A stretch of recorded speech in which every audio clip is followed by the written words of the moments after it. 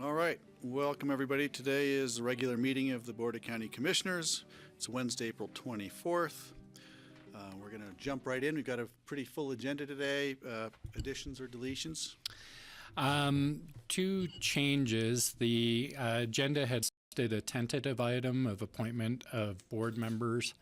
That will not be today. We did not have a work session yesterday to get direction on that. So we'll have that discussion during open discussion today, time allowing. There is another conversation with the board about moving the open discussion ahead of the SKICO item because we do have one commissioner that is recusing from that conversation.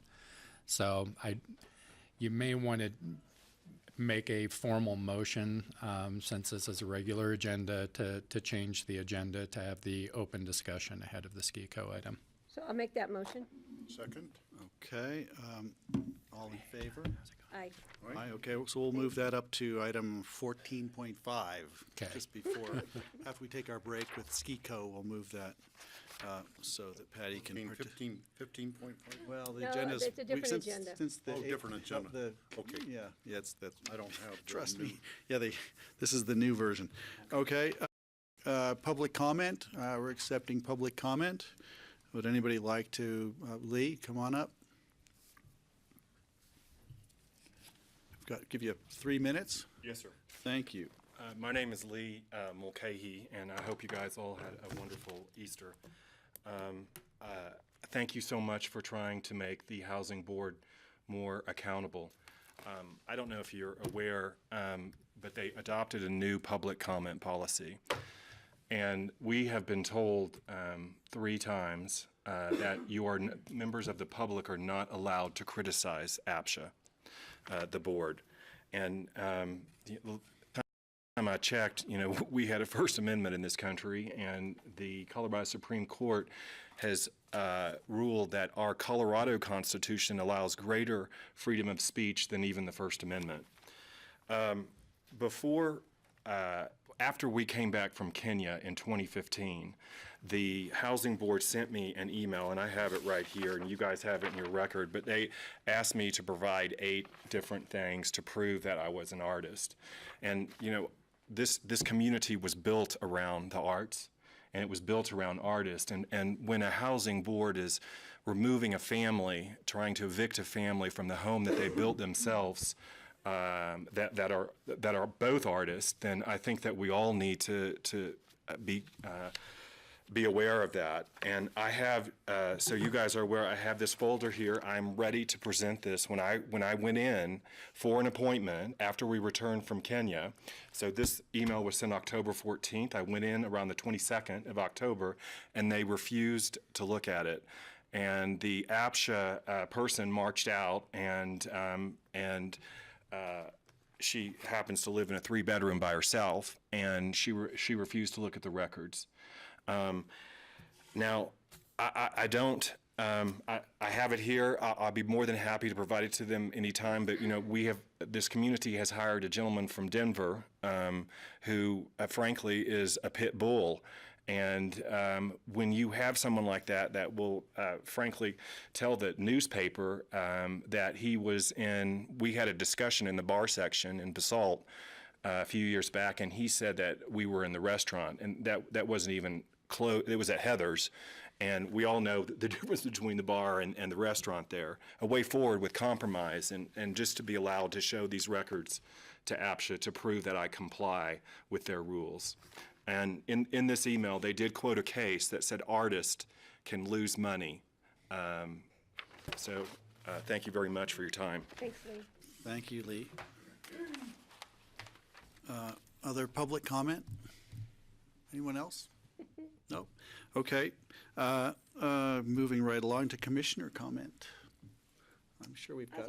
I'll just say closing day on Aspen Mountain on Sunday was really a kick. Amazing costumes, amazing people, music. The day transformed from rain and wind and snow to sun.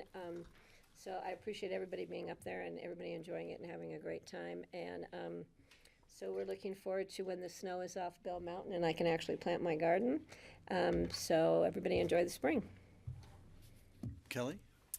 Sure, I have two comments. The first is now that winter is ending and we're heading into spring, just a reminder to keep your eyes out for cyclists on the road and our youngest bikers who don't always have the best stopping abilities. I know in our neighborhood they dart frequently into the road, and so, take your time, pay attention to the marked crosswalks. 4th Street and Main is a tricky one frequently, trying to get across that in a bike with a trailer and a child and etc. So just a little reminder to all go a little slower and pay a little more attention for our oldest and youngest cyclers. And then another comment I have is just between now and the next time we meet, the state legislature will have wrapped up their business.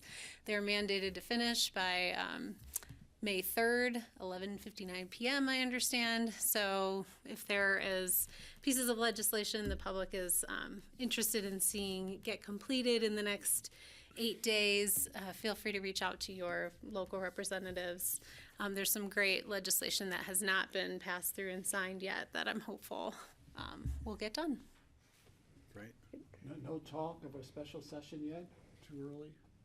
I haven't heard any yet. It's usually a last-minute deal. Yeah, at 11:58. Right. They've got a full, heavy plate. Nothing else, George? Steve? Well, this is the season for road cleanups and the frying pan cleanup and various things, and I don't have the exact dates, but people should be watching the news.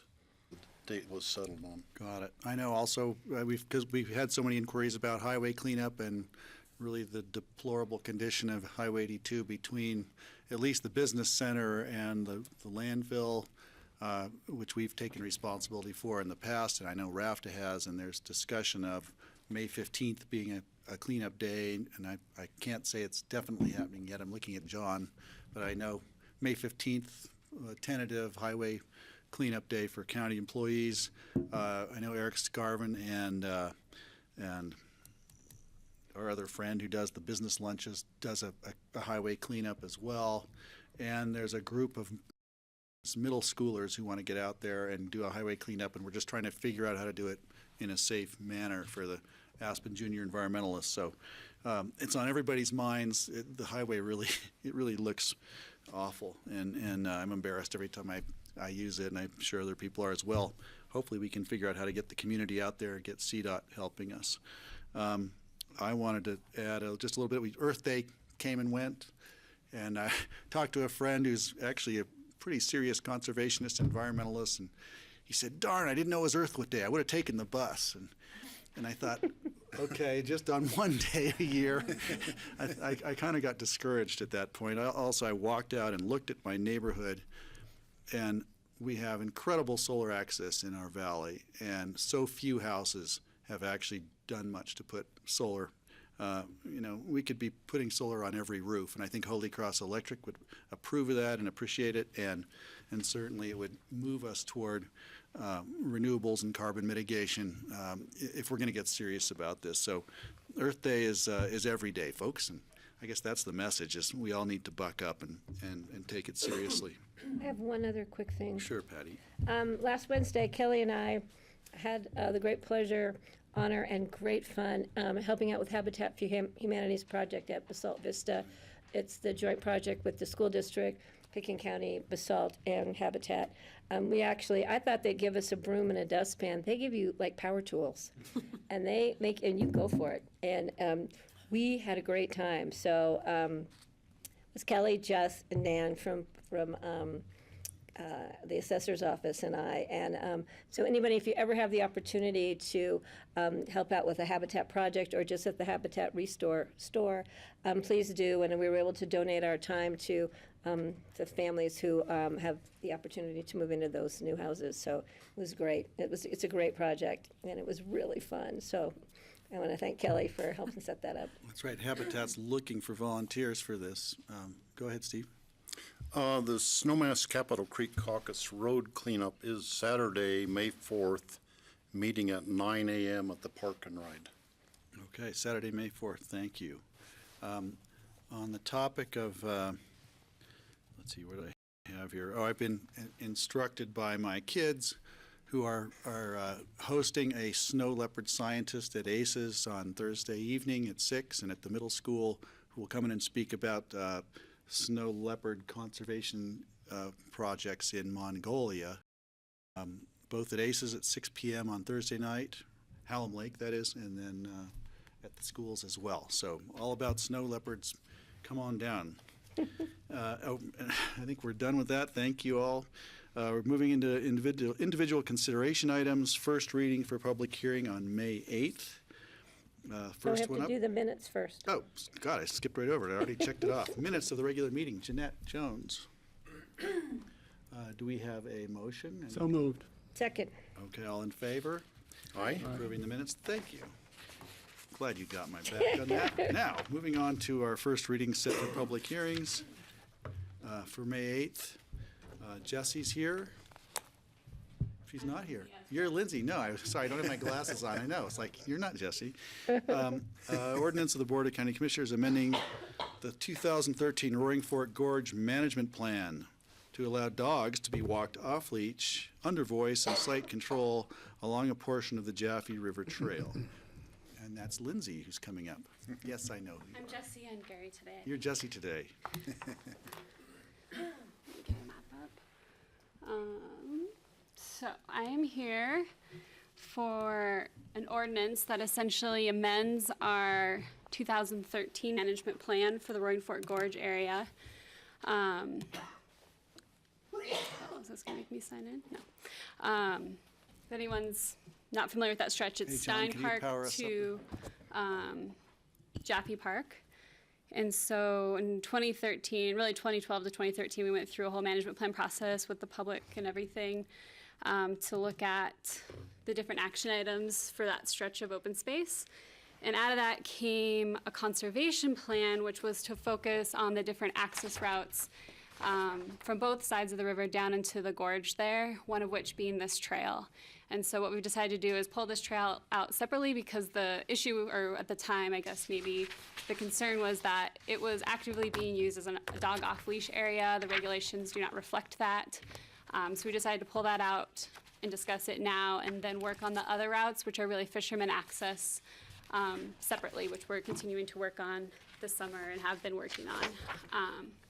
So this stretch, I was gonna get the map up, that we're talking about is roughly a mile long. It starts, the stretch that we're talking about having voice and sight control on would start just past the boat launch in Jaffe. So you would still be required to have your dog on leash in Jaffe Park and by the boat launch.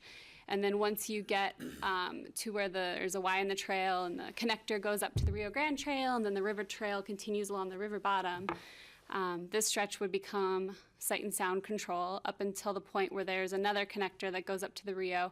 And then that is also where the canyon opens up more and there are wetlands. And it's really where the natural resources, different habitat, things like that start occurring upstream.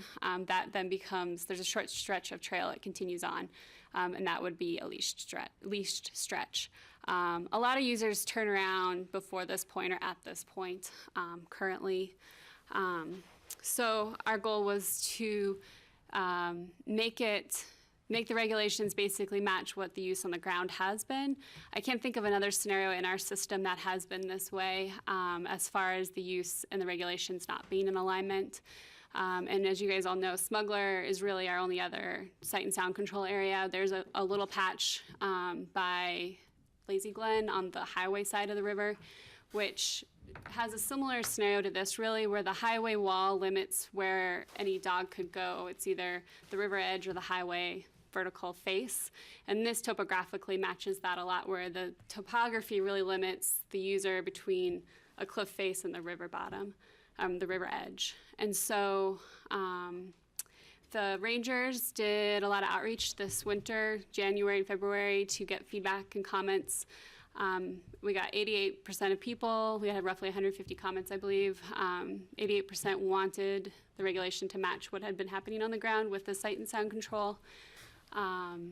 We currently, it's been an issue as far as to manage it, just because the historic use in there wasn't matching regulations, so the rangers weren't spending a lot of time down there. So the goal is to get that in alignment, and then we'll spend more time down there and sign it and provide leashes like we do on Smuggler. The sight and sound control, just so everyone's aware, means that the animals need to still be in sight of the owner. The dog needs to respond to the owner, so if the dog is not trained well, it still needs to be on a leash. The owner must have a leash and carry their dog. Her that was an item of the board, she was already on a roll, and her concern was that the survey was done in January and February, not in the middle of the summer. I said that she needed to read the survey results, and also that we did get we got a significant amount of comment. Yeah, I we think, did. and the survey results were very interesting. If you read through them, they're very interesting. There was one. This is just a little minor technical. It said 1 leash per dog. But some people have 1 leash with 2 attachments for dogs. Oh, so yeah. is that still suitable? I mean, I didn't want to get too picky, but I think it still that could be counts. considered counting, yeah. Yeah, and I know that this is an area. And another comment was, well, why don't we just leave it like it is? Because people walk their dogs without leashes anyway. I said, well, because then they're in violation right off the mark. So we're trying to make it so it's conforming. But if people abuse it, have dogs off leash that are not under voice control, or don't have a leash at all with them, so they couldn't leash their dog if their dog needed to be leashed, then those would be issues of concern for enforcement. And then we're going to have a proper signage, and we're going to have, I'm sure, increased ranger presence down there while we're kicking this in, so people get educated. And that's the key thing. A lot of people, you hear this all the time. It's not the dog who's bad; it's the owner. But we hear that everywhere, anywhere in town or outside of town. So I think this is worth moving forward to a second reading and a public hearing and hearing more from the public. Steve? Yeah, likewise, since the survey was done in the middle of the winter, there weren't any people out horseback riding right then. And I am curious how many horseback riders park at Jaffe Park and ride up to the Rio Grande Trail on one of the 2 trails that angle up the hill to go up there. I would hope that we could get some input or maybe the rangers know, but I'd like to know what is the usage by horseback riders? Well, And maybe you already, but She has it. also, Janet gave me this. one of the concerns that people expressed on the comments was the dogs. Some dogs are so friendly, they'll come up and they'll jump up on people. Like there's a newcomer there, they go jump up on them, and that's can be scary and uncomfortable for the person getting jumped up on. And so that would be a concern of mine. I hear the people who want to have a place to walk their dog where they don't have to be on a leash, and I'd be willing to do this. I would put it on a probationary basis for a year and then reevaluate it in a year's time and see what issues came up, if there were any problems, and get a report before making it a permanent part of the policy. Do you want me to? Yeah, do you have so this information question on had the come up- horses right now? Yeah, I think it came up in the open space board meeting, so Janet pulled the numbers. So we did a camera count for roughly a year from 2016 to 2017. And so roughly speaking, hiking and running, people hiking and running were roughly 2,000.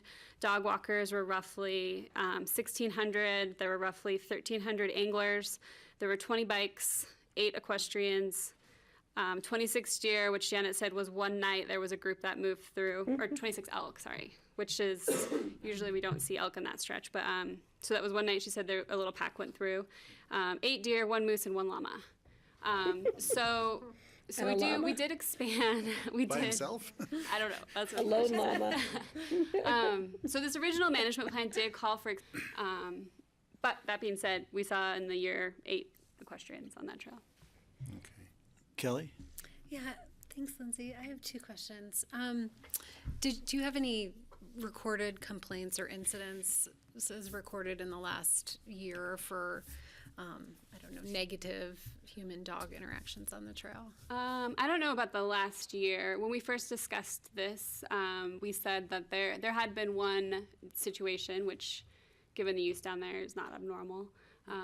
But there hadn't been it hadn't been, there hadn't been enough really or anything of note to make it that we shouldn't change the rule. If that made sense. Okay. But I don't think it was within the last year. I think it was 3 or 4 years ago. And would that information make it back to you guys if it had been gone through like the sheriff's office or something? Yeah, it should go through our rangers and the sheriffs, yeah. Okay, great. Yeah. And then I noticed in the management plan there's some discussion about water quality testing and management in collaboration with other county boards. And has any of that taken place since this has been put into effect? The Roaring Fork Conservancy does the sampling. It's, I think, miles upstream from here. It's more towards Stein Park. Okay. I'm not aware of any issues, but I could ask them. I guess I'm concerned, given that the trail and the river are right next to each other, if we will see any increased incidents in like E. coli pollution in that stretch of the river, and if we would know if that was happening. Well, I don't know that we've sampled that specific stretch to date. We could work with the Conservancy on that. But yeah, I can make that note and we could try to track it. I'd be interested to know more. Thank you. Yeah. But if people use their dog poo bags like they're supposed to, I know. And that works we'd on be smuggler more a lot, concerned about but human no, waste up there right? than make dog waste. Now, that brings up the question on the signage.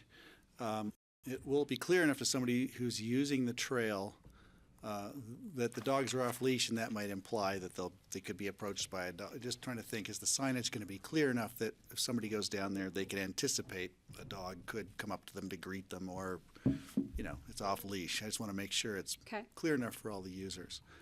So the signage is, Is this dog off you guys leash are in good this at. section of the trail or something? yeah, dog off leash, maybe what that implies. I don't know if we want to go deeper into it. And then regarding the worst thing that I see on Smuggler, of course, is when people use the poo bags but then just leave them next to the trail and never return to pick them up. At least Which not, is not allowed. which is not allowed. I mean, that Right. would violate the Yeah. regulation. And will there be a dumpster? I think there's already a There's dumpster, trash yeah. cans down there. So the trash cans will be there. So it sounds great. I think Yeah. hoping And that, it I is. believe that specific concern is part of the rule, part of the regulation, is that you're Right. not allowed to leave your bag behind. Yeah, that And you doesn't have to count. carry them with you at all times. Keep it with you. All right, do I have a motion? I'll make a motion. Public comment is on May 8th. May 8th, Said in the paper it was today. public hearing on May 8th. It's May 8th. It's on our agenda as public hearing, second reading and public hearing on May 8th. It's on our, Anyway, you all were taking public comments since I drove all the way up here. let's Well, just let Greg. If you keep it really short, I Yes, would. I We will can, keep it well, short. okay, come on up, please. I We want to hear what appreciate you it. have to say. Thank you very much, because I did read that in the paper. Okay, all right. All right. Is this, where do you want me to? Right there, perfect. Just identify yourself, please, when you come Is her in. mic on? Put the mic. I think so, yeah. Right. Hello, thank you. This is Leslie Thomas from the Roaring Fork Valley Horse Council. And I just wanted to point out to some of the comments that you all made. One, the parking was not actually available until 2018 for horse, truck, and trailer parking at Jaffe Park, even though the survey was taken, before that, when they counted the user numbers, and it was only in the middle of 2018, so we haven't put that information out here. With the dogs, it's over. The BLM, the U.S. Forest Service, is moving in that direction, whether it's dogs or whatever, people not complying with the rules and regulations.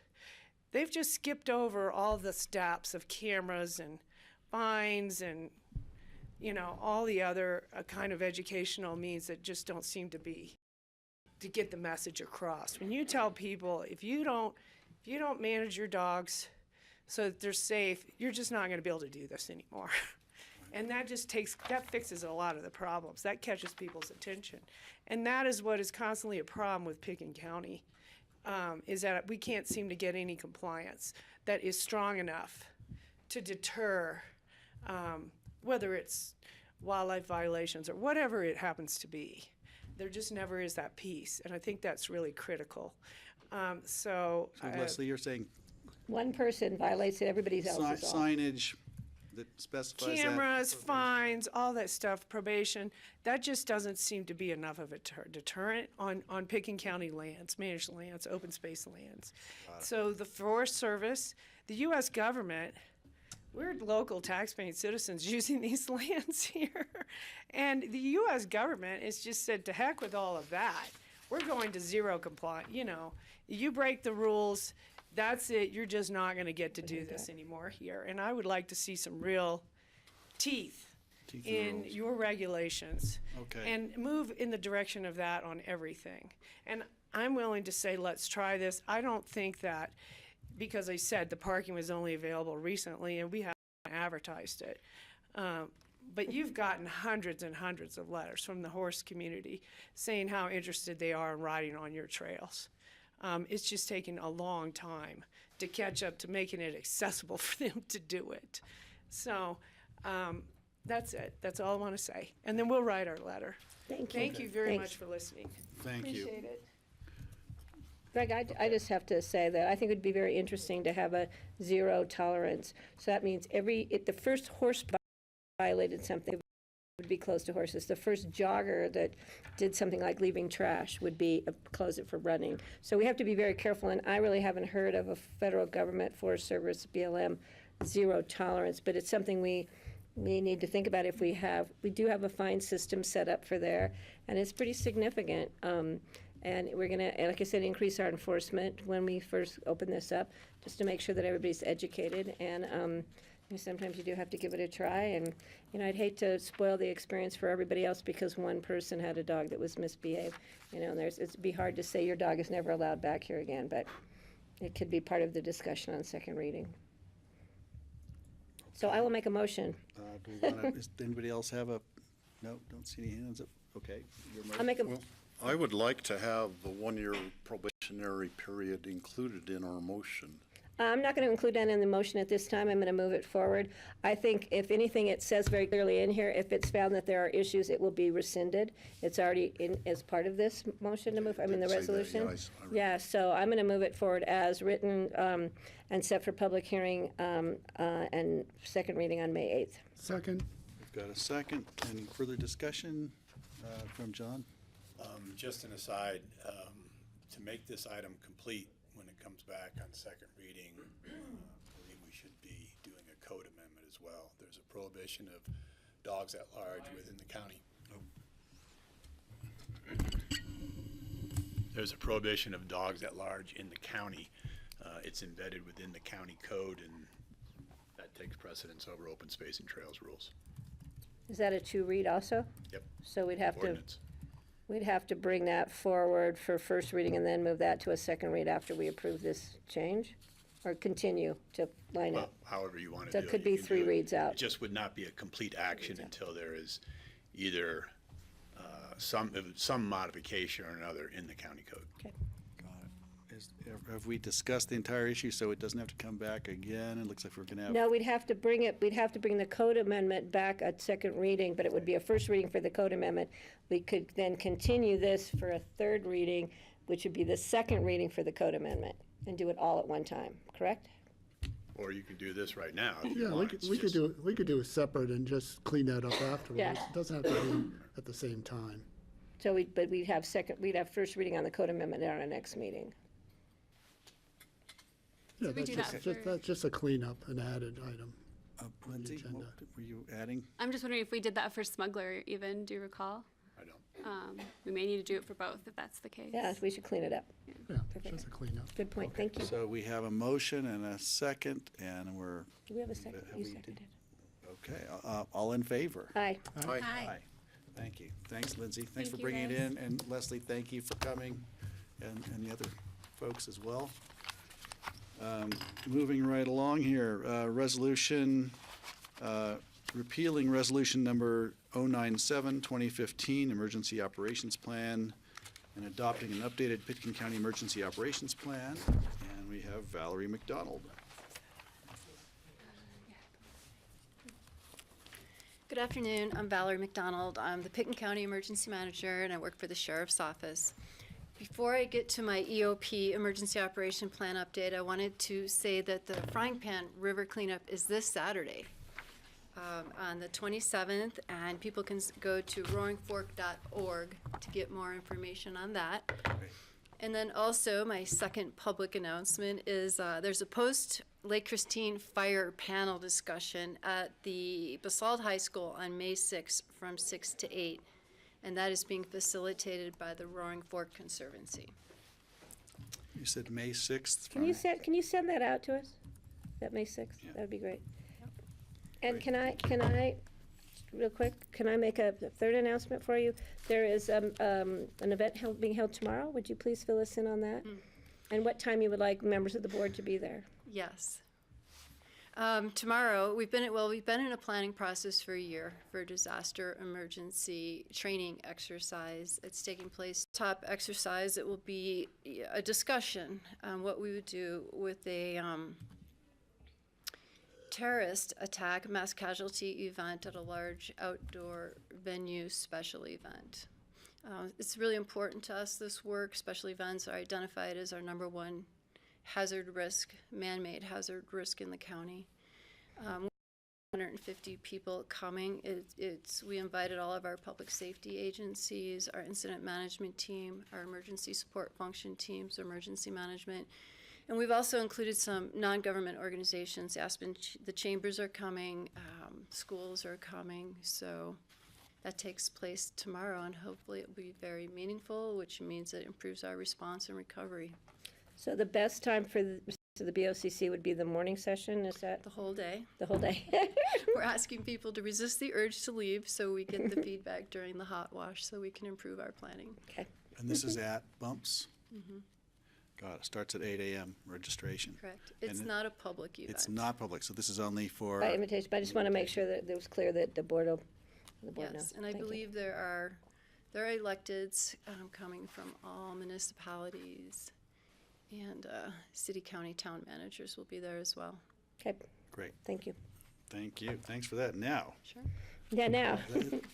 what else you got? Okay, my official reason for being here is I'm here with the update of our county emergency operation plan. Quite simply, that plan talks about the structure and guidelines we have in place to transition quickly from day-to-day normal operations to full-on disaster emergency. It talks about the role of the Pickens County Emergency Incident Management Team, which operates under, it's multi-jurisdictional, but it operates under the umbrella of the Sheriff's Office. And it also talks about our emergency support function teams. We've got 15 teams that would staff the County Emergency Operations Center to support the incident management team. We've got over 200 people organized in those positions. So it just talks about the structure, guidelines, and the roles and responsibilities of the different team. The whole point of it is so we can respond quickly, which will, again, improve our resiliency, our recovery. So that this plan, the Pickens County Emergency Management is required by statute to develop this plan and maintain it. Not much has changed since I was here in 2016. That's the last time you I updated it and you adopted it. We didn't make many changes to the plan. The structure is still sound and intact, but since I work under the Emergency Manager's Performance Grant with the state, I'm required to come in front of you every 2 years to get the plan readopted. Does anyone have questions about the Emergency Operation Plan? I just have a comment. Well done. Thank you. It was great. It's great. It's believe it or not, it actually is really informative, good reading. So I have this copy saved, and we'll keep it on my desk. And we're looking at a couple hundred pages. It's fairly comprehensive. I remember when you first brought it to us, it was fairly impressive in size. And it's good to know you didn't have to revise the entire thing. You've had some emergencies since that update that you've had a chance to perhaps explore the way the plan works. No, this plan is solid. It's used across the country. We follow the National Incident Management System.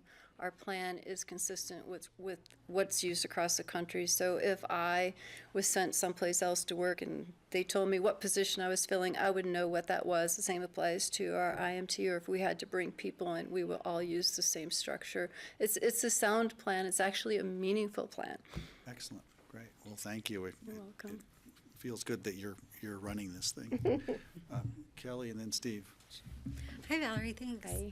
Can you talk a little bit about your collaborative process to put this together? Do you vet this with like the Public Safety Council and other groups before here? The way it's structured and the way my job runs is, if I sit in my office and write a plan, it doesn't work. It doesn't count. It doesn't even count. Everything I do in my office is a collaborative effort. None of us work in silos, but this plan is a collaborative effort. All public safety agencies, all emergency support function teams have input into the plan, and then it is definitely vetted through the Public Safety Council and approved by them. So we go through several different drafts before we finally get here to make sure everybody's in agreement. Great, thank you. Steve? Yeah, thanks. And my question has to do with the federal government. Looking at FEMA and the Department of Homeland Security, do you have any sort of direction from them that ends up in our emergency management plan? And have things been changing for you in relation to what you are getting from the federal government? There are over 200 pages of guidance from the federal government on how to write an emergency operation plan. So that's the federal guidance. And then I get guidance from our Colorado State Office, DHSD, Department of Homeland Security Office of Emergency Management as well. So there's no shortage of guidance. There's a lot of guidance. Is that it? Okay, great. Thank you. I will make a motion to approve and move to second reading and public hearing on May the 8th. Second? Okay. Thank you. Further discussion? I just would like to acknowledge you, Valerie. You have a really difficult job. I can't imagine what keeps you awake at night. So thank you. You for don't all want to the know. Thank Does she you. get to sleep at night is the question. Thanks. And we'll see you tomorrow. And then all Thank in you. favor, just to finish this up? Aye. Hi. Aye. All right. Thank you for Thanks, coming in. Valerie. Okay, moving right along, we have a resolution providing supplemental appropriations to the 2019 budget and amending the 2019 budget for 2018 carryover projects. And Connie's here.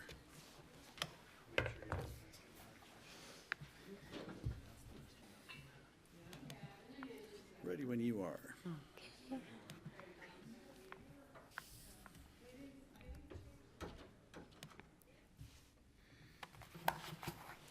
Good afternoon, Connie Baker, Picken County Budget Director, and we're here for carry forwards from the 2018 budget to the 2019 budget.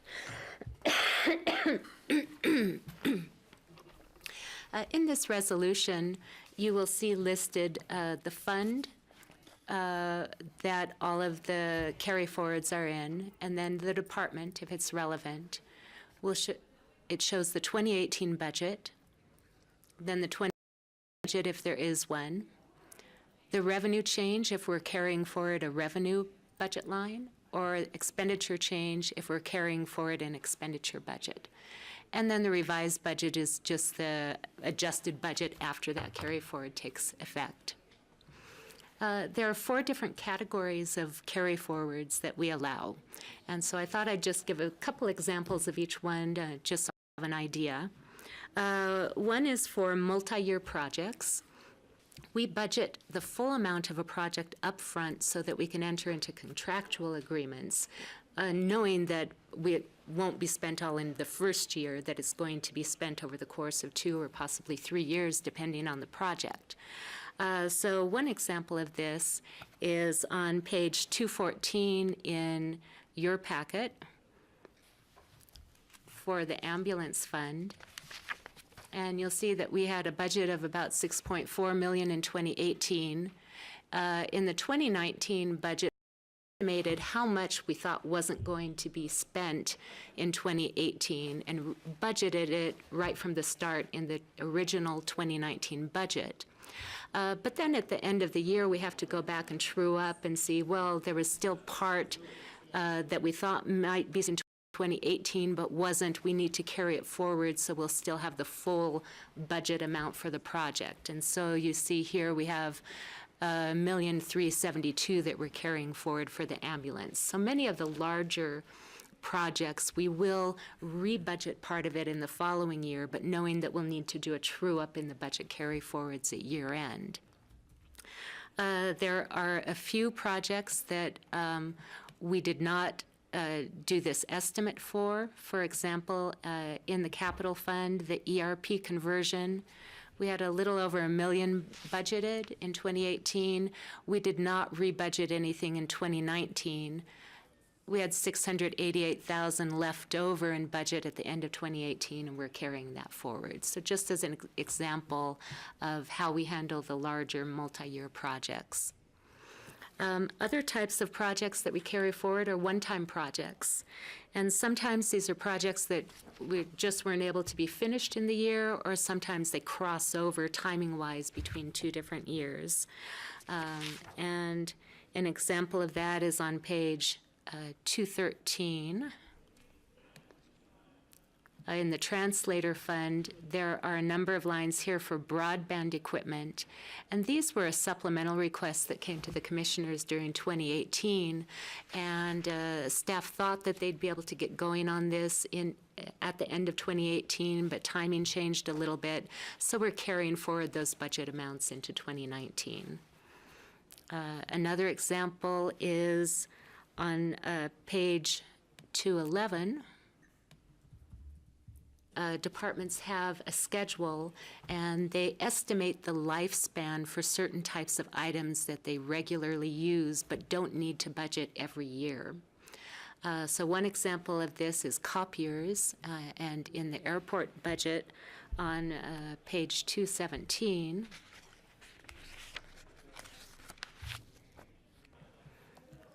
you'll see a copier purchase budgeted at $15,000 in 2018. If they see that the copier they have or the replacement schedule item that they have doesn't need to be replaced yet, they might hold out and carry forward the budget as that placeholder for it.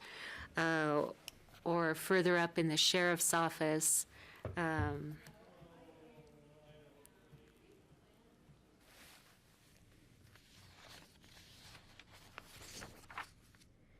can get there. Night vision goggles were on their replacement schedule in 2018. They weren't purchased, and so that full amount is being carried over into 2019. And then the last category of carry forwards are dedicated revenues. There are times when a department will receive grant money or a donation to be used for a specific purpose. And we will take that revenue and carry it forward as a budget appropriation the next year so that the revenue can be spent for the purpose for which it was given. And a couple examples of that are in the jail, the State Criminal Alien Assistance Program, the SCAP grants. There was a little bit of grant money left over in that program that we're carrying forward as an expenditure so that the jail can spend it for the reason that the grant was given. Another example is in the library fund on page 216. Friends of the Library has book sales and collects donations to be used for different projects or book purchases in the library. So we'll take the net of donations and money that's been raised by Friends of the Library, less anything that was spent against that during the year, and carry forward what's left over as a budget appropriation. So here you see $2,700 being carried forward. So these are just a few examples so you have an idea of what the carry forwards are comprised of. There are some things that we don't allow to be carried forward, and that is ongoing operational line items. So for example, if finance did not spend all of our office supplies budget in 2018, we can't carry forward what we didn't spend to the next year. Board a couple weeks ago to mention this, and that is in the engineering department for slope stabilization. And let's see, go to that section.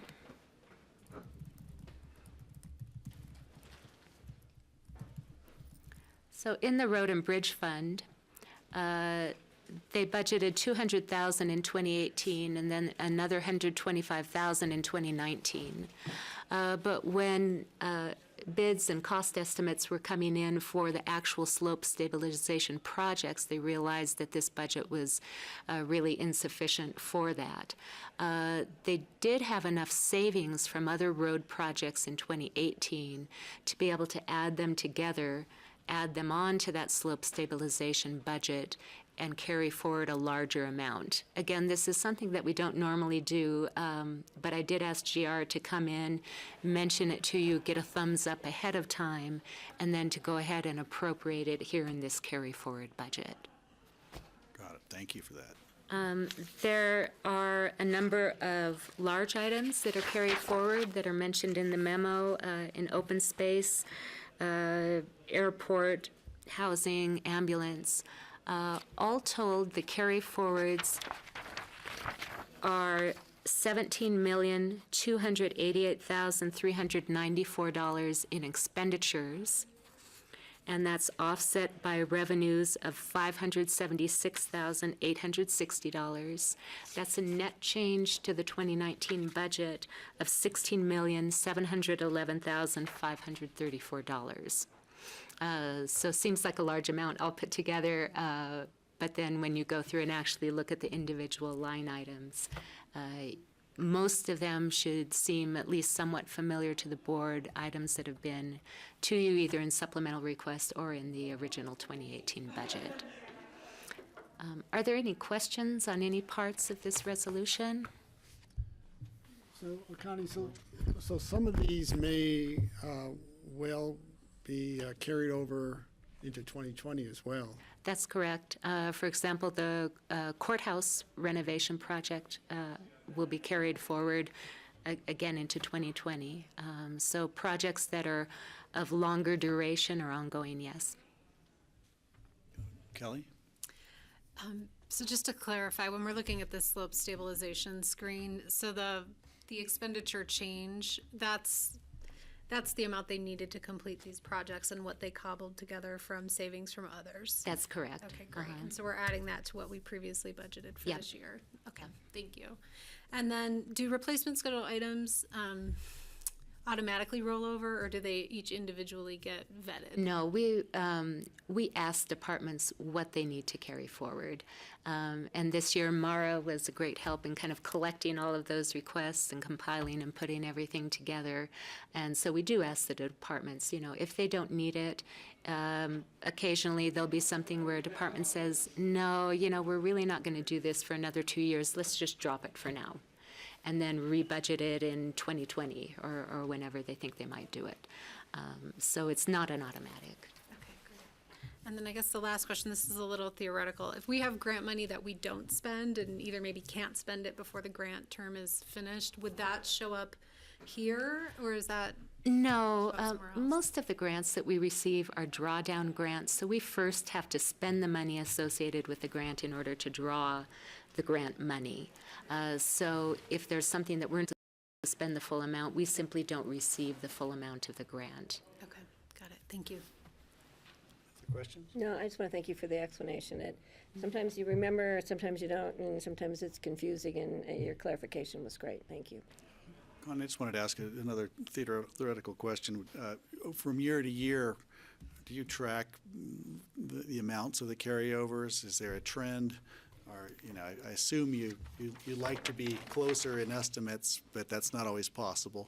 So we're going to have them. Just wondering, do we keep track of that? Do we see how it's going?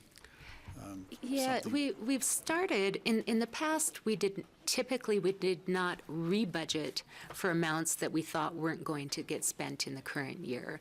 And we did start that process, and that hopefully will reduce the overall grant amount, or, I'm sorry, grant amounts, the overall carry forward amounts. But I have not actually tracked that yet to see, are we seeing a reduction? Just be interesting to have for somebody's interest. I would going love to forward, see what that them looks like. gradually getting smaller, yes. One of the challenges, they'll never go away because so many of our large projects are multi-year projects, and you encumber the So, Kelly? Can you talk about the $650,000 for project management at the airport? I don't have a lot of details on that one. I'd have to defer that to the airport staff and ask them to bring you comments on that. Yeah, so that has to do with the program management. So that is the Kimley Horn contract, and it's going to be inclusive of the ramp rehabilitation projects that were put on, as well as the visioning and design processes that we're in for the future of the airport. So it's a total of 6 million something? Correct. They're different. Budgeted for, in our 2019 budget. So that means last fall, when we were approving the budget for this year, it looks like they weren't anticipating spending any money.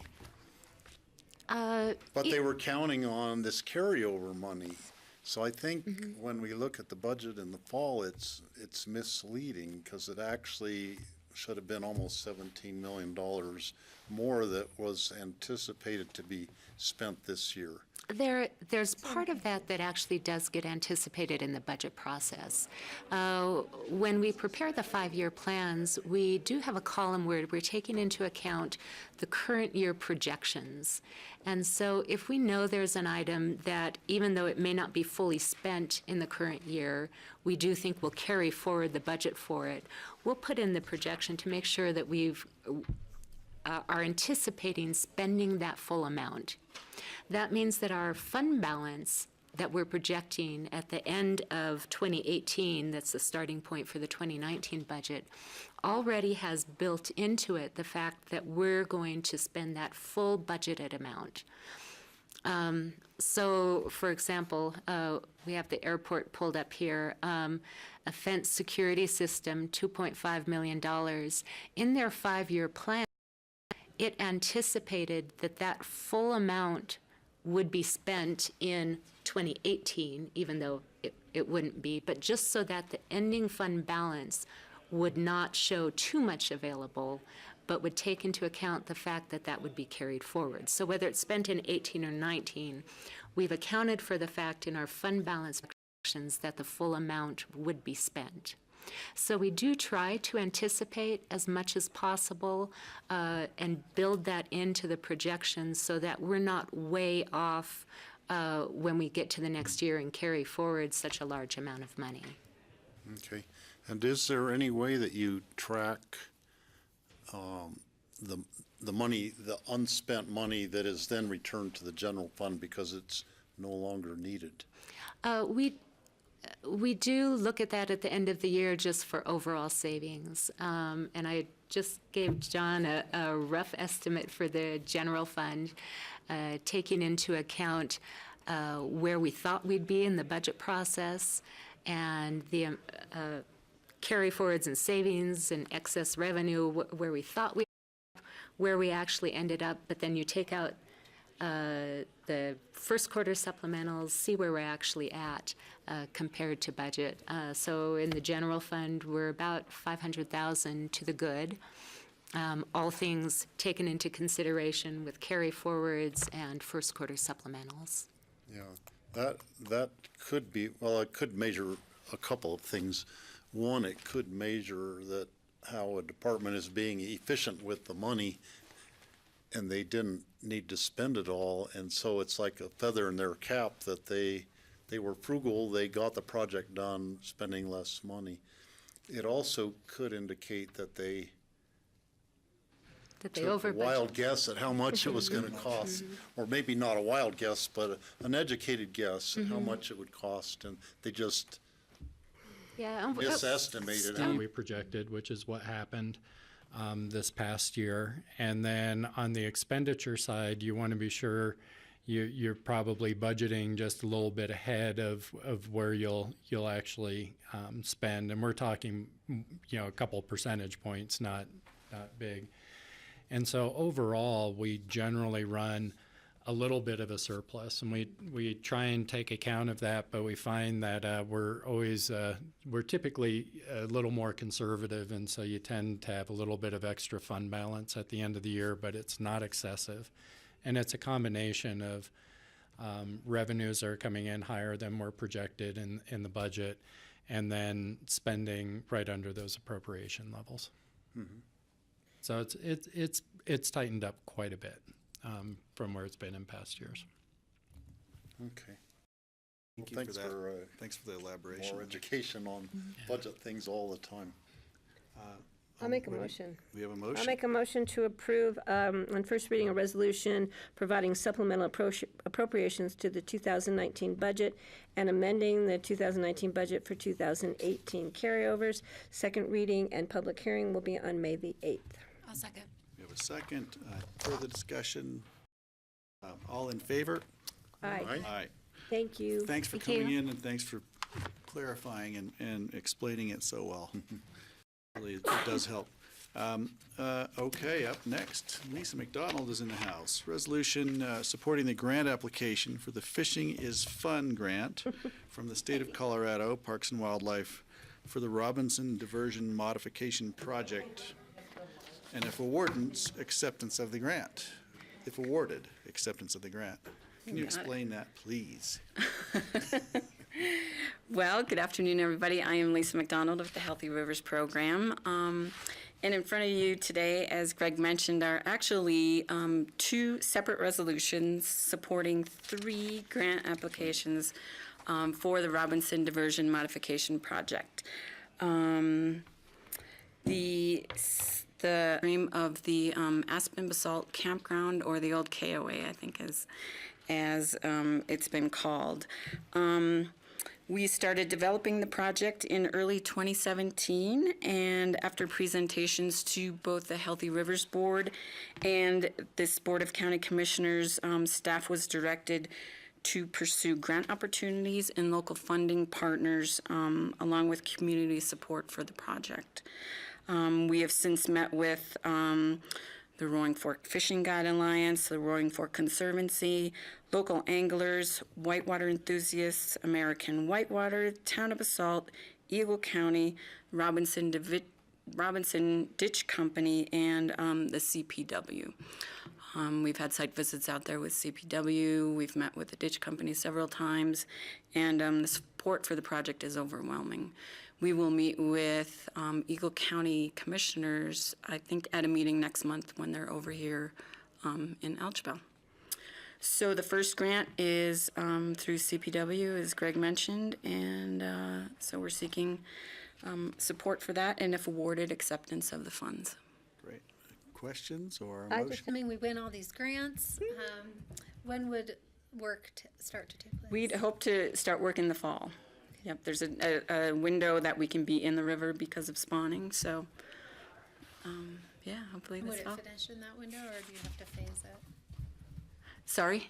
Would it finish within that window in the Yes. fall? Mhm, Yep. Okay. Just as an aside, you mentioned that you're going to be meeting with the Eagle County Commissioners next month on this particular project. We hope to, yep. Hope to. And I'm just curious, John, that we were tentatively setting up a meeting with the town of Basalt regarding the Whitewater Park, and it'd be nice if we were able to coordinate to have the commissioners see that project as well. Yeah, we might be able to do that. I think that's part of my open discussion for you guys. Is it looks like the date for that is going to be moving because our Right. Consultant wasn't available. So we're looking for some other dates on that. We could Sure. certainly see if Eagle County is available and wants to see that. Yeah, that would be great. Great to combine that agendas. Okay, I think I'm ready for a motion on this one. I'll make a motion to approve a resolution on first reading supporting the grant application for the Fishing is Fun grant from the state of Colorado, Colorado Parks and Wildlife for the Robinson Ditch Modification Project, and if awarded, acceptance of the grant. I will second. We have a second. All in favor? Aye. Aye. Okay, moving right along to the next piece of business on the Robinson Ditch. Resolution supporting applications to the Colorado Water Conservation Board for a water plan grant, water supply reserve fund grant for the Robinson Ditch modification project, and accepting the grant from the Water Supply Reserve Fund, and if awarded, accepting the water plan grant. It sounds like we're talking about the same Mouthful. thing. I know, same thing from a different granting organization. Exactly. Issued next month in Gunnison, and we applied for $171,000 Water Supply Reserve Fund. Will this be like a gala award ceremony? Yeah, I haven't been Beware. yet, so yeah, we'll Yeah. see. Yeah. We have to have one heck of a party for all of these, and I'm happy to do that. It's exciting. Let's Yeah. keep it going. Yeah. Any other questions? I think I'm just looking for a motion. I'll make a motion to approve on first reading the resolution supporting the applications to the Colorado Water Conservation Board for a water plan grant and the Water Supply Reserve Fund grant for the Robinson Diversion Modification Project, and accepting the grant from the Water Supply Reserve Fund if awarded. Second. Got a second. Further discussion? I don't think so. Thank you for all this. Thanks, It's Lisa. exciting. Yep. and Good job. We're cleaning up a mess that the river runners have all been afraid of for a long time. Exactly. This We've is- got a lot of support from This is all good. that. All in favor? Aye. Aye. Aye. Thank you. All right. Great. Thanks, Lisa. That was quick. That's how we like it. All right, and Paul Holsinger's up next. We're going into individual consideration items, public hearing, second readings. This is an ordinance of the Board of County Commissioners approving an amendment to the Capitol Creek Ranch Conservation Easement. Welcome. I'm recused from this. I'll be out in the hallway. We'll call you. Somebody will remember to call you. I'll try to put it on my calendar that you're not here. I'll be quick. You can watch it on the TV Paul out can go there. get him on his way out. Yeah. It's up on Okay, the screen out Paul, there. you're up. Yeah. My name is Paul Holsinger. I'm the Agriculture and Conservation Easement Administrator for Picken County Open Space and Trails Department. And I'm here to talk about an amendment to Capitol Creek Ranch, which the Capitol Creek Ranch Company is, Steve Child is a part of. So what brought this about is in 2016, the lots 1 through 5 of the Capitol Creek Ranch, which sits right over here. It's split right here. This is the Harvey Ranch on this side. It's Capitol Creek Ranch here. And lots 1 through 5 are basically, if you take a line and cut this section off, it's the remaining, the larger piece of that. So the new owners bought the majority of the ranch back in 2016. And while they were going through that process, they went through Community Development Department to adjust some lot lines, and they got that accomplished. But commemorated in the conservation easement for this property, the exhibit had the lot lines as an exhibit to the conservation easement, which looked like this. And since these lot lines have now changed, we need to update that exhibit. None of the permitted and prohibited uses have changed, it's just simply the lot lines. And what they did is they wanted to make sure this line here was actually on the. Questions? I think it's a testament to the quickness in which we can all work through the process here, that Steve didn't, or the new owner didn't decide just to change the location of the fence instead of. Actually doing it by the book. Right. So this is the easier way to do it. Oh, yeah. Glad to hear that. I guess I'll need a motion if I don't have any questions. We've seen this. Public hearing. Oh, pardon me, it's a public hearing. Thank you. Any public comment on this? We have anybody who'd like to say something? Seeing none, we're going to bring it back to the board. I'll make a motion to approve an ordinance amending the amended and restated deed of conservation easement for Capitol Creek Ranch. Second. Looking for a second. Any further conversation on this? Seeing none, all in favor? Aye. Aye. It passes. Thanks, Thanks, Paul. Paul. That Thank was you. quick. I'll go Brevity is grab the it. soul of wit. I'll go grab Steve. You've won the prize so far. I'll be back. Okay, yeah, you can tell Steve he's welcome to come back now. Here he is. All right. And coming up next, we have GR, an ordinance, the Board of County Commissioners granting an easement to the City of Aspen Water Department on the Roaring Fork Transit Bus Authority bus maintenance parcel to facilitate the Aspen Maintenance Facility expansion. Welcome. Thank you, Chair. I'm GR Fielding. I'm the county engineer, and we do have second reading for that ordinance and two more. The first one's to the City Water Department. It's on the RAFTA lot. This is a cleanup from their AMF expansion project that was completed a couple years ago. They had to relocate the water main that services the bus facility, the public works facility, the cabin, and the animal shelter.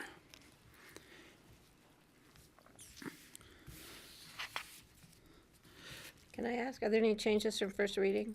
There's no changes from the first reading. Questions going forward on this one?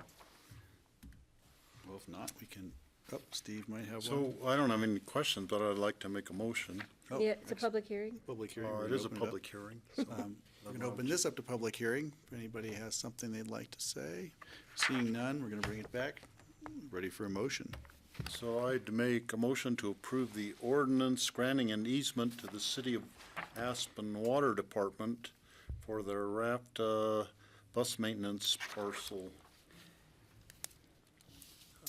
I'll second. Okay, we have a second. All in favor? Aye. Aye? Aye.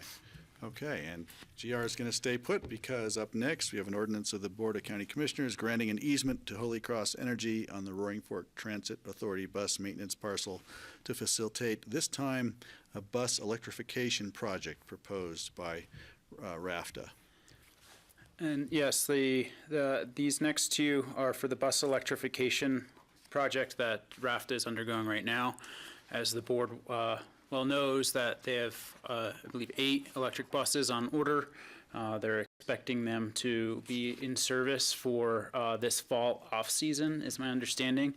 In order to do so, they need to install some bus charging stations at the Aspen Maintenance Facility. The infrastructure needs to tie into the transformer that sits at the end of the driveway at the Public Works facility. And so that's on the Public Works parcel. It needs to cross the road and go on to the RAFTA bus maintenance parcel, which is also owned by the county. There's no real changes from first reading. Thank you. Steve, questions? GR, have they designed this so it's kind of expandable without coming back and doing another ordinance, or to serve twice as many buses, for instance, as they are ordering right now? My understanding is there may need to be changes in the future, but it'll likely be able to be serviced because those changes will likely just be the transformer that sits there would need to be upsized. Whether or not they would need more conduit or anything else of that nature, I would imagine that within the size of the easement, since those conduits are only about 6 inches, we could probably put more infrastructure in that area. Mm-hmm. Good question. Other questions? It's a public hearing. Anybody would like to come forward and make a statement on this? Assuming Sarah's not here for that. I don't think Sarah wants to comment on this. Doesn't want to comment. No, sorry. What do you want? Okay, bringing it back to the board. I'll make a motion to approve granting an easement to Holy Cross Energy on the RAFTA bus maintenance parcel to facilitate bus electrification project proposed by RAFTA. Second. We have a second. All in favor? Aye. Aye. And since GR is here, we're just going to get the next one done too. This is an ordinance granting an easement to Holy Cross Energy on the Pitkin County Service Center parcel to facilitate a bus electrification project. So this is part of the same thing, just on a separate piece of land. Yes. And no changes. No changes. No changes. Do we have questions on this one? We want to make a motion? We wanna have a Public hearing? Yes, it is open to public hearing. Seeing a new person in the audience and want to make a comment on this. I'll make a motion granting an easement to Holy Cross Energy on the Pickens County Service Center parcel to facilitate a bus electrification project proposed by RAFTA. Second. Second. All in favor? Aye. Aye. Aye. Okay. Thank you. STR. Boy, you and Paul are just smoking. Terry, you had a it birthday recently, didn't today. you? Yes. Happy birthday. Happy birthday. Great pictures Okay. of that kid skiing out there, So, Jer. continuing our individual consideration item, public hearings, second readings, ordinance of the Board of County Commissioners accepting a public trail easement from Crystal Basin Holdings LLC. We have a special guest here today. Richard Neal. Thank you. It was wanted to be referenced. As you'll recall, the Crystal Basin's Holdings LLC property is located to the west of Redstone. So here's the vicinity of their property right here. I know this is kind of small, and Redstone's right down here, and it follows Coal Creek and then Dutch Creek up to here. So Carbondale's this way, McClure Pass is this way. Anyway, this action stems out of a prior Board of County Commissioners resolution of a land use application. It is BOCC Resolution 138, which approved activity envelope and site plan review for certain trails which are depicted on this map on the Crystal Basin Holdings property. I think last time you all heard some of the concepts for the trails, it being different levels of riders, an educational facility. It also included an extensive revegetation of portions of the property and some work on, was there actual stream restoration work as well? There is going to be stream restoration work and some retention work on. Thanks. We did have two issues raised by the board last time. The first one, Kelly, you asked about incorporating the master plan into the BOCC ordinance. The ordinance that is in front of you right now does not have that, but I did add in another recital to the ordinance that specifically recognized, and I'll read it in for you right now. It says, the BOCC and Crystal Basin have agreed in the trail easement agreement that use of the trail easements in the Crystal Basin property is subject to the land use approval memorialized in BOCC Resolution Number 138, 2018. So I hope that addresses your question about, it was specifically related to signage, but incorporating that particular resolution and what was memorialized in the land use approval into this ordinance. So that's the intent there. I'm sure Jeanette gets this when it comes time to get executed. The other question that the board raised last time had to do with insurance on the property, and we had a little bit of a discussion with Sarah about that, and I did reach out to our insurer, our underwriter, and they're comfortable with the language as drafted in the trail easement. I did add the monetary limitations of the Colorado Governmental Utilities Act in there to, I guess, strengthen that a little bit. I think the issue raised by Sarah was a good one, and our insurer appreciated that, and they were ultimately comfortable with Sarah's client insuring and indemnifying the county in this circumstance. Happy to answer any other questions. Sarah, do you want to add anything? I don't have anything to add. Questions? Steve? At one time I went on a tour that we looked at a place where they had done a biochar project to kind of revegetate some of the area up there. I think it was on part of this property, but are you familiar with the location of that, Sarah? Vaguely familiar, and I think all of that experimentation that was going on was on actually Forest Service land. Okay. So there's some to the east, and then there was a project to the west that was more revegetation of trees, but it was to the east, to the northeast that was done. Yeah, they had done the cow stomp project in Yes. one area and then the biochar thing in another area. Yeah, exactly. So. Okay, so Be nice Okay, to see, thanks. yeah, someday it'd be nice to see what came of that, if it's restored, if grass is growing. We did one up Castle Creek too, and it had great restoration. Right, yeah, we've seen that one, yeah. It's th- getting there slowly, so, a while. Takes time. yeah, it does. I remember there was also just a discussion with the manager about, there were some water restoration projects are part of this, water clarity. Accepting The an amended ordinance. amendment. Did I forget that Did part? we need to amend it? I'm sorry, as amended? I'm sorry, yeah, I did. start Thank that up thank you. again. I was going to say. Okay, I'll start. I'm gonna make a motion tape to back, approve grassroots. an amended ordinance accepting a trail easement from Crystal Basin Holdings LLC. And we're looking for a Second. second. Any further conversation? Seeing none, all in favor? Aye. Aye. Aye. Okay. Great, thank you. Board Thanks for members. coming in. Great to see you. Good to see you too. I've had a string of meetings. I won't see you for a while. What? Scheduled. You never know. Okay, up next, we've got an emergency ordinance amending Title 8, Chapter 4, Section 30-40, G3 of the Pitkin County Land Use Code regarding wireless Do we not have communication Kara here? facilities. Kara is not here yet. And Rye's going to get us started. Kara is running down the stairs. We need a video monitor on the I stairs. think part of the problem is We're so fast. well, you're fast, but the grassroots feed it keeps The stopping delay. and starting, so it's getting behind, so. Oh, the cable? Oh, really? Interesting. We're getting ahead and it's getting behind. Yeah, let me get rid of this for you. Anyway, Kara drafted this AIS for you, but I will start with the Assistant County Attorney. Pass something out? Oh, you just gave it to Jean. Yeah, that It was was the something else. last one. I thought you were handing something out. No, so this is the confirmatory reading of an emergency ordinance that the board adopted on April 10th. Since that time, because it was a two-step review process, we took this to the Planning and Zoning Commission to get their recommendation to do the land use code text amendment. And Kara's here, which is great. Sorry. Go ahead. Where were you at? I was just getting started, so I Okay. introduced the item, but I Teed think you we up. can keep going. Okay.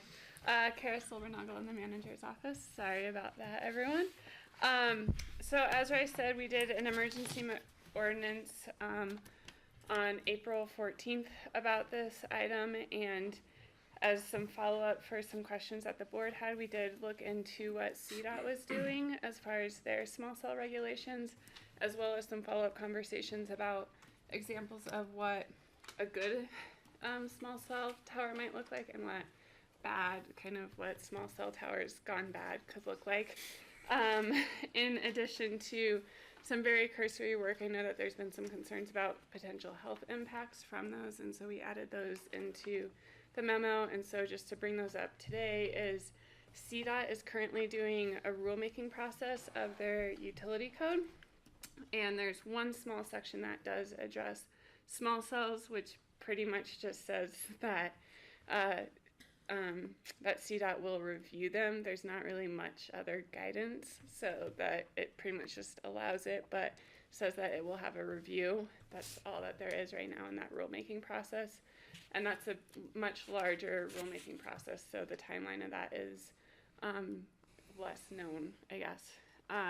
The other part is from the images, you can just see why there is a need for some of these design guidelines. Is really the way that the order is written is that once there is something established, it can keep being stacked on per the FCC guidance. So without having some design standards, that's really where local governments have the authority to kind of limit how things can get stacked on for future reviews.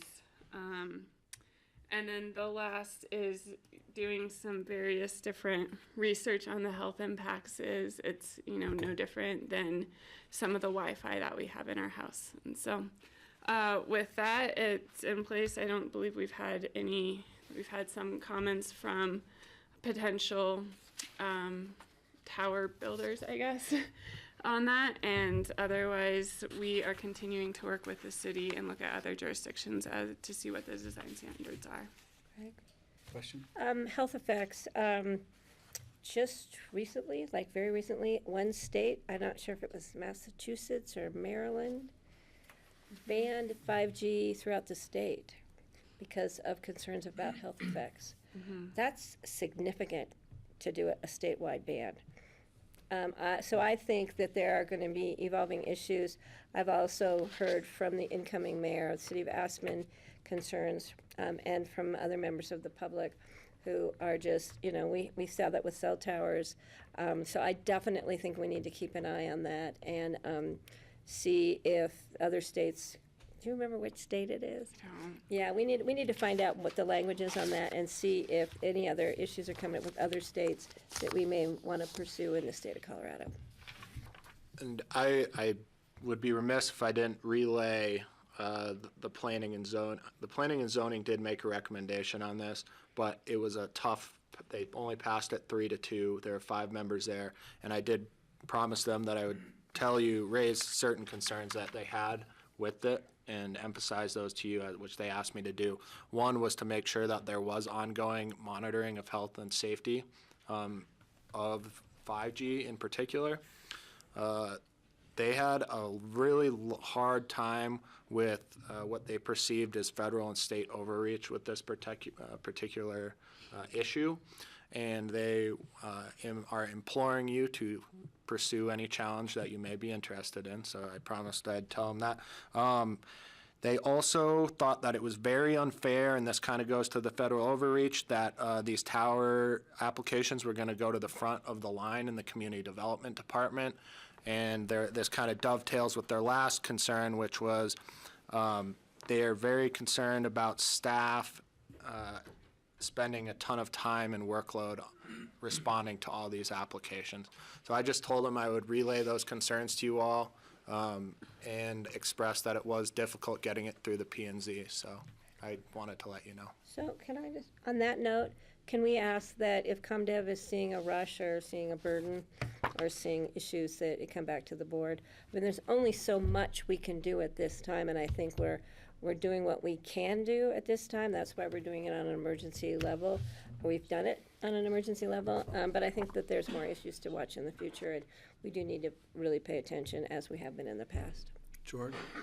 So those were all legitimate concerns that you raised. I guess my question is, it was just passed by 3-2. What was sort of the other side of the conversation?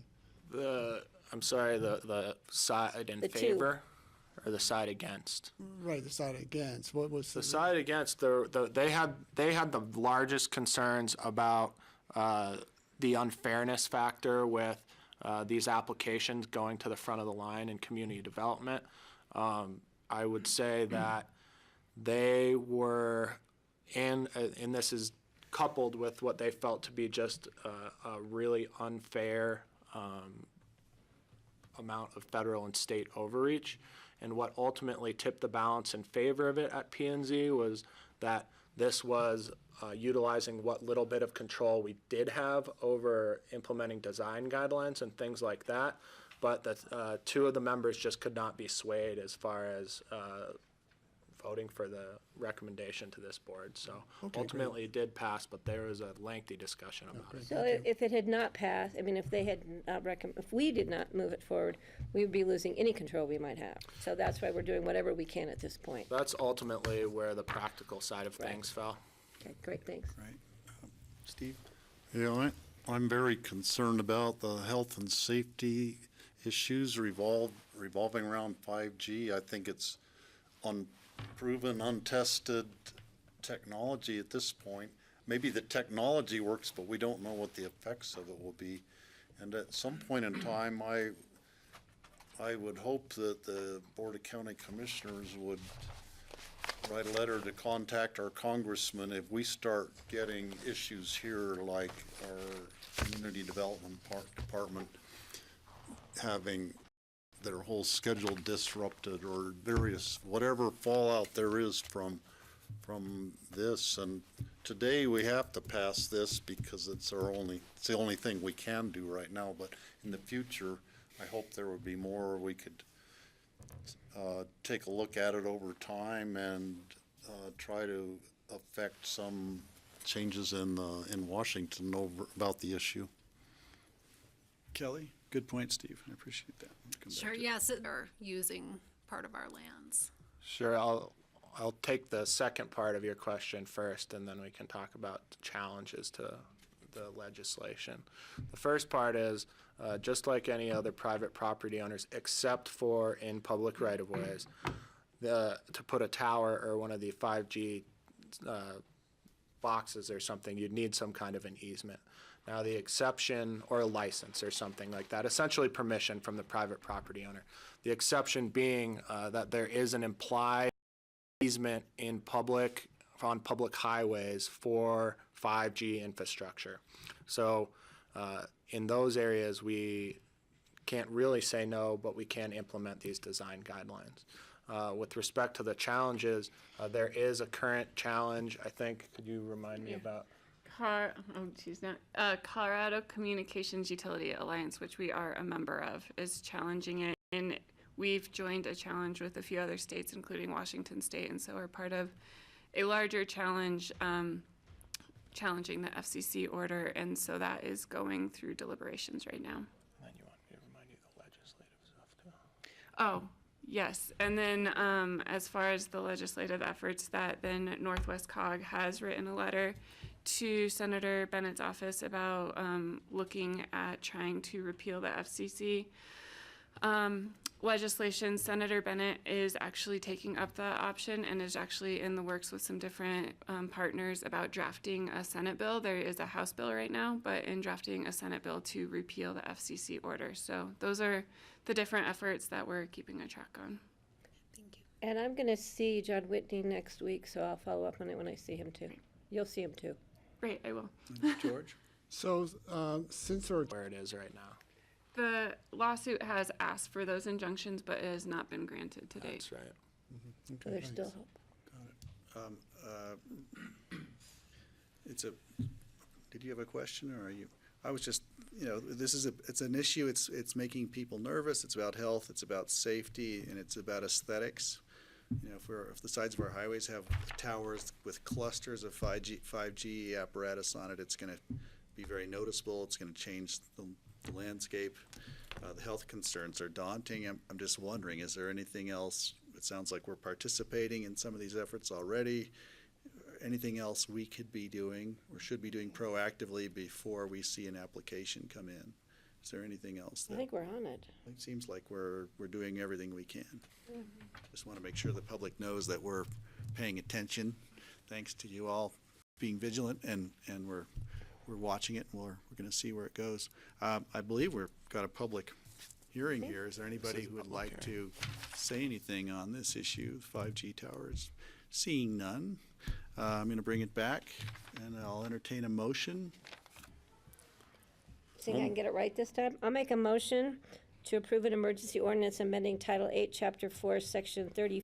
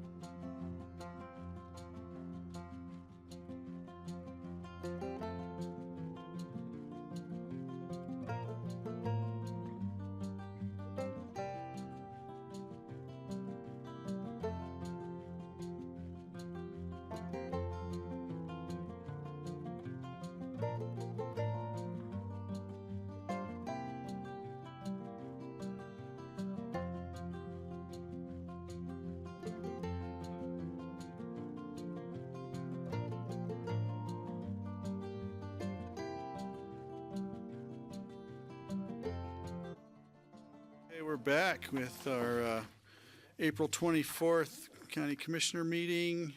We're in land use public hearings now, and we have before us a resolution of the Board of County Commissioners granting special review use approval for Huts for Vets Campground. Leslie Lamont is here with a distinguished guest.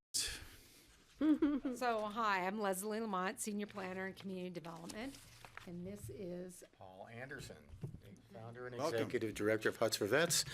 It's great to be here. Glad you're here. So I'm going to walk you through just a cursory review of the proposal and the code sections, and then I'm going to turn it over to Paul to talk about the mission and the vision. It's a 2-track dirt road that you use to get up to the location. So, and the property is zoned RS 30. So my arms aren't that long. So currently on the property, there on this area that's been previously cleared, there are 3 teepees. Well, the frames of a teepee, 3 teepees, a camp shower, a enclosed portable camp kitchen that's been built on a trailer, and then a pit toilet. So here's just kind of the site itself. We were lucky enough to catch a hole in the weather and do, to do a site visit. One of the teepee frames had blown over, and so that's why there's only 2 teepee frames. Here is the camp kitchen, and as you can see the upper Snowmass Creek and Castle Creek Valley. Here is the portable shower, another view from the campground. One of the teepee sites, portable shower that Paul and his son built. Mm-hmm. And here is the pit toilet that, they've used. And this is the camp kitchen that they built and is enclosed. So, so last summer was the first time that they used this for the Huts for Vets. And the purpose is to provide a wilderness experience as part of this program. And they're using this area as a staging area. So they gather the night before here, spend the night, and then they go off to one of the huts in the 10th Mountain Division. And then when their week is done, then they come back, gather here for their final night, and then that's when they leave the valley. And Paul has been running this program now for about 7 years. So the proposal is to use this area as a campground, summer only, from late June through mid-September. And as I said, it's intended to be this base camp area for veterans and active military men and women. So, and they gather on site, and then they take off for their wilderness experience.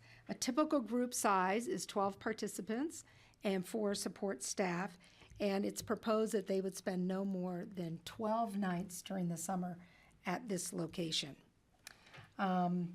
In the RS Zone District, a campground is a special use review.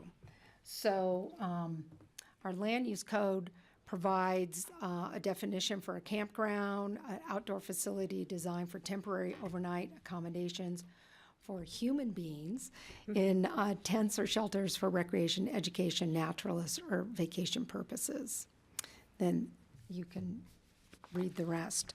So for special use review, the code sections that we have to look at first talks about Snowmass Capitol Creek Master Plan is the applicable plan to this location. And the goal of the plan with regard to recreation and tourism is to preserve existing recreational opportunities within our area.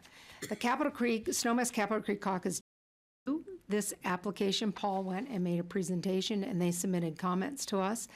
And in their comments, they said they're very supportive of the program. However, they have some concerns related to wildfire hazard, emergency access, and sanitary issues that they would like to be addressed within the application.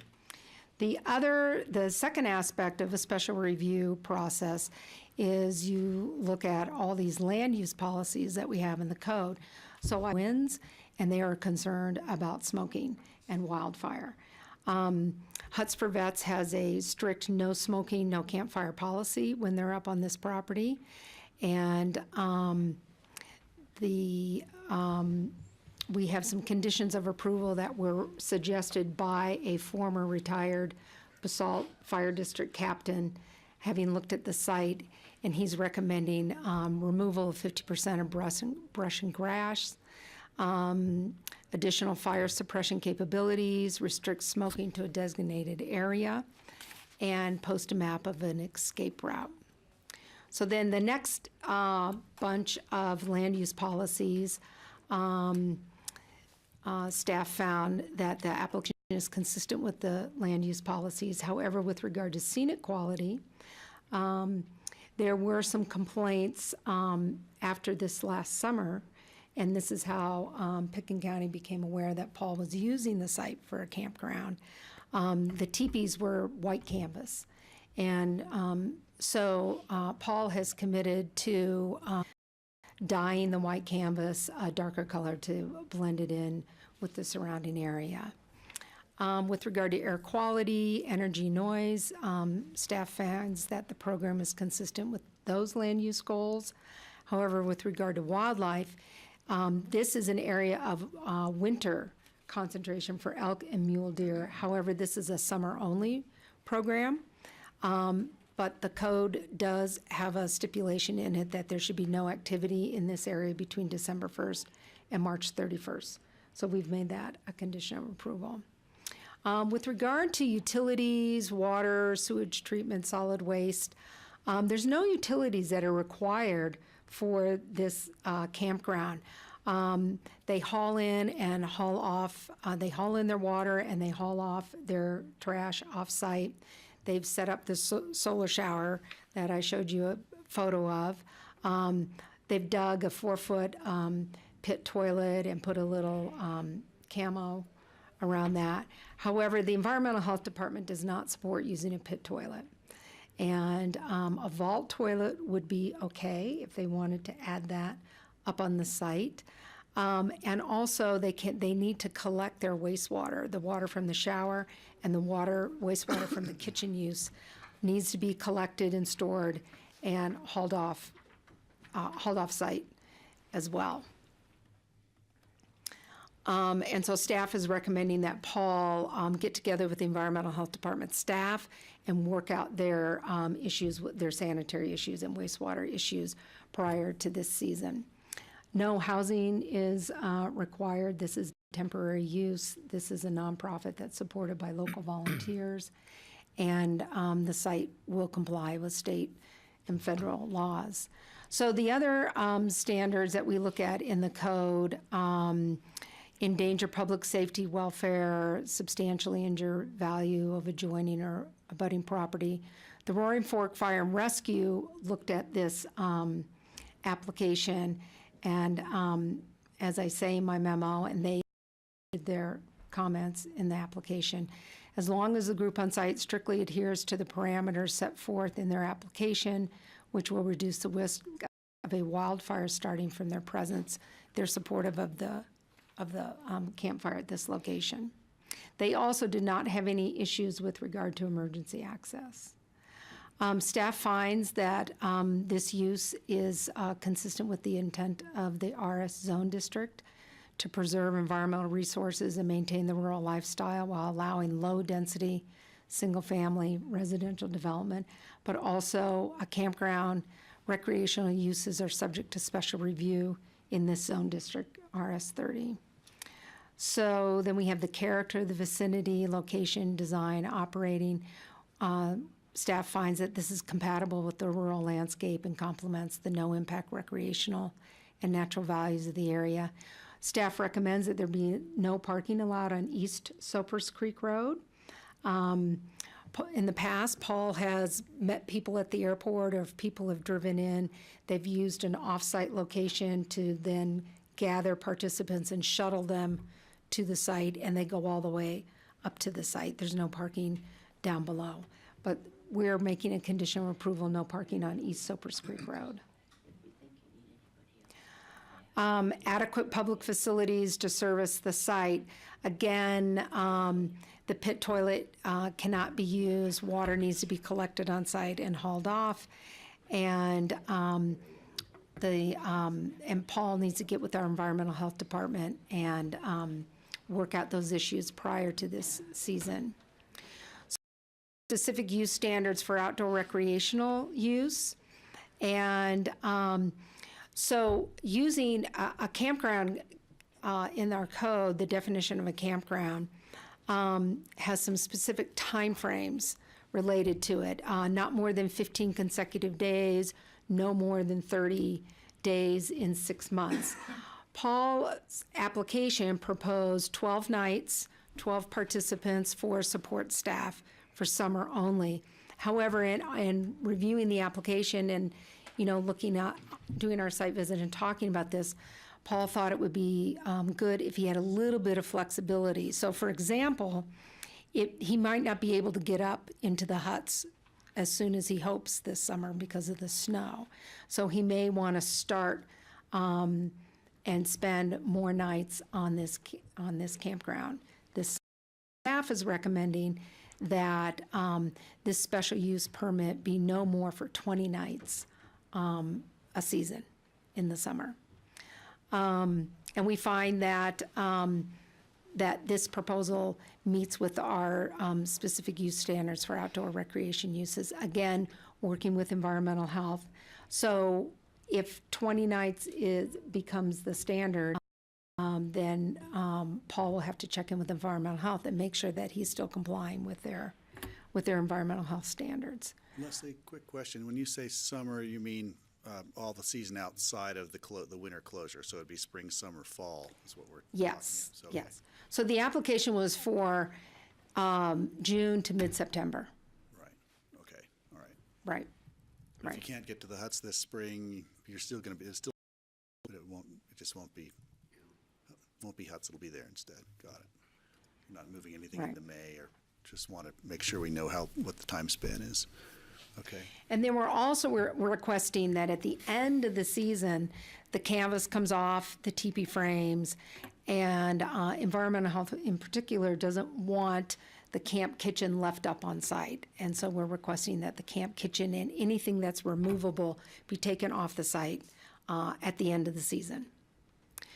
So limitations of use, a special use review requires certain limitations around this special use.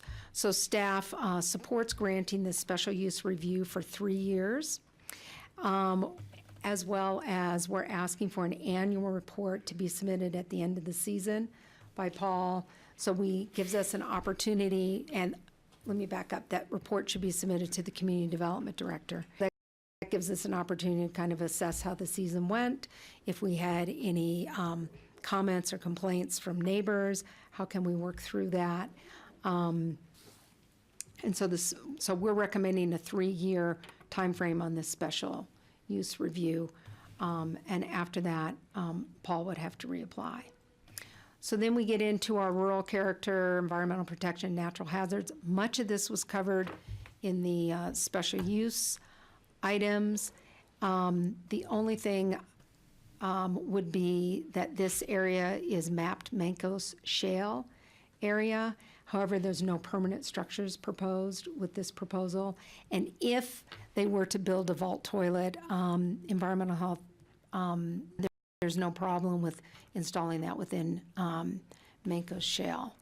The Roaring Fork Fire and Rescue, as I said, is supportive of this application as long as the camp kitchen as proposed is what is used. They implement and maintain the wildfire mitigation enhancements that were recommended, and as well as the no smoking, no campfire policy. Could you just elaborate a little bit on the wildfire mitigation? I know they're talking about removal of fuels. Extra industrial fire extinguishers. there's adding extinguishers. There's the removal of fuels part is something I was hoping you'd elaborate on, just so we have that. I thought they mentioned that in an earlier Right. comment. And does that mean cutting back the sagebrush for a perimeter, or what does it entail? Right. So Bob Guyon, who is here, It's here. and if Bob wants to speak when you call him for Okay. public comment, maybe he can elaborate. But Bob is a retired fire district captain, is a Gateway resident, and he took the time to visit the site. And so upon that visit, he then thought to add some additional wildfire mitigation measures, which we've incorporated as conditions of approval. So the site is pretty cleared and is pretty denuded. Apparently John McBride did this thinking he was going to put up some cattle trough or something up there. So, but Bob has suggested that there's an additional removal, 50% more of the brush around the perimeter of the site, 10 to 20 feet around the full perimeter of the site. There's already a fire extinguisher on the kitchen, but he's requesting a couple of industrial fire Paul may answer this when you do your presentation, but so what we're saying is no smoking, no campfires, and no alcohol are allowed at the campground, and that's in the reso. But then I'm also hearing that at least there's a recommendation to have a restricted area for smoking. So there's a conflict, there's a right? conflict there. So I'd like to know which way we're going, and then for Paul to respond, knowing the clients, the vets that come up there, how, are there going to be issues in terms of being able to adhere to those regulations? Can I just clarify that too, George? Because it was Paul who was saying, I believe, I'm not going to put words in your mouth, that part of Huts for Vets says no smoking, no alcohol. And so that's kind of the provision of being able to participate in these events. But it does say in the resolution on page 2, restrict smoking area to designated area, or restrict smoking to designated area. So, yeah, so I think the mandate from Huts for Vets is no smoking, but and I understand that, especially vets, people, that have been under stress, cigarettes might be necessary to help them move on with life. So, but we do need to be very careful with that. Right. So, And we need I to would be like clear. to see no smoking, but I think we need further input on that. Okay. Other questions, Steve? Leslie, I want to verify the ownership of the land where this is located. John McBride signed the sheet as if he's the owner, but it was my understanding that when he bought the Light Ranch, he split it up amongst his 3 kids. So I'm wondering if they still have a family corporation where they're all part owner of it, or does one of the kids actually own this site and should have been the one who signed the letter? Well, in looking at the documents that we had to look at to create the public notice, all the properties are in an LLP. Yeah, Light Ranch They- LLLP. Right, Light Ranch LLP, and they don't differentiate when you go into the deeds, they don't differentiate between Mr. and Mrs. McBride and their siblings. And maybe The his children. intention is in his estate that each of the kids would get 2 of the 6 lots of that In the door. Light Hill parcel. He's coming I in. just wanted to ask about that because Okay. that raised a Great. If flag. he comes in, we can ask Also, public comment. on the fire escape routes, Bob Guillaume mentioned the escape route to Gateway Mesa. If there is actually a wildfire in progress, I think the safest way to go would be straight downhill to East Cypress Creek Road. Depends on where the fire is. Unless the fire's coming up from that way, in which case, Might not be the I same. think the more, if there is a map created showing escape routes, it should show There he is. going straight downhill as one of the possible, and perhaps in an emergency, that might be the best way to go. So this application was referred to BOCC, who are they? Now the Roaring Fork Fire Protection. Suggestions that Bob made were implemented, and and Frank had an issue with, he wanted to make sure he saw the details of the camp kitchen and the no smoking and the no campfires. Frank was then happy with that. And also, this site is really near where the BLM did a controlled burn some years ago that got out of control. Luckily, they were able to stop it before it got anywhere near the subdivision, but that was a pretty concerning couple of days there when that happened. So a lot of, the fire probably did a lot of fire mitigation by burning While they were doing more it, than was yeah. intended at the time. Yeah. Other questions? George? Yeah, I'm sorry to interrupt you on that, but No. the other question I had that you mentioned was, again, in the Kurt Dahl, I don't know if he requires or recommends that there's a vault toilet put in. And you said that, if a vault toilet is going to be put in. So again, I'd like to have clarification on that. Well, Is it required or not, or if not? It's required.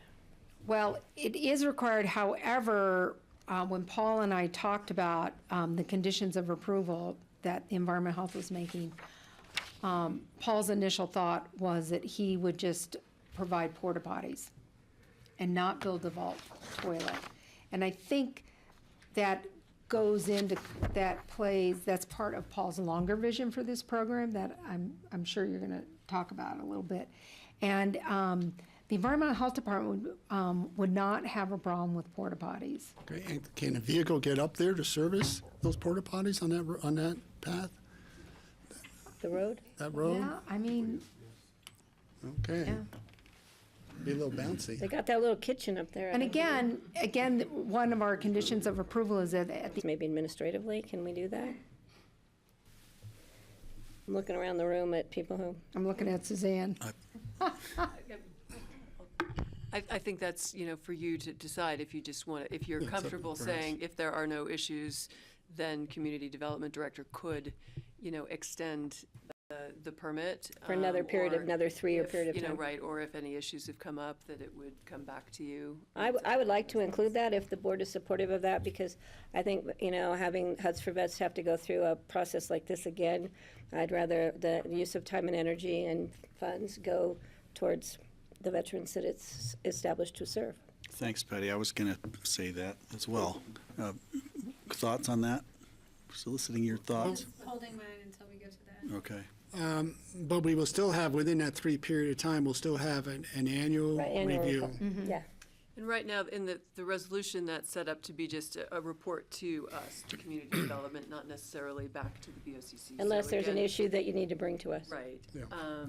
And again, I guess maybe a question for you would be if you want it to just stay at that staff level for an extension, if you'd want us to do any notice at that point or a referral out, just to bring it in as an administrative application essentially to extend, but that we would then at least run it through that process to Yeah. see if we get any comments. Just to streamline as much as possible, I think is important.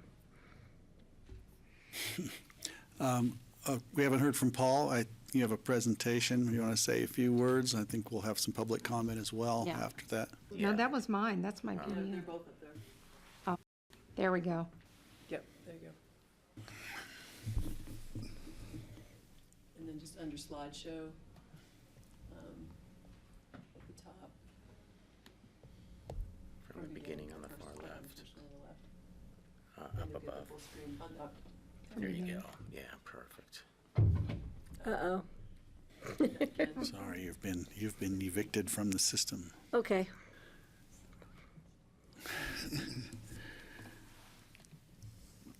Great. There we go. Okay. Make sure that microphone's close enough that Okay, yeah. grassroots can hear you. Thanks for hearing my proposal. Before I start, I just want to acknowledge two of my board members who are here, both Marine Corps veterans, Colonel Dick Merritt and Amber DeLuca. Welcome. Thanks for being here. Jeremy Oates, another board member. All right. Thanks. And I want to also acknowledge John McBride, who offered this really generous use, because otherwise I'm scrambling in mid-season summer to house 10 veterans in a place where they can have a natural experience. And John, also one of my first donors, offered this piece of land, and we put it up in a rather cavalier fashion without a permit, but that's typically how I operate. Thank you, John. Thanks for coming Tim in. McFlynn, our founding attorney, thank you, Tim, and Mark Harvey, very first donor to Huts for Vets, gave $100. Thank you. $500. How quickly I forget. How quickly I forget. 500 the next time. Anyway, we are a local organization, grassroots, locally supported, and locally based. You've already seen some of the pictures, but this was the configuration that my son Tate, who's my hut master on these trips, put together. A very simple configuration. We bought the teepees from Colorado Yurt and Teepee in Montrose. We set them up and paved the area. We covered the area with wood chips, and under the teepees is pea gravel. We lay out foam mattresses with sheets and pillows, and that's where our veterans stay. And my son, Tate, also designed this. He and I built it and hauled it up there, and it's our chuck wagon. One of the things we do, every participant comes up and puts their handprints in paint on the teepees. It's a way of identifying their role in our base camp and in our program. And it becomes a personal signature and a sort of little graffiti aspect there. We host communal dinners up there with our veterans. And for a lot of veterans who we bring in, they've never seen a landscape like the one we show them. And the view from this site is majestic. It's the whole Elk Range from Mount Sopris all the way over to Independence Pass. And the weather up there, the situation, it's absolutely stunningly beautiful. So we're really grateful for this site. This is what it looks like when we... Oops. Let's see here. Yeah, so I've got it to go on automatically. I hit that. Whoops. I just switched back over to it, but... Otherwise, I have it on the disk. That would probably be the best way to do it. Yeah, sorry, I'm not sure why. You guys are gonna have a long day. It's saying it's 100%. Yeah.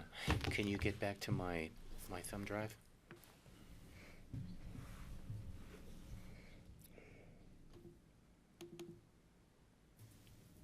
Is it?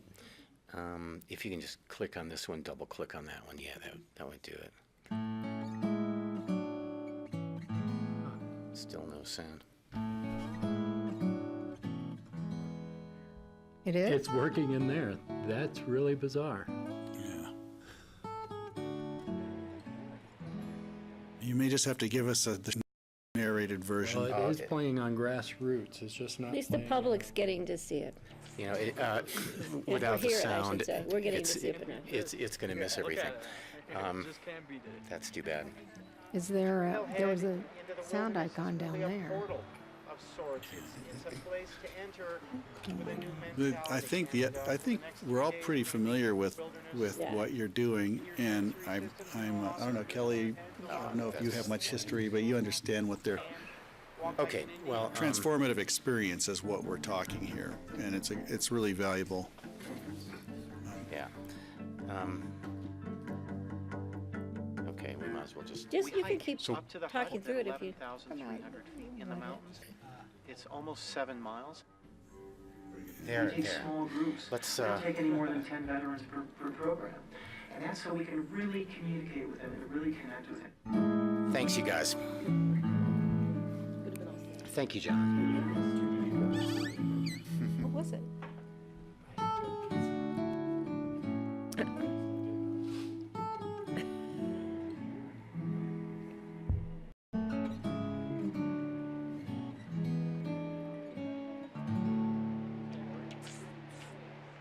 Beautiful morning. Can't beat this. Look at it. Just can't beat it.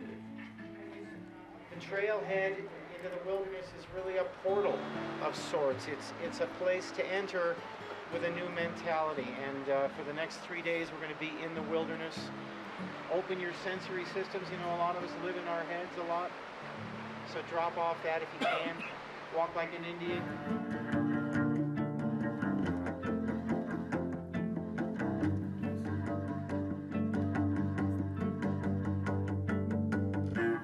We hike up to the hut at 11,300 feet in the mountains. It's almost 7 miles.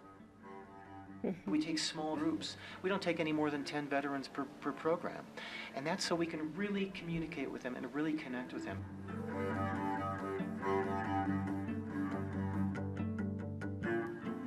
The wilderness affords us solitude for our group. We know that these men and women have been on the front lines. If they can be at peace anywhere, they can be at peace here.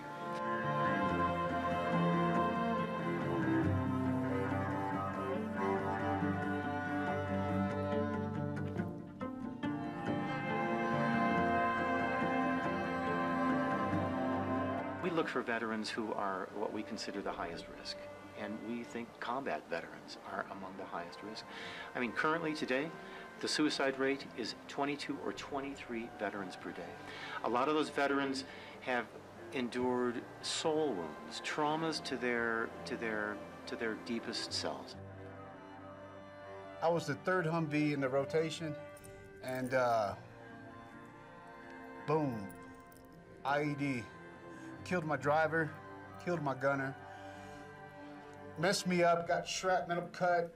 I hit the front of the Humvee. The medic that rode with us lost his arm. My driver was 19, my gunner was 18. My one guy, the 18-year-old, his mom, every year on his anniversary, he got killed. She sends me an invitation, and I still can't have the courage to go visit, because I think they're gonna hate me, because they're gonna hate me because I came back and he didn't. I can still see the first guy that I carried and remember turning my head out of the bus and letting tears roll down my face, you know? I had no idea the things that I would see. When you come home, it's like we've got all this trauma built up inside of us, and we haven't yet even figured out what that is. I mean, we've been changed. We've seen hell. We've seen mankind, the most evil mankind can be.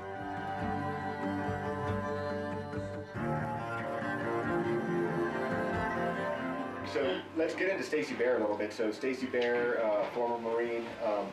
So Stacey Bear, returning home from the war or military service, veterans should have a first option of experiencing the great American wilderness to help heal any trauma associated with combat and overseas service.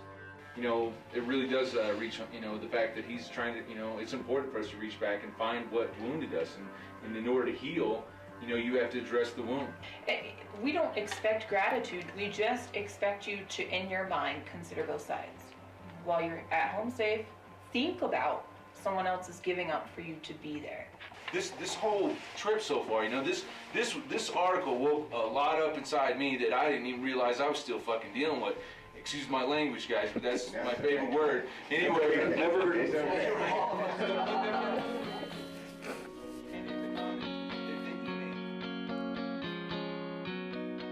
I've locked myself into my best thoughts and know of no thought so burdensome that one cannot walk away from it. Between the readings and the connection with nature, inside conversations, and meeting really great people, connecting and realizing how similar a lot of our stories are. I just hope the whole world can see this and see the impact that it has on us veterans. This is the program, this is it. This is what needs to happen. This needs to be the protocol as soon as every veteran, every active duty, reservist, every member coming back from a war environment has gone through something like this, gets the help, gets this program right away. This needs to be mandated.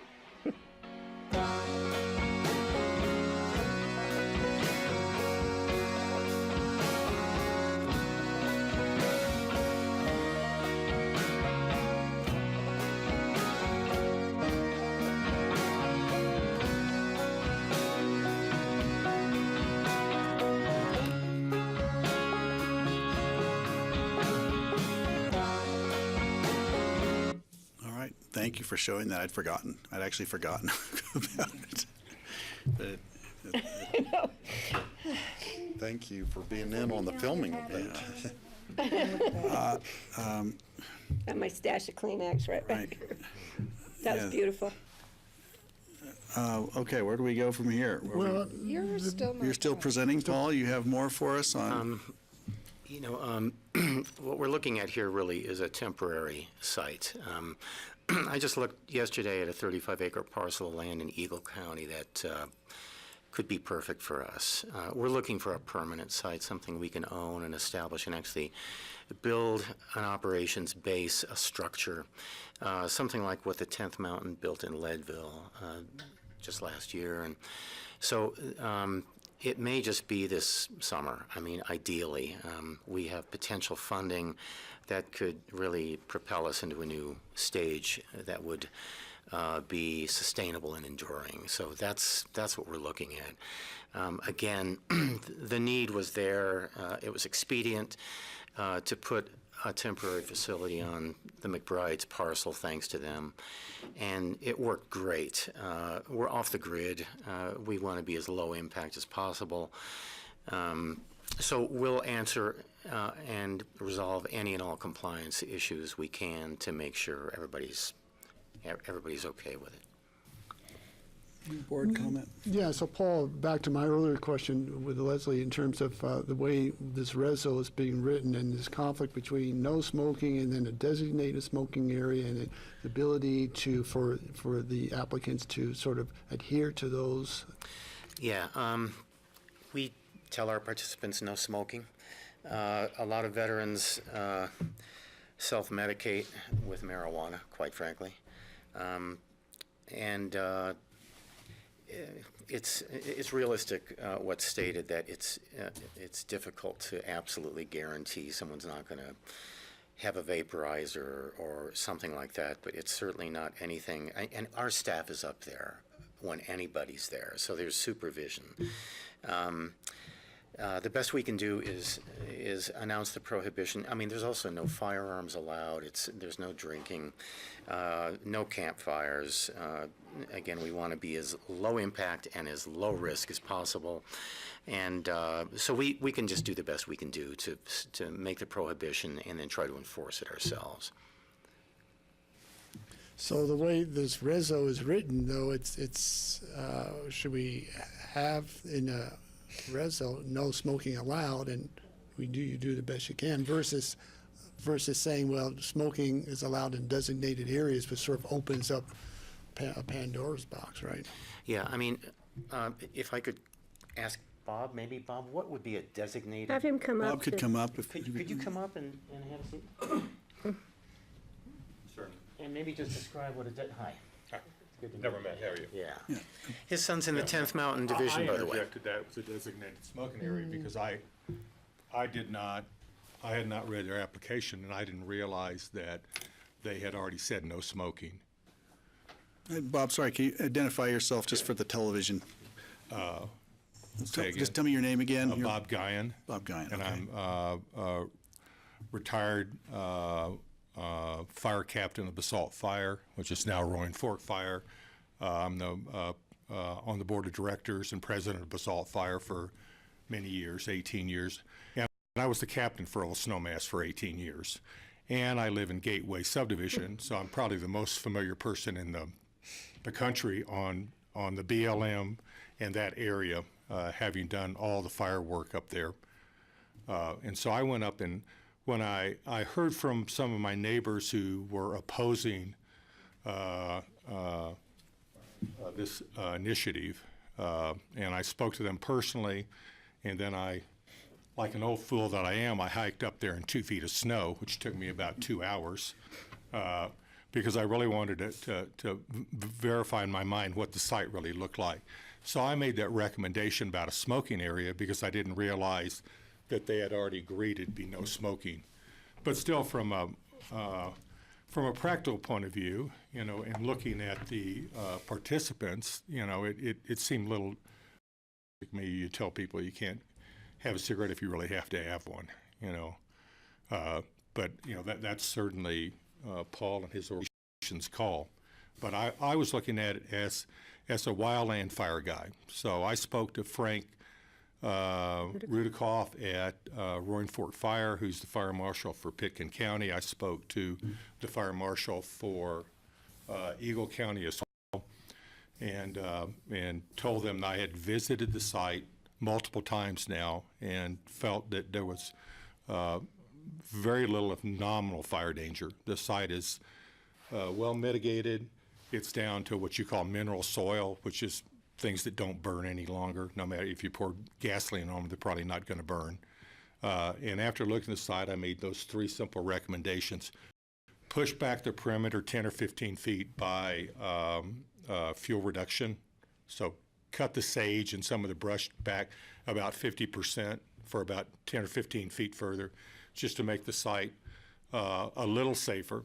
And then my second recommendation was a larger, commercial or industrial size fire extinguisher, because the fire extinguisher up there is about a 2-pound. You could probably put out a cigarette with it. So, more like you'd see at an airport or an industrial warehouse.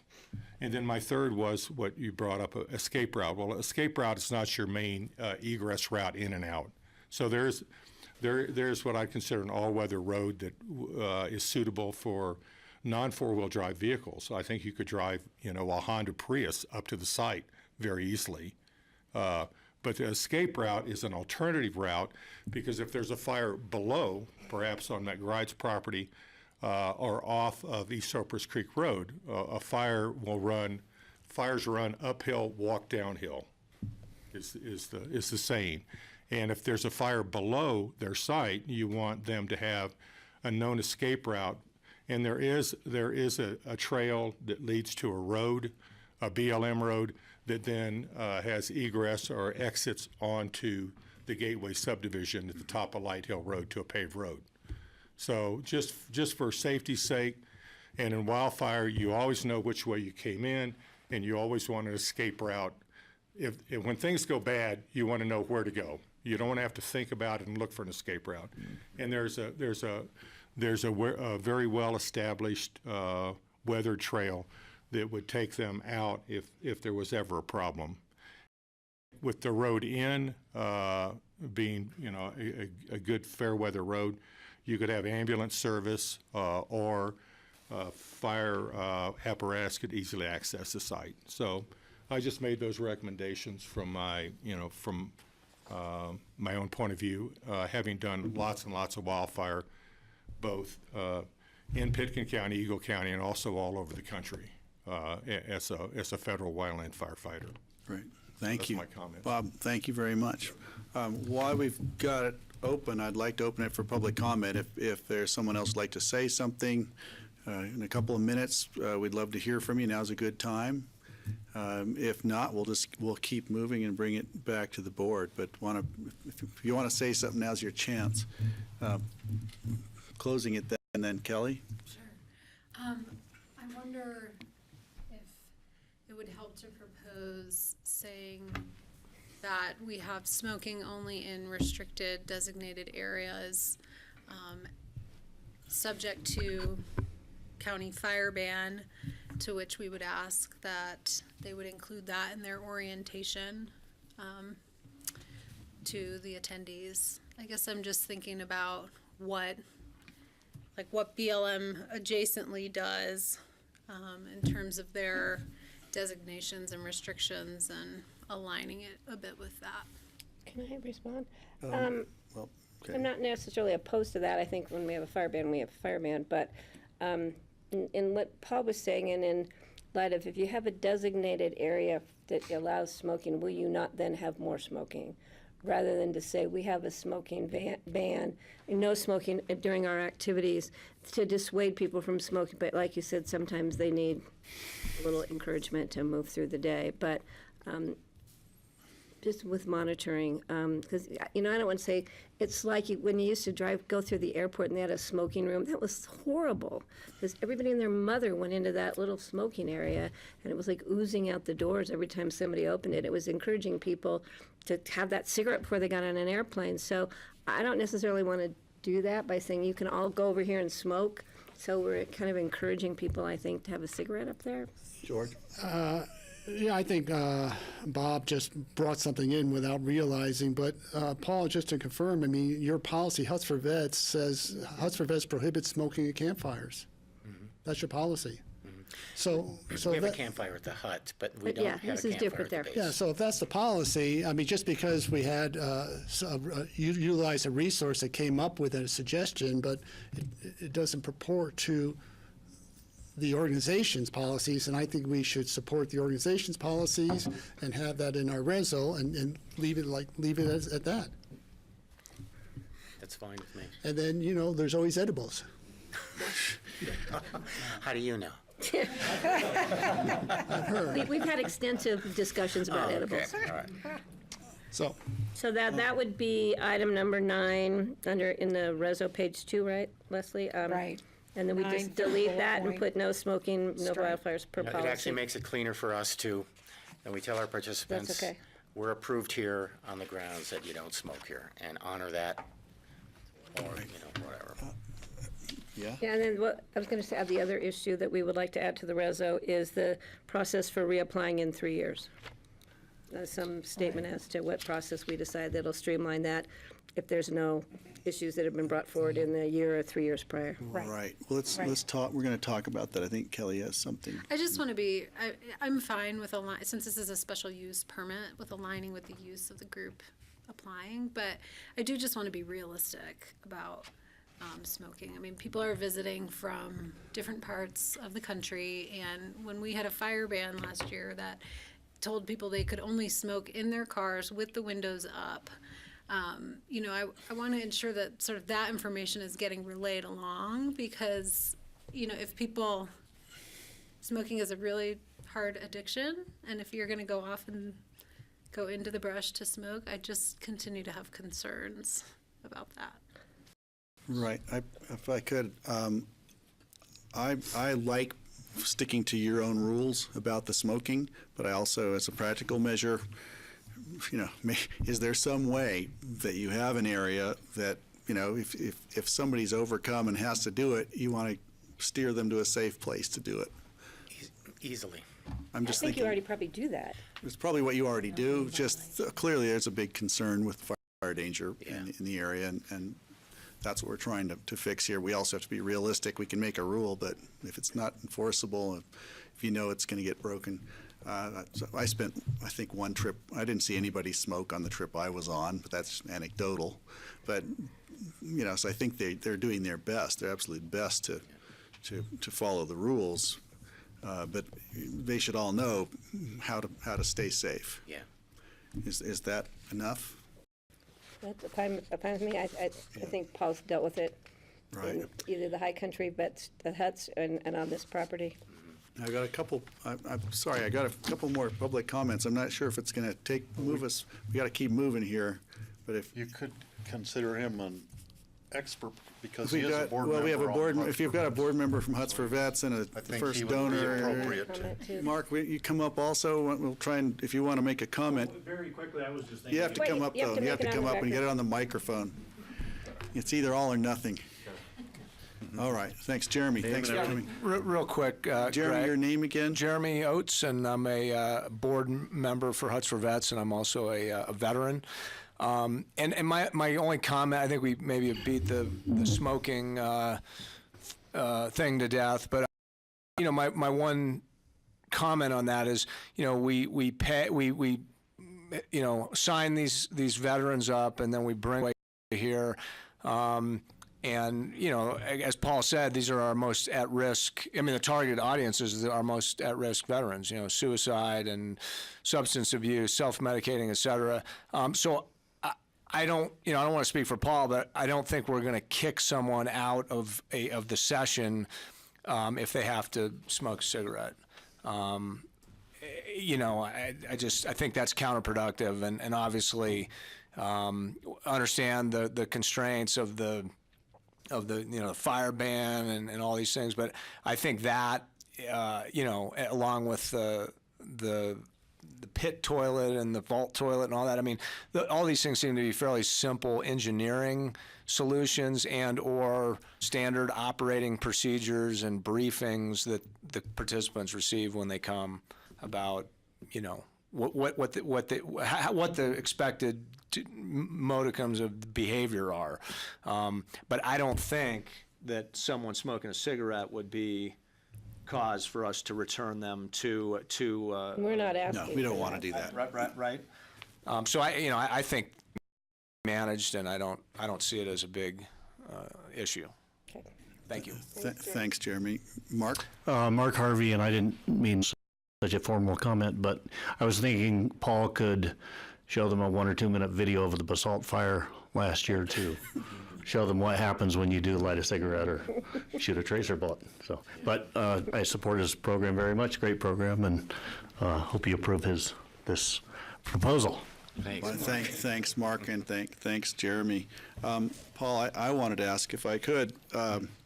Going through this whole thing, are you comfortable with recommendations and restrictions? You know, it sounds like you're trying to do a temporary thing, but we want to make sure it's done well enough that it may not be temporary. You know, we're just trying to figure out how are you feeling about it right now? Are we on track? Are you feeling comfortable that you can comply with what we're talking about? You know, I mean, certain things like wastewater draining into the sagebrush. I guess I question some of the impact. How egregious is the view of a teepee? But I'm willing to comply with anything because we have no other option right now. Got it. Thank you. I wanted to ask another question just on when you're there 20 days through a season, which is nothing really. It's pretty low impact. But during the rest of the time when it's vacant, I'm guessing John or family or somebody will be coming around making sure that, say, someone doesn't stumble across the place and take up residence. You know, regarding security and access and. Because then that could be the one who lights the fire. I just want to make sure that it's not what do you call it, an attractive hazard or whatever. Attractive nuisance, we'll have homeless people. Depending on the discussion from the caucus, is that right? I met with them too and talked to them, and we had an agreement there. Yeah. Excellent. Okay. Yeah, the wildfire hazard and the sanitary issues. Right. Those were the two biggies from the caucus. And it sounds as if we can do a renewal that isn't a full-on reapproval process. Right. So with public administrative notice, review. correct? We'll do public notice. Okay. Well, all right. So, yeah, I was just going to make a motion so we can move on because you guys have a long day ahead of you. We still have more to do, right? Well, you could do the motion, then we could do Okay, I'm going to further make a comments. motion to approve, and this is a one reading only.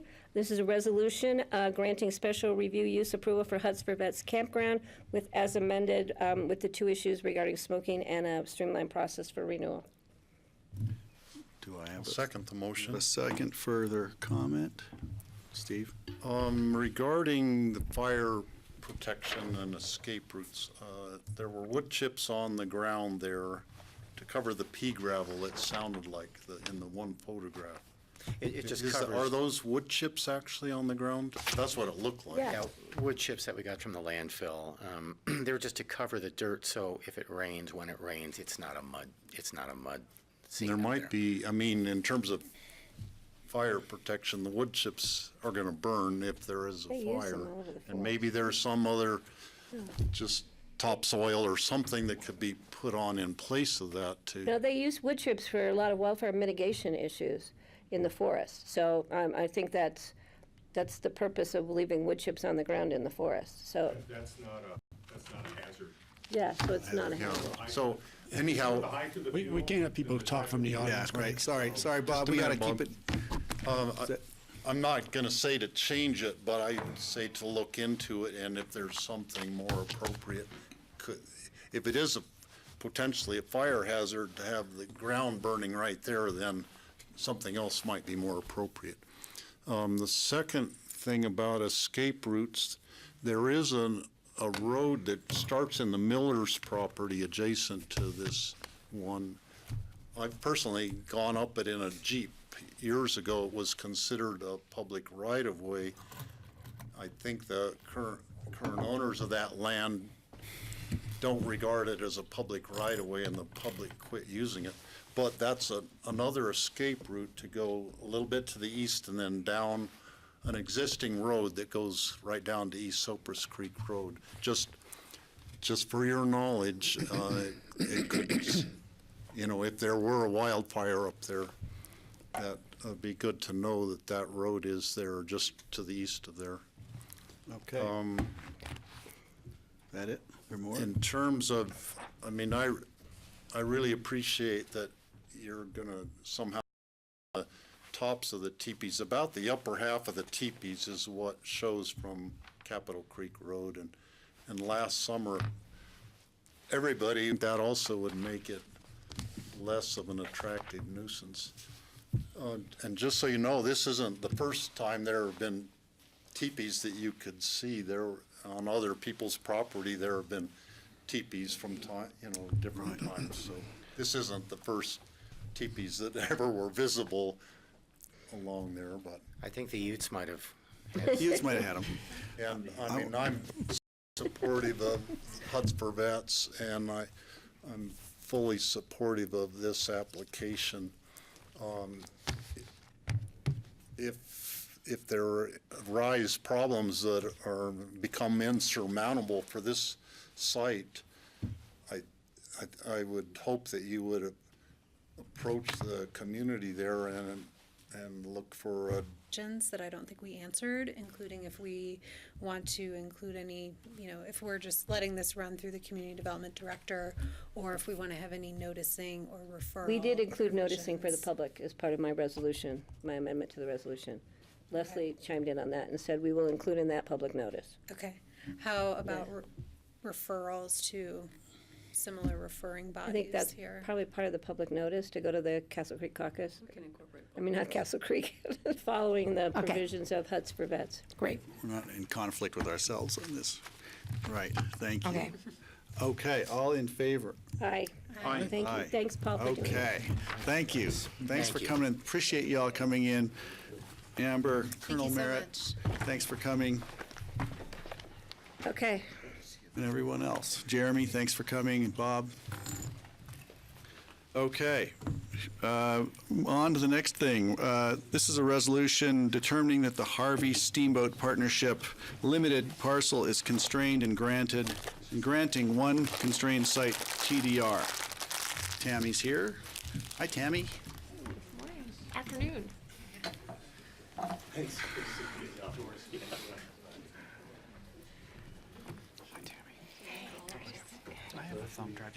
Yeah, come on down, have a seat. That works, those two work.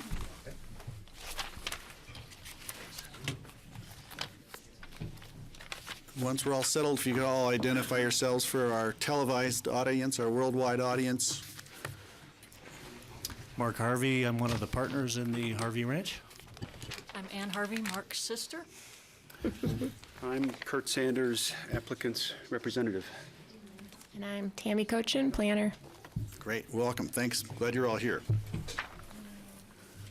Okay, what do you got, Tammy? Okay, give me 1 second to bring up Oh, sure. the parcel on GIS here.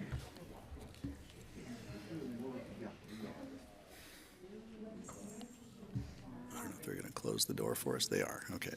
No? 2 Harvey Steamboat.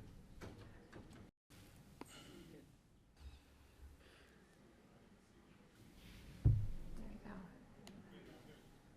Okay.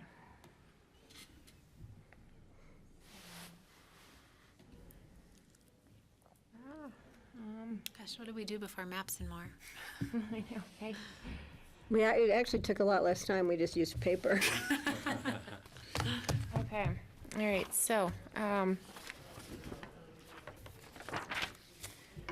right, so this is an application for determination as to whether a parcel is undevelopable or severely restricted and/or visually constrained in order to obtain a TDR in exchange for the preservation of a parcel. As we noted, Curtis is here, and I believe he has pictures, which I'll show after my presentation. And also, I'd like to note that Paul Holsinger here is here, and he can answer questions about any kind of conservation values in the area. So as shown on this map, you can see the subject parcel is highlighted in blue. There's no development on the parcel. Access to the parcel is taken from Shieldo Road, and it's at the very end of Shieldo Road, and if you've ever been on that road, it's quite a climb, and it's narrow, and so this access to this parcel would be at the very end here, and it would be taken also through an access easement. Let me see if I can zoom in through the parcel just to the east. And as you can see on this map, the parcel to the east, actually, I don't know if you can see it, is, oh, there we go, has a hatch over it. And so this hatch indicates that this parcel is a TDR sending site. Similarly, the parcel just to the south, here, highlighted in blue, also a TDR sending site.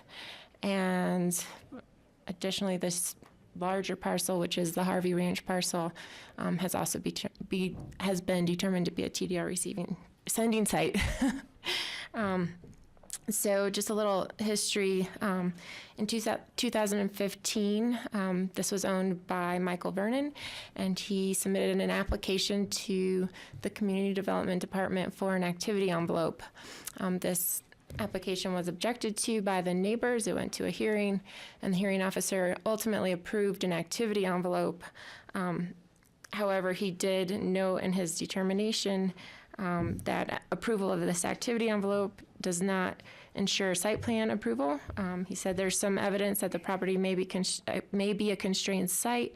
However, pursuant to Land Use Code Section 67020, only the Board of County Commissioners can make a determination that the property constitutes a constrained site for which a TDR may be approved.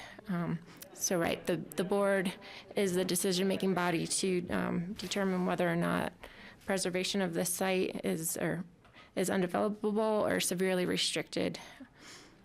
So if it is determined that this parcel is not developable, the board shall determine that principles of equitable mitigation merit the issuance of a TDR may be given, one TDR or more. So staff has assessed the site, and based on steep slopes, wildlife, wildfire, and scenic view protection provisions of the code, staff finds that this parcel is undevelopable or severely constrained. So as I just mentioned, one of the first constraint in the code is slopes. So most of this parcel contains slopes over 30 to 45%. I believe there is a map in the application that, and so to get to that area of slopes less than 30%, the applicant would likely have to cross more than 100 linear feet of these steep slopes, and therefore that access would be prohibited. So what I'm trying to say is development would not be permitted under the land use code given the slopes. In addition, the soil here is mango shale, as we just were discussing earlier, and that's very difficult to develop on. It would require extensive engineering, cut and fill, and retaining, which, could potentially also deem the site undevelopable. And then furthermore, access, as I also just mentioned, would have to be taken through this parcel just to the east, and that is a TDR sending has been sterilized, and so you would have to put a driveway access across steep slopes there as well. Another reason for determining that this is a severely constrained site. The next constraint is a scenic view protection constraint. So this parcel would be seen from Snowmass Creek Road, kind of on the very end of Snowmass Creek Road up valley from Shieldo Road. In the application, the applicant states that it's also really visible from the Snowmass ski area, as well as the Harvey Ranch and some other notable areas. However, our code just regulates areas as seen from specific roadways in the county, one being Snowmass Creek Road. Likely, the development wouldn't break a ridge line, but as I said, you would need to do extensive cuts, and development would be seen. And so therefore, staff does not necessarily agree that development would severely impact or destroy a scenic view protection area. It would impact it, but it wouldn't be severe. The next constraint we reviewed is the wildfire constraint. This area is within a severe wildfire hazard area.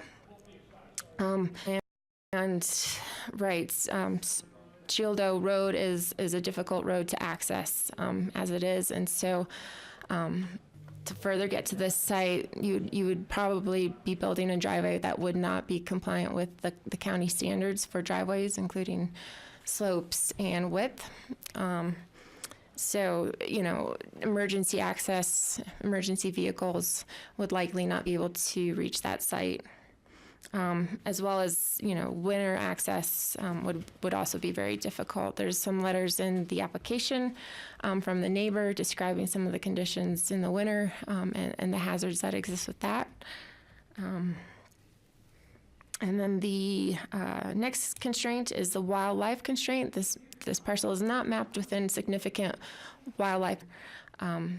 So back to AVLT and Open Spaces comments, they did support the approval of the application and stated that by sterilizing this parcel, you would protect and enhance the conservation values associated with the Harvey Ranch and the surrounding land, and it would also protect the Snowmass Creek watershed. So the principles of equitable mitigation, which govern the action of the board and does not require analysis based on the value of the land relative to the value of a TDR, consideration of whether or not to grant a TDR and how many to grant, that's based on the fairness reflective of the overall situation of the property and its history, if that makes sense. Therefore, staff recommends that the board determine that the parcel is constrained and grant one TDR for a constrained site. We have questions, George? Yeah, I'd like to sort of approach this from the larger landscape. So as you said, you've got, at least in the memo, 526 acres is already under a conservation easement. The neighboring parcels with this parcel, that's part of that conservation easement? Well, we have 1,800 acres under a conservation easement. Okay, so. And these all three of those lots, the two that have already been conserved, and this one we're proposing, join the ranch on the north side. Right, thanks. So, and I'm not opposed to this at all. I guess my point would be, why don't we, rather than use this as a sending TDR site that just puts development somewhere else, why don't we look at this through open space and trails, place a conservation easement on this parcel as it's going to be merged, and come up with a monetary amount that would be amenable, and we don't have to deal with TDRs. I mean, we've purposely have gone away from TDRs in terms of as we're dealing with conservation easements, because we understand the impact it has on the other rural portions of our county. So I just wonder why that has not been considered or discussed. Mm-hmm. I guess there's. Do you want to? I'd say I'm Kurt Sanders, applicant's representative. I guess my initial response to that would be, there is a to getting to where we want to get to on this under the code. This process is fairly clear and straightforward, and that was the path that was chosen.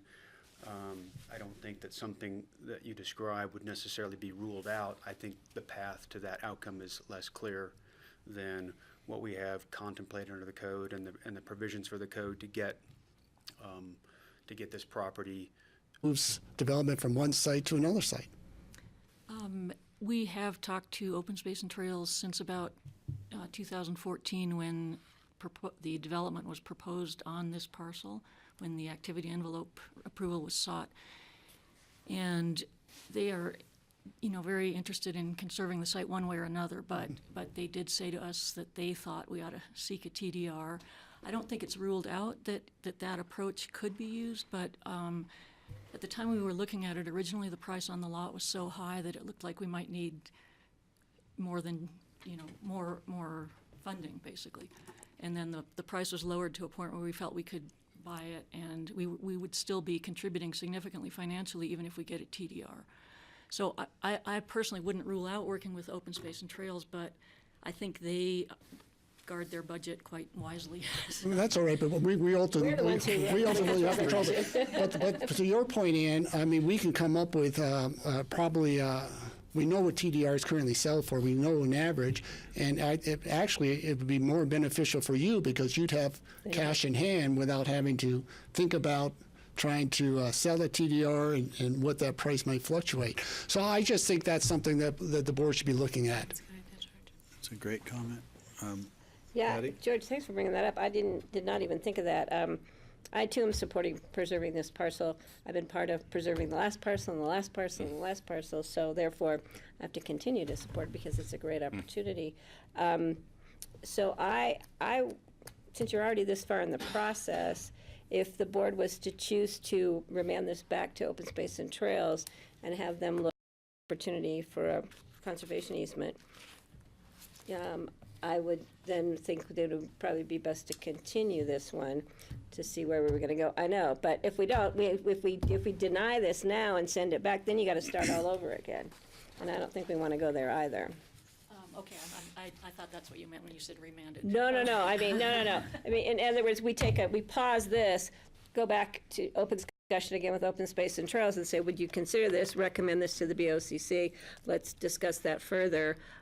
George is right. We've had major discussions about continuing to provide for TDRs where we don't know where TDRs are going to even land in many cases these days. It does further development in places that we once thought was deemed appropriate for larger development, but now we're having different discussions about the impacts of larger development. So it might be considered to be a better direction for this one to go is to a conservation easement. I just want to find the best way to do that for the applicant.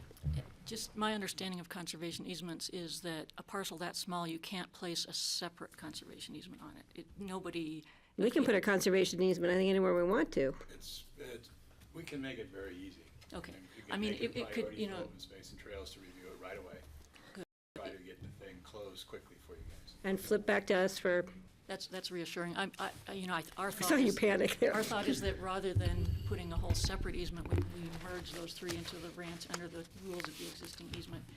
And I want to make sure that works with whatever you guys decide to do. That doesn't affect it.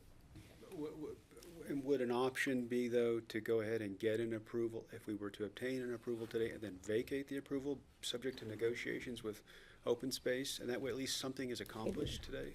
John? Contingent upon? Do you guys, let me ask you a question. Are you under a time constraint that you're trying to work under? Well, there's a bit of financial stuff. As Ann said, we certainly paid more at market price than what the TDR would generate. So financially, we'd rather do it sooner than later. Also, we've worked pretty long and hard on this and would like to see something happen. If the board is inclined, the board can approve this. With a condition? Microphone. It's on. The board can approve this application, direct that this go back to the Open Space and Trails Board for a quick turnaround. You can't sell the TDR, you can't remove the TDR from the property, in other words, record a covenant and then take the TDR, but you have that option if something happens in the Open Space and Trails discussion.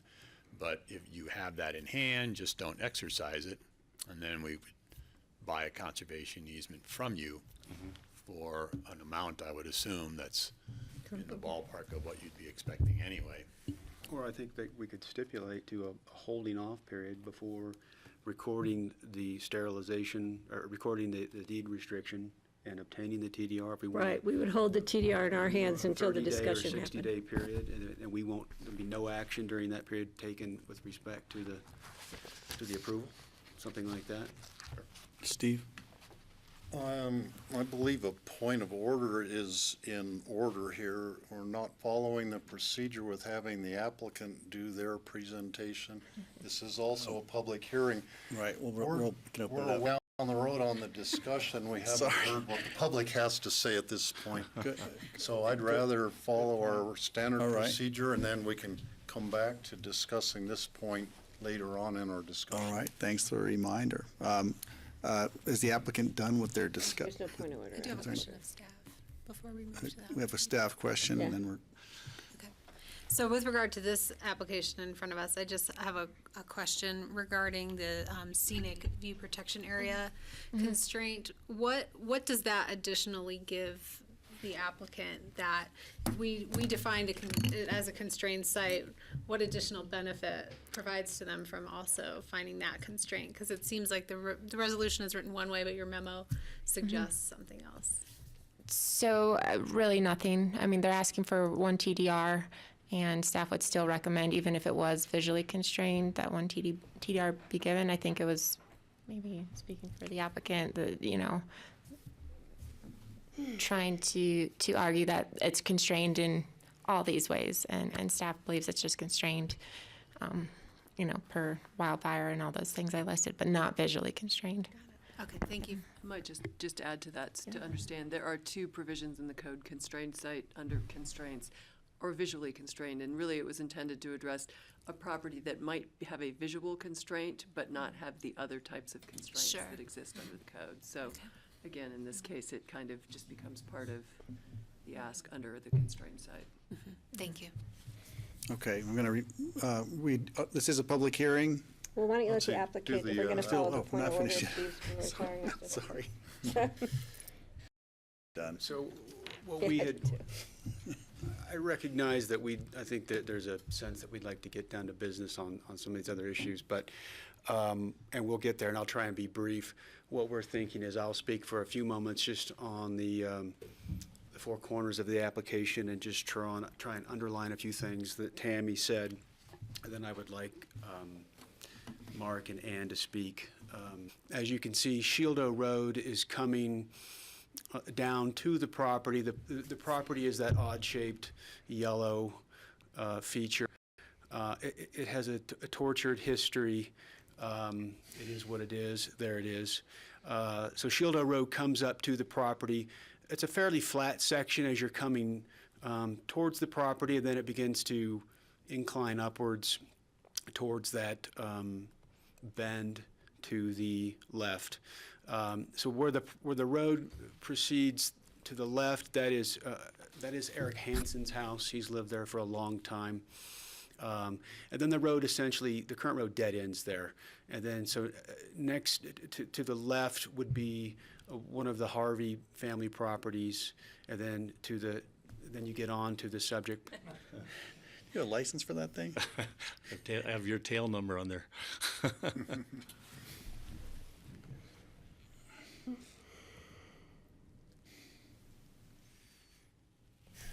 looking for my picture from Ann, though.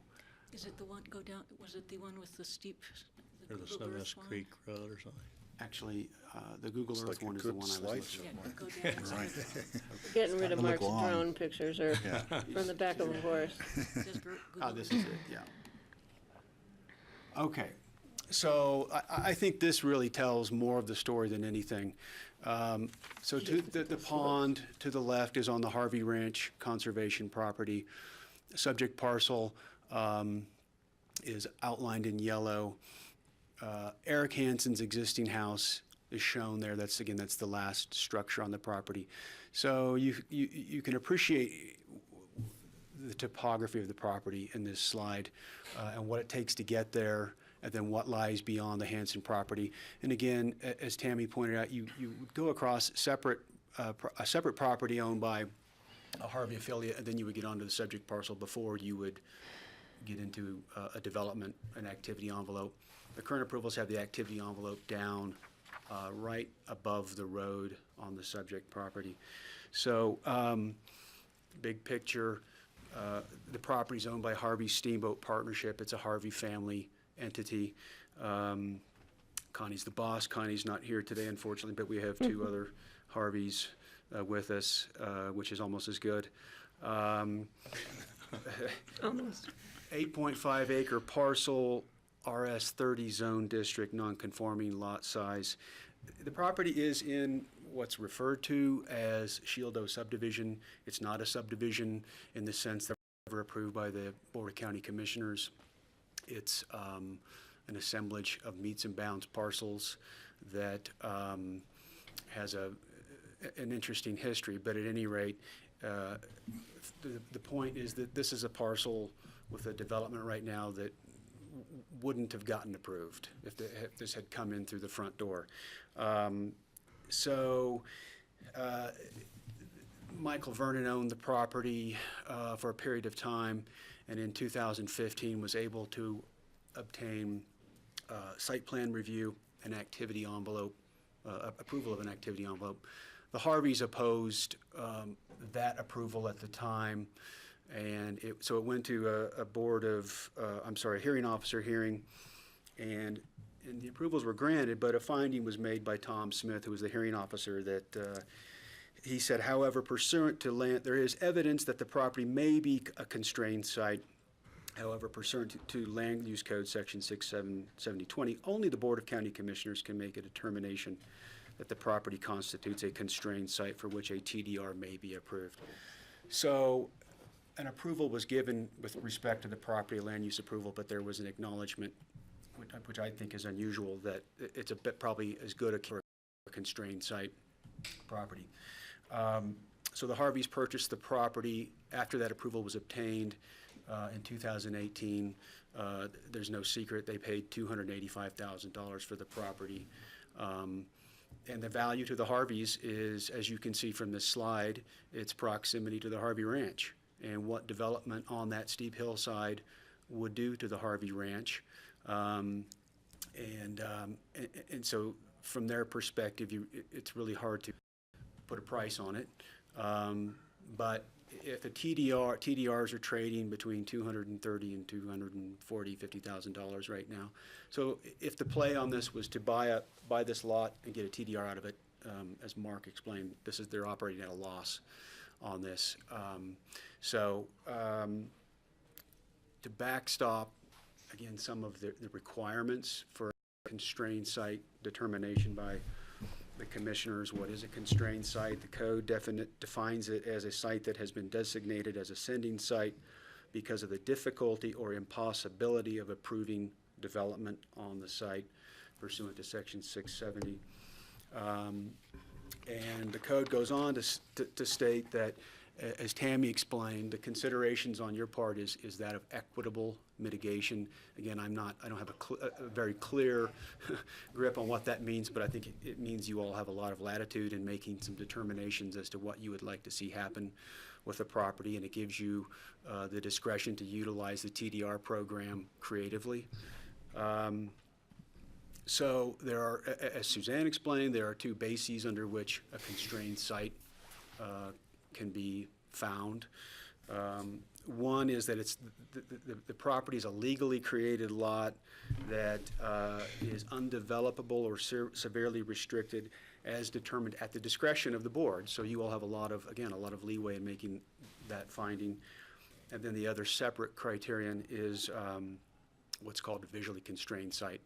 And that would be a finding under the code that the development of the site would severely impact or destroy a scenic public view plane, again, as determined in the discretion of the board. So with respect to the first criterion, again, the applicant's position is there are three bases under the code which demonstrate that development of the property is inappropriate. The first is the steep and potentially unstable slopes. Again, it's 45%. There is some 30% slopes on the property. To get to the building site and to get to the property, you're going to be constructing a road that's longer than 100 feet in width, over 30% slope. So that right there would eliminate development of the property, or should eliminate development of the property. And then the second criterion is wildfire hazard. Again, the property is located in a severe wildfire hazard area due to steep slopes and the vegetation that's on the ground. The other concern is, again, just access to the property. I think you tried to get to the property, were not able to get there a few weeks ago. Yeah, there's quite a bit of snow.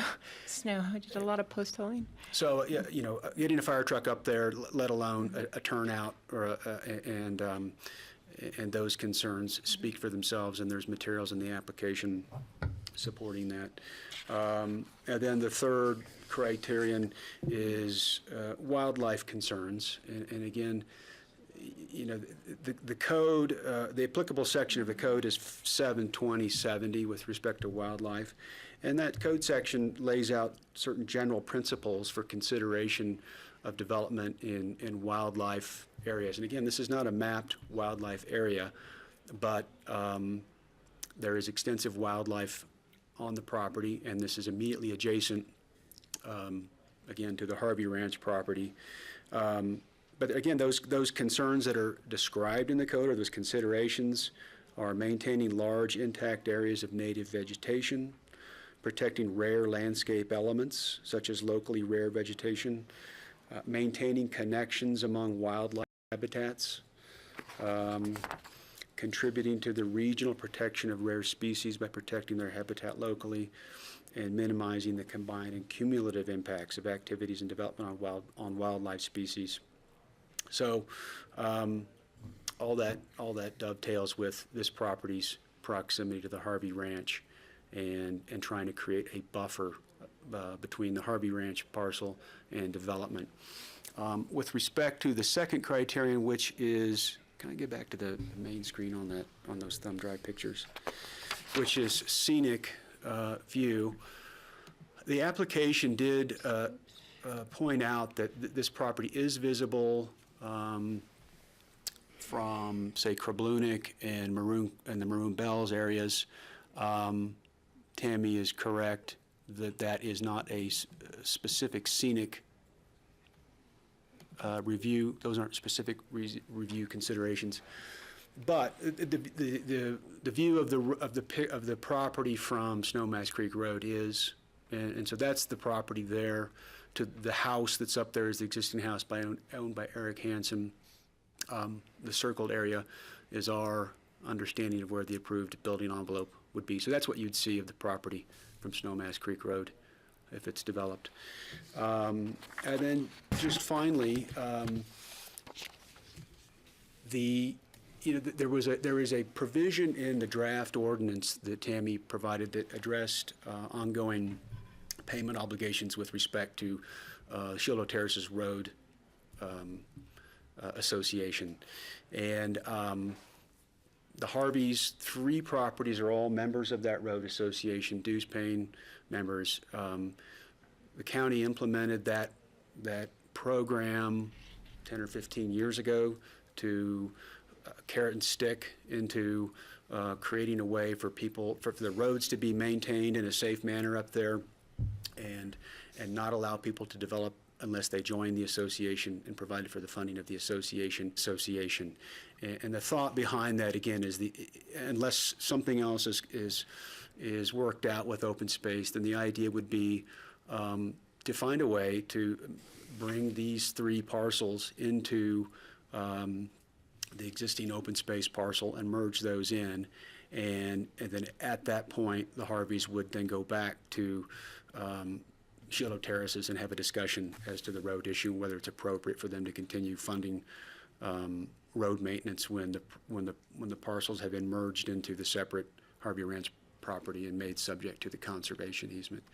So other than that, the draft resolution looks fine, and the Harveys are fine with that. So I've said enough.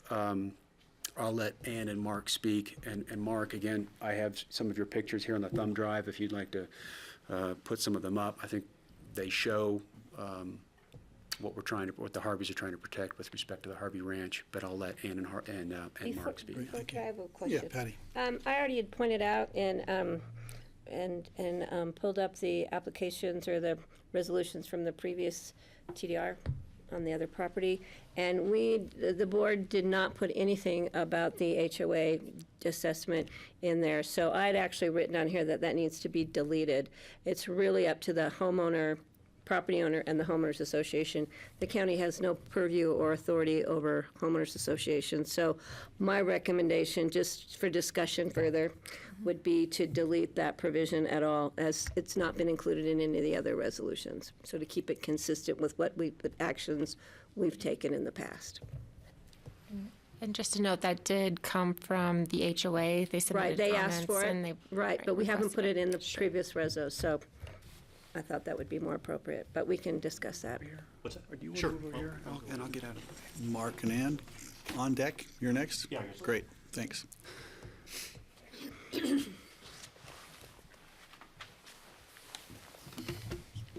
Well, thank you for holding this hearing and hearing us out on this, and thanks Tammy and Suzanne for your work on this as well.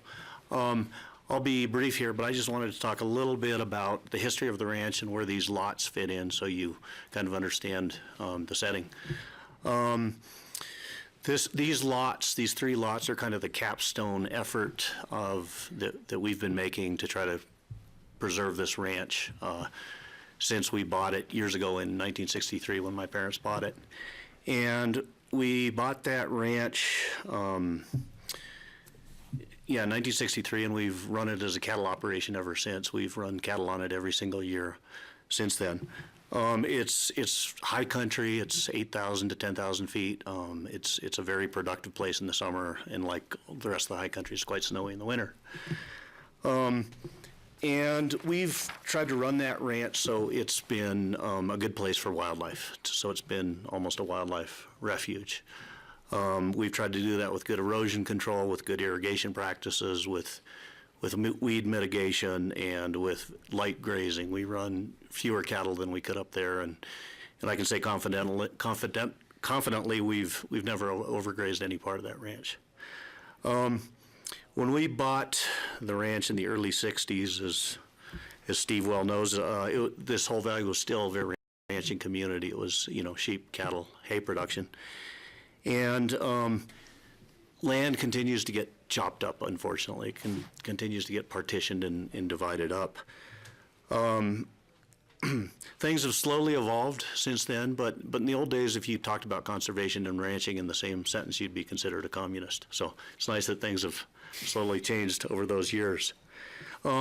There's a few milestones that have happened since we bought that place in undeveloped land, and it's really, as I said, become a wildlife refuge and also a great place for these plant communities to thrive.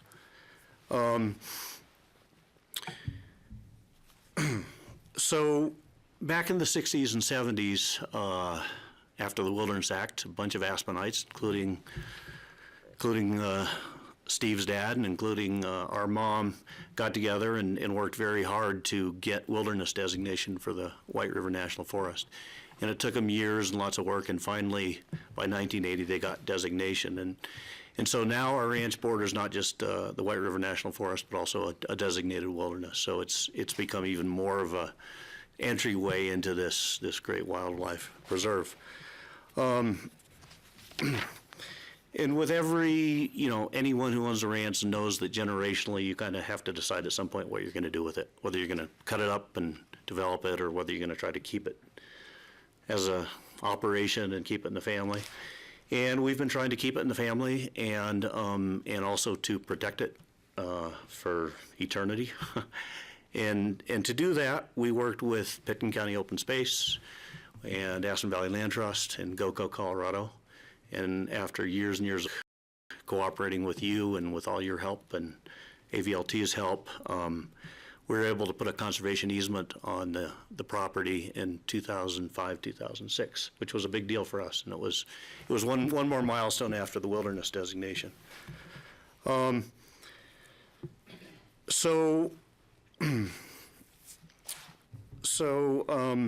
These 3 lots are kind of the finishing touch, or all we can do to preserve this big piece of land. And in 1993, Ann had the foresight to purchase one of those lots. And 5 years later, she talked me into purchasing another one. And And then with quite a bit of work, mostly Ann's work, we were able to get rid of the development rights there and get TDRs on those 2 lots. This third lot is kind of the capstone. It's the, it's the part of our desire to fold all 3 of those into the ranch and into the conservation easement. And it took a while to buy this lot. Vernon wanted quite a bit of money, and we negotiated with him quite a while. We were quite pleased when we finally got to a price where we said we can do this last fall. And again, these are smaller pieces. These aren't thousands of acres. They're small pieces, but in this day and age, anytime you can add a small piece without too high a price, it's worth doing, I think. And this habitat, this land it's 1/5 of a mile from mapped critical elk migration ground. I've seen tons of elk up there. I've seen deer up there. I've seen bear up there. I've seen badgers. I've seen raptors. To me, it's critical wildlife habitat, especially in this valley where things are really getting chopped up fast. So just to sum it up, it's capstone piece for our efforts going all the way back to the purchase of the ranch. And we think they're small pieces, but we think they're important, and we'd love to fold it into the easement we have with Pitkin County Open Space and AVLT. Thanks. Ann? Thank you, Mark. I think Mark covered most of what I was going to say, so I'll be really short. And I also wanted to thank Suzanne and thank Tammy. You guys did a really nice job with this. So, and thank you, Patty. You've put in a lot of years working on all this kind of stuff. Thank you. So I just want to talk a little bit more about the wildlife values of this whole landscape. Conservation of the upper Snowmass and Capitol Creek valleys has been a huge cooperative effort over decades, and the whole will protect a big contiguous swath of both public and private wildlife habitat and open space in perpetuity. And the Harvey Ranch is an important link in a larger conservation landscape, as Mark explained. And it provides a buffer for the wilderness and a continuous corridor for wildlife movement from the wilderness down into winter range on private lands. And even though our request today does involve this relatively small parcel adjoining the ranch, it is an important part of the whole because of its prominent location on a high ridge and its visibility from a very wide area. And in addition, the vegetation community on this hillside, which is oak mountain shrubland, is considered one of the most important wildlife habitat types because of wildlife perspective. The more fragmented habitat becomes, the worse off wildlife is. Large connected areas of undeveloped land are critical to all kinds of wildlife, and they're becoming scarcer every year. Just looking at the whole American West, we're losing habitat at a tremendous rate. About 432 square miles of natural land are lost every single year. And in the first decade of this century, about 4,300 square miles of natural areas in the West were lost to human development. That's an area bigger than all of Yellowstone Park. And Colorado alone lost 525 square miles of natural land during this period. And every 2.5 minutes, we're losing a football field-sized area of natural land to development, every 2.5 minutes. So it's just happening. And so the lesson from that is that natural areas that aren't given strong and permanent protections are being chewed up and degraded and destroyed. And wide-ranging and migratory species like elk and deer rely on intact ecosystems and the ability to move seasonally between different parts of their habitat. And we know that elk and deer populations in the Roaring Fork watershed have declined by 30 to 50% in the last decade. And what other species less well studied than elk and deer are also declining in this watershed due to the expansion of the human footprint? So it's a problem. And so it becomes more important every year to preserve what open space and habitat is left so that wildlife can persist and so that future generations will have a chance to experience at least a fraction of the natural world that we get to experience. And that's what motivates us and motivates Connie. And we really appreciate the work of Pitkin County Open Space and the Aspen Valley Land Trust, Great Outdoors Colorado, and the Pitkin County Commissioners, and we really do hope that you can support eliminating development on this last bit.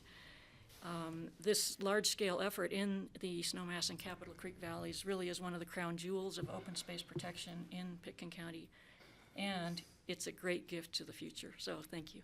Thanks. Thank you. All right, so I think we're going to open it to public comment now. Is there anybody who would like to make a short statement? I see them looking around at each other. Tim, are you he's being deferential? You don't have to beg them if they don't.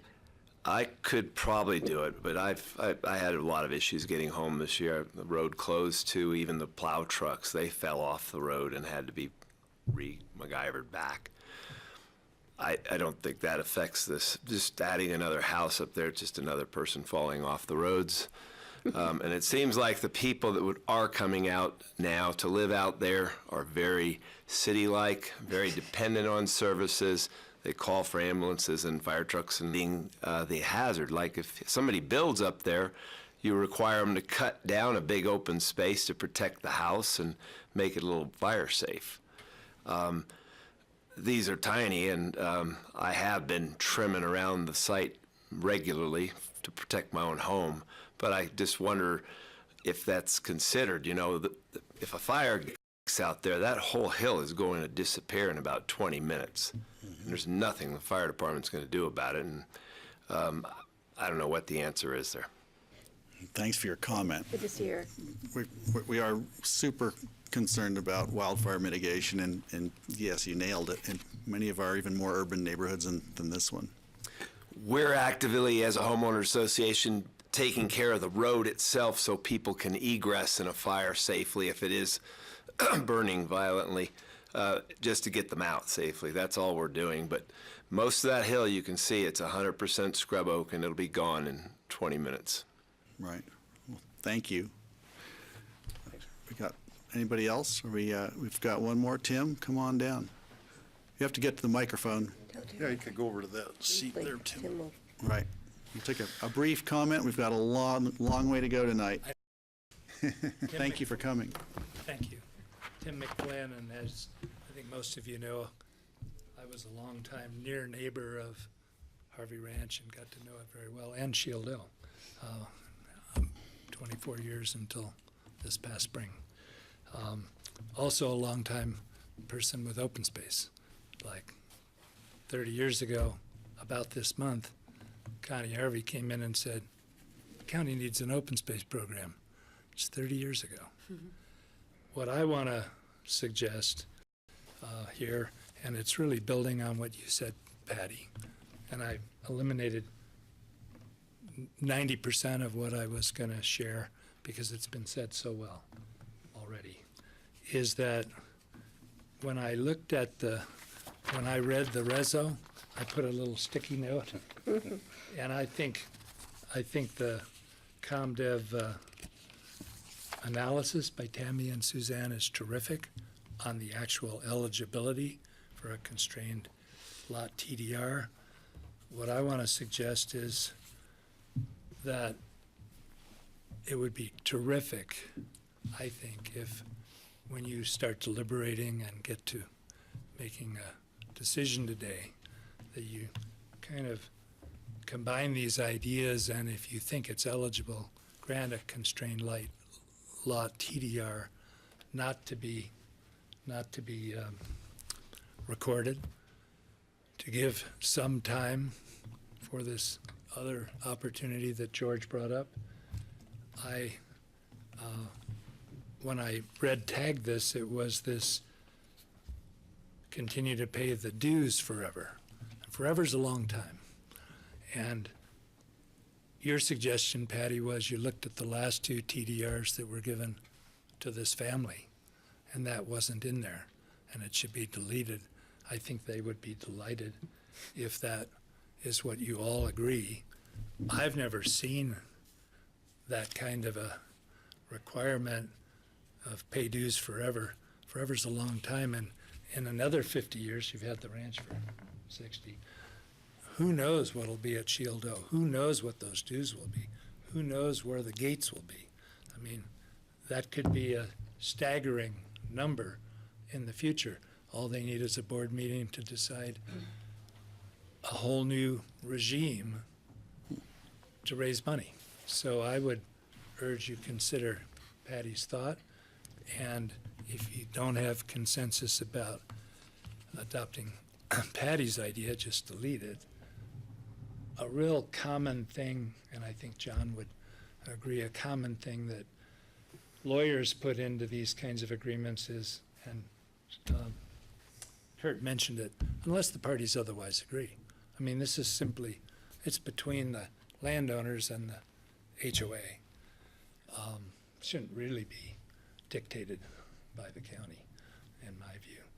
And lastly, I think wildlife conservation, I know the technical things that you had to address for a constrained lot, but I have had the good fortune of working with Connie for 33 years and working with the family and working with Wilderness Workshop and working with Open Space. And these lands, if you add the monastery, you talk to them about how long is forever. Forever. If you add the monastery, the adjacent ranch of the Child family, you have 6 square miles up against wilderness that these families have really committed enormous resources to preserve forever, forever. And that's what is the capstone point that Mark makes. This is 8.5 acres, but it would be a horrible mistake to have this developed with 6 switchbacks through the scrubland to get to that for a house. So, thank you very much. Thanks, Tim. I hope Thanks, we'll Tim. have consensus, and I hope we won't just not take action today. Got it. Thank you. Any other public comment? All right, we're going to come back to the board. Okay, I'm going to continue the discussion we had prior to the discussion we just had. And taking into consideration George's suggestion, I myself would support moving forward with granting a TDR, but make it subject to the TDR is not issued until such time as further discussions have taken place with Open Space and Trails about the purchase of a conservation easement. Is that where you? Yeah, I think we probably want to give them some assurances in terms of a time frame, but I certainly, yeah, I'll make my comments, but I'll let you finish. Yeah, well, that would be one thing. I'll let George finish up on that, and then I would again ask that we delete that provision about continue to pay. It's really not up to us. It doesn't mean we're saying you don't have to pay it. It's up to you to discuss it with the HOA. It just wasn't included in the other resos. George? Yeah, I'm certainly supportive of extinguishing the development right on this parcel. I just think there's another route to do this, and I think in terms of you having to deal with the HOA as part, if we were able to merge with a lot line adjustment or some sort of mechanism like that, utilize a conservation easement, we get to the same place. I think it actually provides you with more assurances because you probably get some cash in hand sooner with a confirmed amount, and it eliminates the development in someone else's backyard. So, thanks, George. Steve? I've been mulling over the issue while you were all doing your presentation, and I mean, I totally believe that this is a constrained site. You're totally justified in being awarded a TDR for sterilizing it. George has a good point. You could potentially get more by doing, making a deal with the Open Space and Trails. It might more, no. It might take longer. I missed that part. You might just end up with the value of one TDR as a result. I think it would be up to you guys to decide if you want to get the TDR now. You could sell a TDR this summer. Summertime's a good time. People are With this provision, in the market for them. So, but I have a couple of other points. I was really kind of puzzled by the whole requirement that you pay the homeowners fees for maintaining. I mean, there are 2 egress roads are going to be potentially blocked. People would have no other way out of there. And so I just have a suggestion that something that you could look into in the future. That would be in exchange for you not having to pay the homeowners fees anymore because you don't have any need for using the road. You would grant an emergency egress for the residents of Shield Oak down through your ranch from somewhere in the vicinity of Eric's house. Down that hill? It would be down through there, you know, it's kind of a field going up there or something. Yeah. I don't know the Straying off track here. topography, but it's better than people dying and not. I'm not sure if there was a fire, we could stop people anyway. But, and you could drive down through that sage field the way it is. It'd be rough, but in the case of a fire, people would do that. And I don't know if it requires granting them egress. I imagine they'd take it if they had to. But that's where maybe that's a discussion we have with the HOA. Yeah, so anyhow, I just put that suggestion out there. It's not going to be any condition of the what's before us today, but that just seemed an odd thing that came up in our packet. Yeah. I talked to Dale Will. He thought the same thing. He called me up and said, this sounded crazy having this homeowners thing, and I would fully agree with removing it from the language of it. But going forward, you might talk to the homeowners association About an egress, sure. about that issue. Sure. So anyhow, what I think in the light of George's suggestion, I think the best thing to do would be to continue this item to the perhaps the next meeting and give you time to have a discussion with Open Space and Trails. Well, we have had a discussion with them, and we've had various discussions, and I don't know how formal they thought they were, but we arrived at this route because honestly,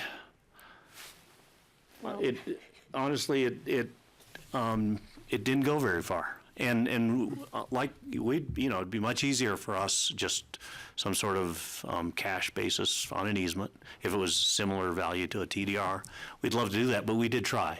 And we have very good relationships with Open Space. We, we've dealt with them for years and have a great relationship. This particular conversation, I don't think went very far, did it, Ann? Well, it's kind of been a moving target because the price was much higher. We talked about a 3-way sort of arrangement where we were trying to convince the Vernons to apply for a TDR. We thought Open Space could put up some of the money, and then our family could put up some of the money. So that was one of the packages that was kind of looked at.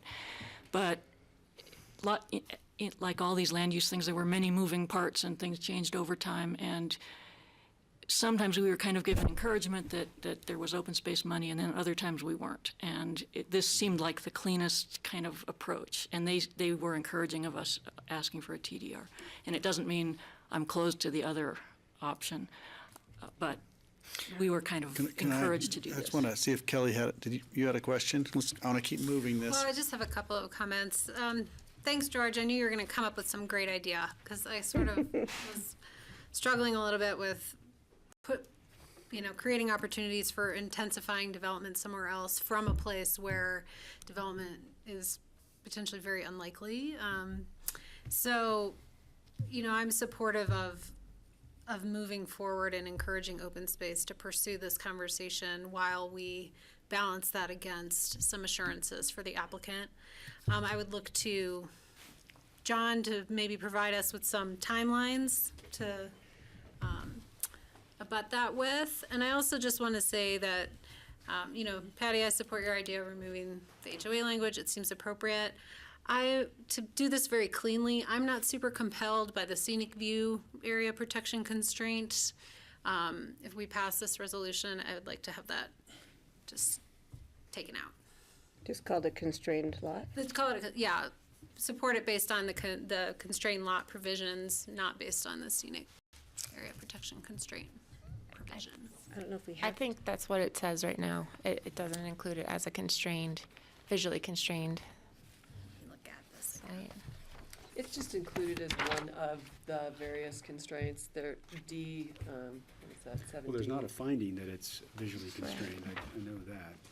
It's right, it's not a finding that it's visually constrained, but it does say it would be visible from the road, is really just basically. It's under D statement. on page 2. 7D, yeah. So, I mean, you could take that out, or again, it's sort of part of all of the pieces we look at in terms of a determination of the constraint. That wouldn't constrain it in and of itself, but as part of all of those other things. So again, you could decide if you wanted to keep it or not. Paul, did you have a comment? I see you've approached the bench. You know, the county doesn't want to step in and enforce covenants. It's just the Shield O Terraces was somewhat of an unusual road association when it was created, and the county, like Kurt did mention, there was a road, carrot and a stick, I think he said, in creating that road association, and the county is somewhat a party to that. And we do review, when a development application does come in, we do make sure that those fees are collected because that road is such an issue. So that's just, I just wanted to give you a little background. The county actually put a moratorium on development until road district was created to maintain those roads and improve those roads. So that's where that came from, is some of that background on that. I remember that one. Great, thank you. Are we ready for I'm going to make a motion, and this is going to, so help me, guys. I'm going to make a motion to approve the granting of one constrained site transfer development right. As part of the resolution, I want to delete one on page 2 as far as the issue regarding the HOA dues. I would like to, and I don't know how to, I'm looking at you, John Ely, how to create a provision about the issuance of a TDR after such time as a conversation is held with Open Space and Trails regarding a conservation easement purchase.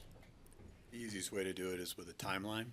Okay. Simply say that the resolution cannot be acted upon until 60 days. 60 days, is that enough? Yeah.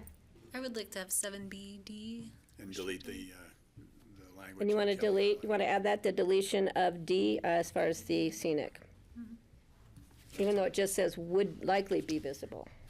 Who wants I to? just don't like that it includes language that like refers to scenic view protection area, because I don't feel like that's a finding. Still mid-motion here. Are we still constructing the motion? I'm looking for creation of the motion before I actually confirm my motion. So is there any other issues that I may have missed? So we have the HOA dues, we have the visually constrained issue in D, and we have a time frame of 60 days before the issuance of the TDR would be granted based upon conversations with Open Space and Trails Board of Trustees.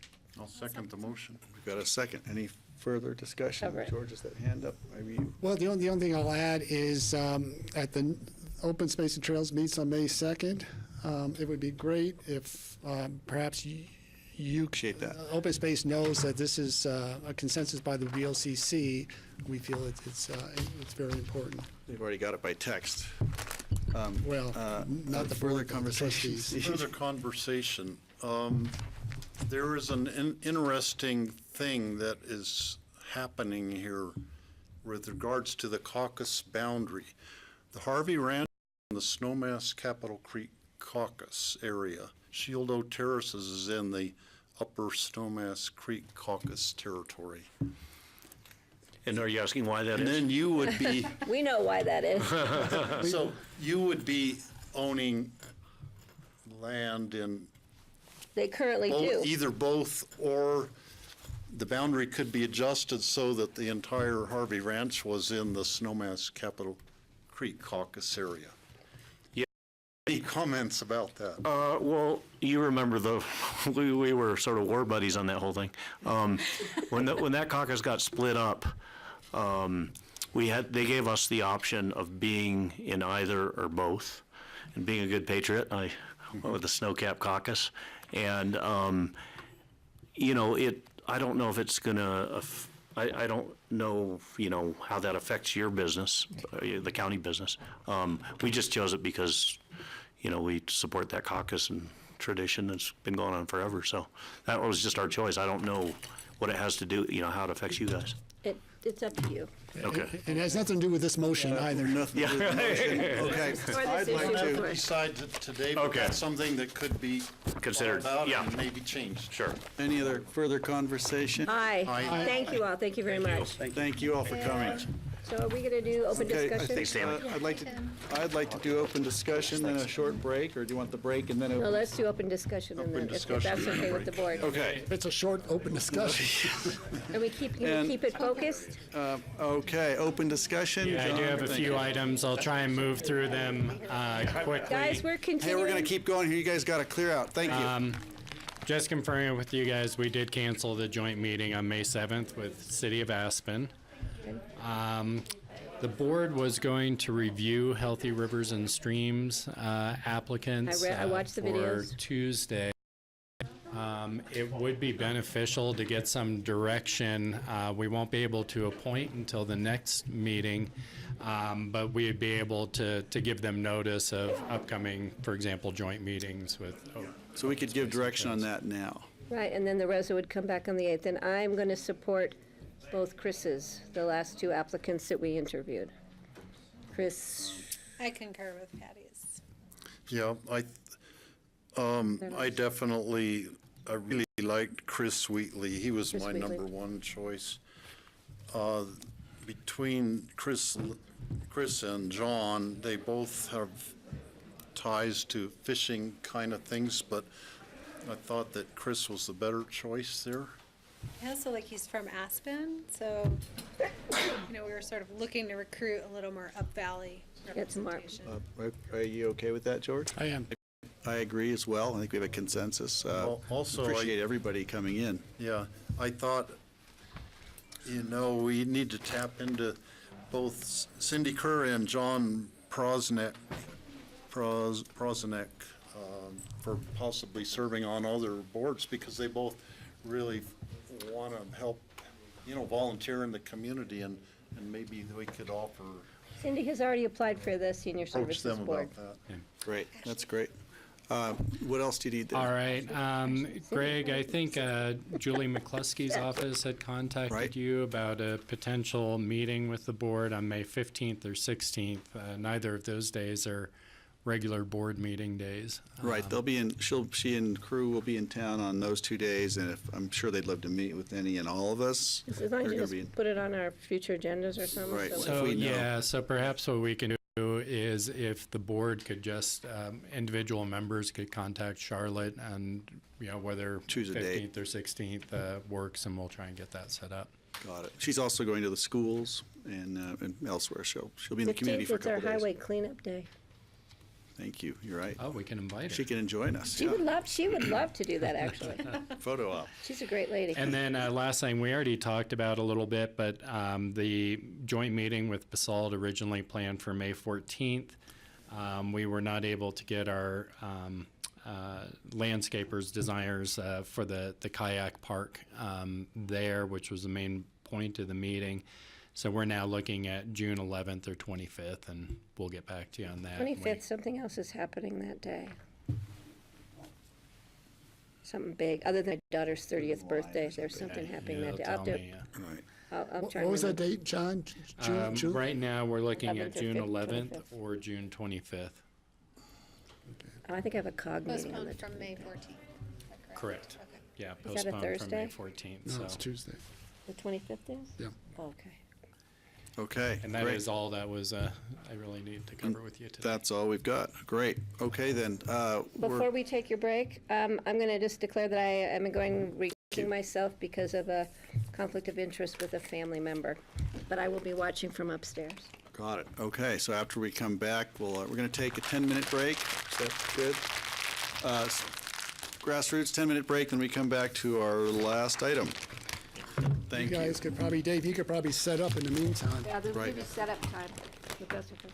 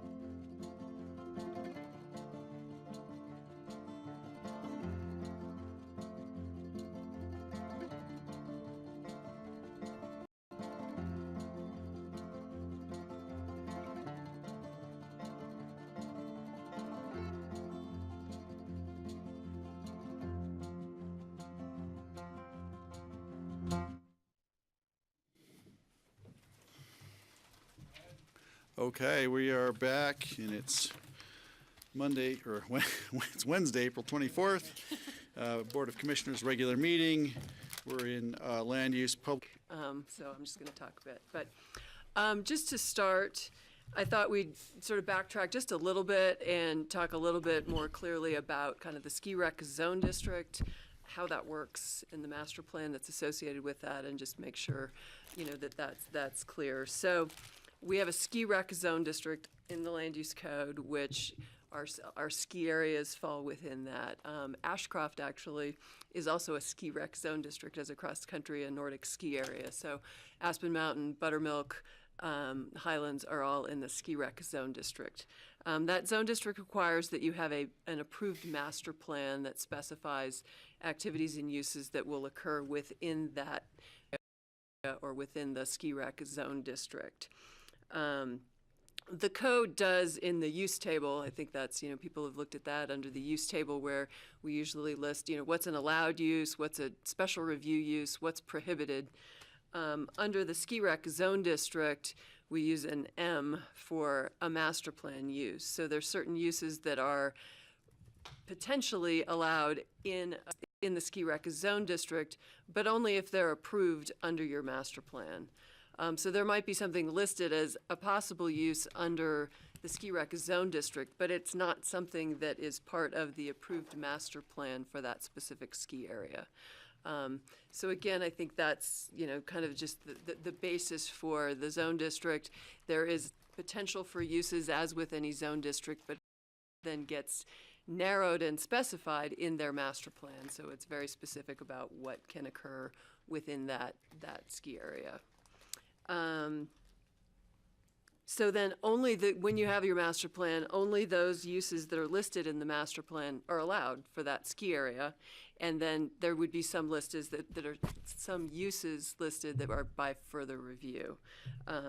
So here, this is great. Heather's jumping right along with me. So I don't want to walk through I think that was one of your questions kind of last time, Kelly, is if it's further review, you know, what does that mean? What comes back to you? What is administrative? And that, it depends. You know, if something just requires a site plan review, it may just be an administrative with notice, you know, that kind of a process. Growth management goes through scoring at the P&Z. Allotments are granted by the BOCC. Special review is a BOCC review. So again, we'll talk more about this. I mean, Heather kind of put it up to just sort of say, here are the types of things. Summer attractions would have to come back, that being, I don't know, zip lines, what are the other types of things you threw out there, canopy tours, whatever that might be. They'd come back for special review and site plan to show us where they're going to happen, and the special review would address what are the impacts of that use. So again, that's just a quick rundown on what further review uses look like. And I guess just to be clear, you know, all of these things, this is what's proposed in the master plan now. All of those are up for discussion, you know, in terms of either what's allowed, what's listed as allowed, and, you know, what's listed as further review. But again, there's, you know, various items in there that we'll definitely, you know, be talking about as we continue through this review of the master plan. But I just thought it would help to be clear about where the uses, how the uses show up for the ski area, that it's in that list. And in that list does include these further review uses that would have to come back through some type of process. And just, I guess, last thing there is that with or without the Pandora expansion, I mean, the rezoning that's proposed is for an area to add to the ski area. The mountain, as we know it today, is zoned ski rec, and it has a master plan that was approved in 1998.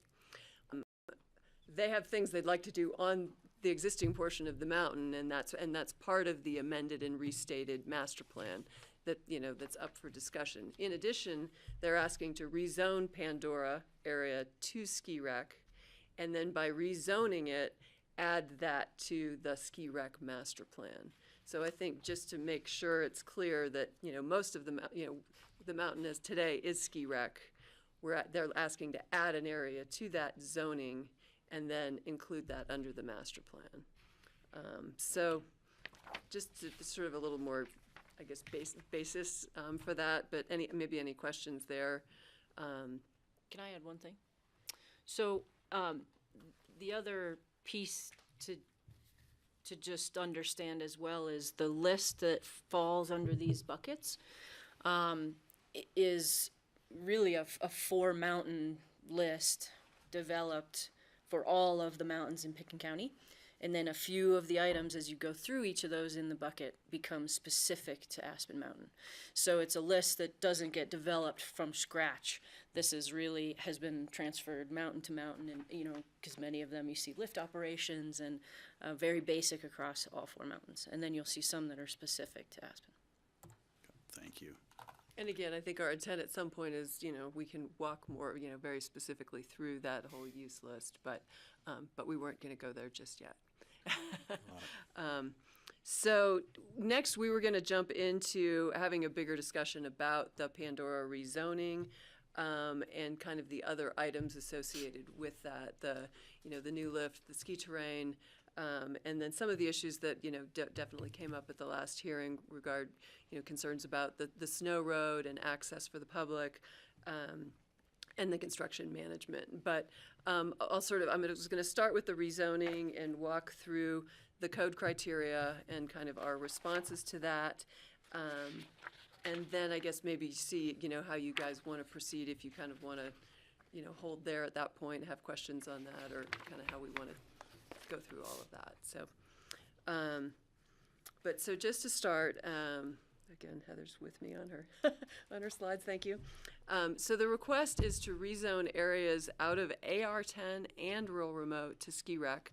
The numbers are up there, so it's 35.2 acres from AR10, 130.83 acres from rural remote to go into the ski rec zone district. Of that, so there are two privately owned properties owned by the ski company, portions of which would be rezoned to ski rec, and then some area of Forest Service lands.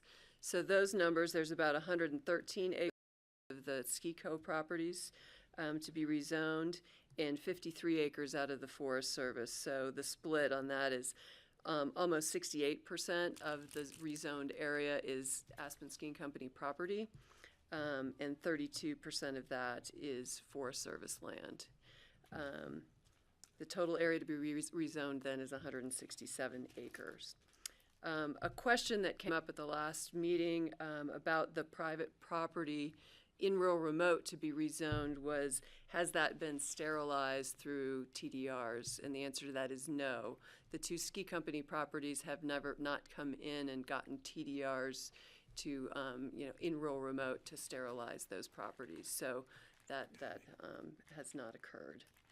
The area to be rezoned is defined by the area that's to accommodate basically the lift and the proposed terrain. The map they've got up there on the left shows where the new Pandora lift would be, the new runs, the gladed areas, the hatched area. And so you can see at the top, at the top terminal of the lift, there would be a small patrol hut, I think similar to what's at the top of the Ruthie's chair, for staging there, basically up on the top of the ridge. That's really the extent of the development proposed up there. And the rest, the bottom terminal of the lift, the runs, the road gets a little bit cut off there, but there is the new service road that I know came up at the last meeting that goes to the bottom of the lift. And that's, encompasses the area. I think once I go through kind of these rezoning criteria, I know Victor's here and can walk you a little bit more specifically through the terrain and what's within that area. So the code has several sections that we respond to with regard to rezonings. And just to kind of summarize what those criteria are, it's comply with the land use code and land use policy.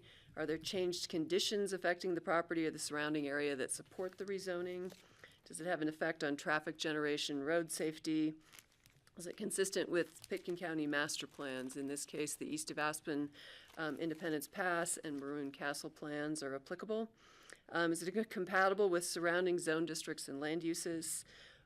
impact on public facilities, impact on the natural environment. Is it consistent and compatible with the community character?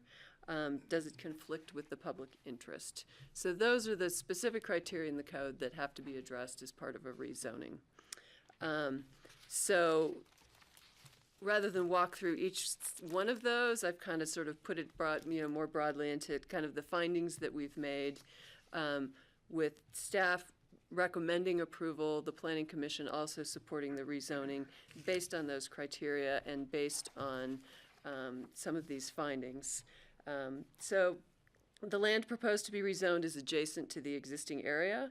Expansion of existing ski areas preferred to establishment of new ski areas. That comes out of our land use policies.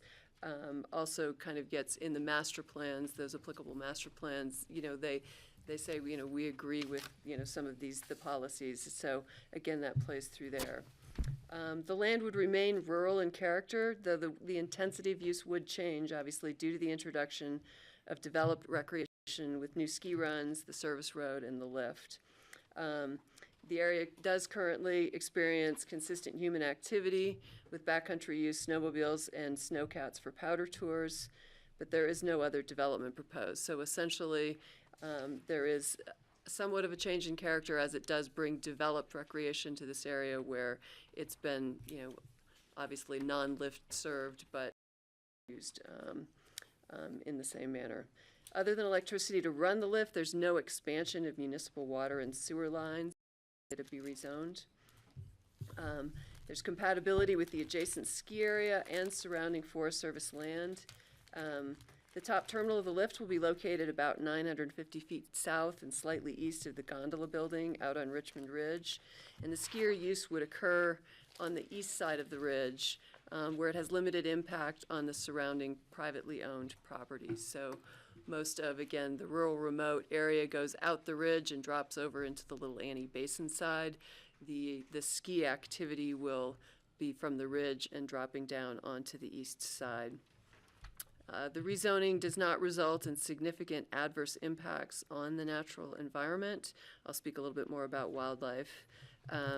It's not anticipated to generate additional traffic. The bench, kind of below Walsh's Run, and there's basically a buffer, so you really would not see it from Highway 82.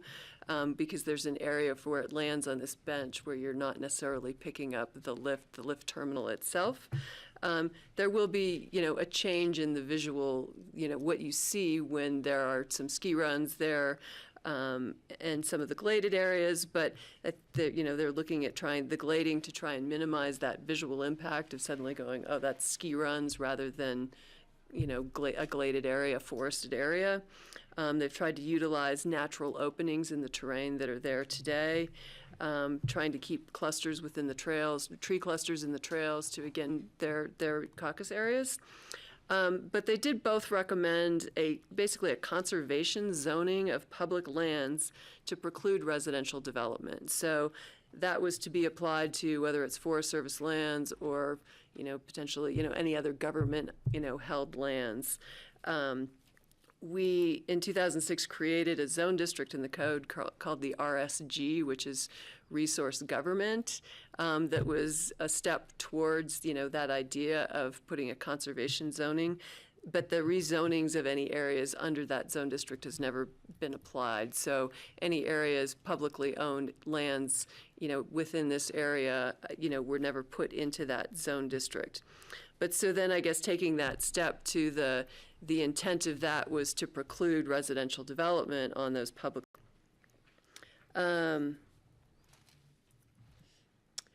There was a question, or there was, I think, some numbers last time about, how much development might be extinguished. It's a little awkward to go there because some of that land is Forest Service land and it doesn't necessarily translate directly to development rights. But in terms of the ski company land that's zoned rural remote currently, let's see what we have, 111 acres of that. Under rural remote, that's basically the minimum lot size there would be 35 acres. So potentially, again, the development right today would be one unit, one cabin. Under rural remote, you know, they have the opportunity to compete in growth management, so there's the potential of 3, you know, cabins on that property. By rezoning a portion of this to ski rec, essentially that does take the development right off of that parcel, because that would be the most restrictive zoning on the property. So essentially there's not really a development right left on those private ski co-owned lands. So you're saying the ski rec zoning is more ski rec zoning is more restricted than R&R? It depends what you're talking about. In this specific case, all that's requested, all that's in front of you as part of this master plan is the lift and in the terrain. Right. They have not asked for any of the other uses potentially under ski rec. Right, but 20 years down the road? They could ask to amend the master plan, unless maybe that, you know, if there's the possibility of restricting and saying this rezoning only, you know, is to accommodate this only. So we basically. could have that as I think part of so, the- and I think Okay. maybe John could add to that. Okay, great. That'd probably be ultimately a suggestion. Yeah, great. So, anyway, okay. And so that was just a couple more things. With regard to wildlife, Colorado Parks and Wildlife did review this, obviously, through the Forest Service process, as well as our referral. Their primary concern, you know, they've raised was proximity to mapped elk production area.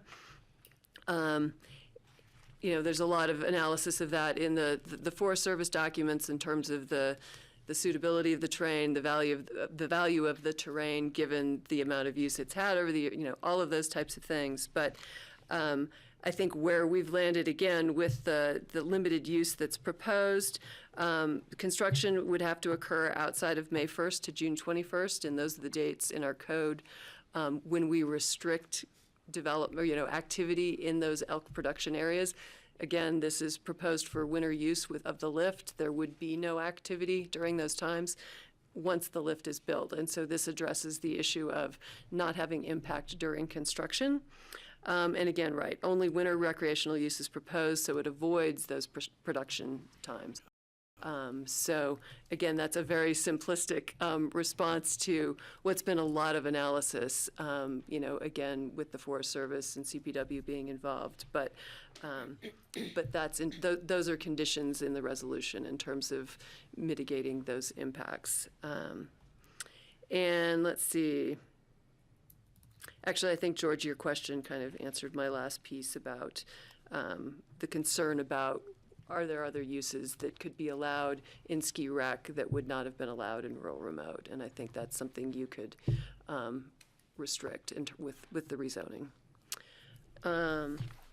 So that was kind of my piece on just trying to walk through the rezoning criteria, since we didn't really get to that last time.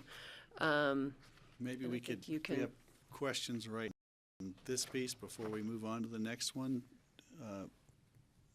Any questions from this side of the aisle? Nothing at the moment. Regarding, I just had a rezoning question for you that would be easy. Rezoning to ski rec has these limitations, that it's only ski area, ski trails and ski lift.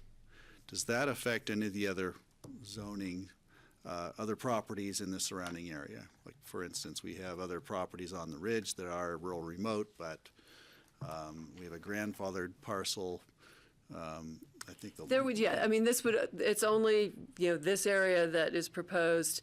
Again, maybe if you could go back to the slide that shows the rezoning area. I think this is the one, yeah, that, right, no, that, it shifts the boundary of where the ski rec boundary is today. Right. You know, behind the gondola or building or what, you know, somewhere in there, and pushes it out the ridge and down to the east. But then everything around it remains zoned rural remote or AR10. I guess the question is, by rezoning this, are we altering or opening up a Pandora's box, so to speak, with other land use approvals or covenants on property and along the ridge? You know, whether it's private holdings or other lands that could be opened opening the door to the future I mean, development. and, you know, any rezoning request is subject to a review under these standards in the code. And so that's, I don't know that one rezoning then implicates anything further down. Each one has to be reviewed on its own merits. All right. Okay, then, so should we hand it over to? Yeah, I was gonna say, I mean, they were gonna kind of jump in on talking a little bit more about the train night. I don't know if there was anything you wanted to add into sort of that piece of just the rezoning criteria, so, okay. There are a couple of things. David Corbin on behalf of Aspen Skiing Company. And as you noted, Greg, Heather Henry's also here from Connect One, our land planner, representing ASC. Also, Victor Gurdon, Mac Keeling, David Clark are all present for ASC, as is Tom Todd from Holland and Hart representing us here today. So we've got a variety of folks here. Today you won't hear a soliloquy from me as much as you did last time, so there'll be other voices speaking to this.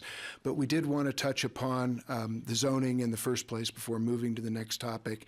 Add to that with both Heather touching on our view and look to some of those same issues that Suzanne raised, and I'd like Tom Todd to speak to some of the history on the rural remote creation and the implications at that time that it had with respect to a ski district, then different name, but same function.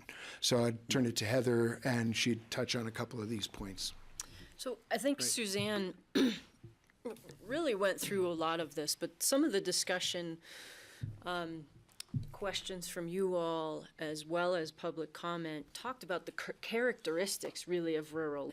And so as you take something from rural remote, put it into ski rec, are you changing the characteristics of the land? And so we pulled a little bit of the intent of both of those districts, as well as directly out of the Aspen Mountain Master Plan submission to the U.S. Forest Service, and ultimately their final environmental assessment that really supports the characteristics of those lands. So rural remote, talking about allowing for limited recreational, limited residential, preserving the small scale nature, the ability for a backcountry character, etc.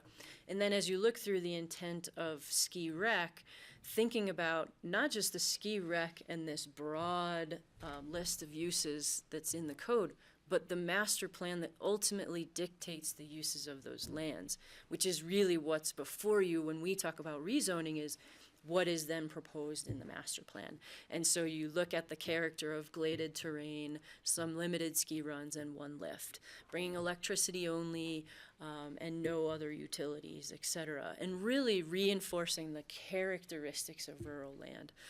The top quote is directly out of what's called the U.S. Forest Service Recreation Opportunity Spectrum, and they have a spectrum that goes all the way from urban to a very remote backcountry with limited access entirely.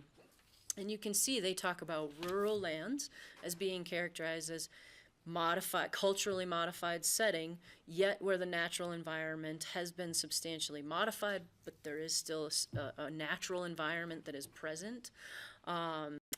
The structures are apparent, but there's a pastoral, agriculture, intensively managed wildland landscape, etc. Access is via conventional motorized roads. Contact might be frequent, but it might also be moderate when you get further away from that development. So the final environmental assessment then essentially said, yes, that is absolutely right. The addition of these areas, kind of the key factors of this rezoning and the intent of rural lands. Tom?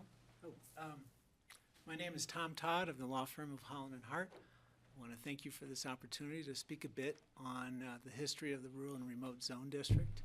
It's a great honor and privilege to be here to be talking about this iconic ski area and the activities that are proposed as part of this application. And Greg Pochman, I'd like to congratulate you. We were wondering when somebody was going to bring up the... Oh, here's your mic on. Just bring it close. Oh, you turn it up. Okay. There. Great, thanks. We were wondering when somebody was going to bring up the Pandora box analogy. I know, I couldn't help myself. And I apologize. Well, Pandora's box, for those who didn't have Greek myth as part of their evening reading from their parents before they got tucked into bed was about a box given to Pandora with instructions not to open it because it contained the troubles of the world. And we feel that we're really not doing that here, and instead we're sort of closing that box, if you will, or keeping it closed. If anything that we could trace back to the troubles of the world was 25 years ago, before rural and remote zoning on the backside of Aspen Mountain. Those of us who were here at the time recognized that there was this tremendous development interest, and in particular interest in building these rural cabins and chalets on the backside of Aspen Mountain, whichever way it could be done, maybe without permits, without water service, without utilities. And building was rampant. It was hard to police. And finally, your predecessors, the county commissioners, called a moratorium on all these activities and directed the Planning and Zoning Commission and staff to come up with a new zone district to deal with this area. And it was really interesting going back through the public records in both the county commissioner records as well as the Planning and Zoning Commission records to see how the county commissioners had the wisdom to say to the Planning and Zoning Commission, come up with a new zone district to deal with this. And the primary goals and instructions to the Planning and Zoning Commission were to help minimize development, because at the time they identified as many as 227 different housing units that could be built on the backside of Aspen Mountain by right at that time. Shrink home sizes, because this was before the adoption of maximum home sizes in the county. And to inaugurate this groundbreaking concept of a TDR program, where TDRs could be harvested from the properties and relocated elsewhere to more appropriate sites. And I know you just went through a TDR discussion, so you guys are familiar with it, but it is a concept that I think originated from buying airspace in downtown New York City in Manhattan. So it's at the time, I think it was a pretty out there concept, and it took months and months to debate, but I think the Planning and Zoning Commission came up with a great plan for using TDRs to help shrink and downsize the activities in the rural and remote zone district. And as a real estate practitioner for 33 years, I can tell you I've got a lot of happy clients who are able to buy and sell TDRs out of the rural and remote zone district. That's just a little bit of history. I think it's sometimes nice to go back and understand what initiated this process. In 1994, when rural and remote zone district was adopted with these recital paragraphs embedded in those in that resolution and those ordinances. Just a few years later, the ski company came in for the 1997 master plan, and in the master plan from back in 1997. The Pandora's expansion area was shown, and there was text in the master plan that said the Pandora's area was contemplated for future ski area expansion. So I think the community conversation, if you will, back 25 years ago contemplated this expansion from taking place. So I hope that dispels this area. So all that kind of goes to this evolution and change of conditions that we think support our request for rezoning. Some other things about rezoning. It's important to bear in mind that the neighbors in the rural and remote zone district don't have vested rights to maintain the zoning of their neighbors. In this case, we don't see any loss of values associated with those neighbors' properties. In fact, they're getting, or they will have access to more top of the mountain summit-oriented lift serve skiing, which I think if anyone was to analyze this, they'd have to, if anything, those neighbors' properties are being enhanced in value. So it's not like we're proposing a gravel pit expansion here. This is a natural and sequential and logical expansion of the ski area that was contemplated back in, at the time, 25 years ago. So I think with that, I would turn it back to Bit and Heather in terms of just bear that in mind as we go through on the discussion on rezoning. Thanks, Tom. So our next slides move into the more technical aspects of the terrain and Pandora itself, so I would say we probably stop here again and see if there are any other questions on the rezoning in particular. Questions? Steve? One of my biggest concerns about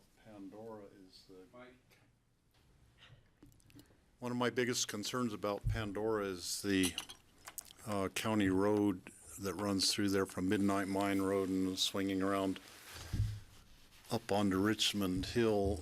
And it goes right under the new lift and right in the middle of the ski run coming down there. And I know a lot of that is sort of a more site plan consideration, but, and I don't think there's any problem with, in terms of the zoning, that would affect the county road.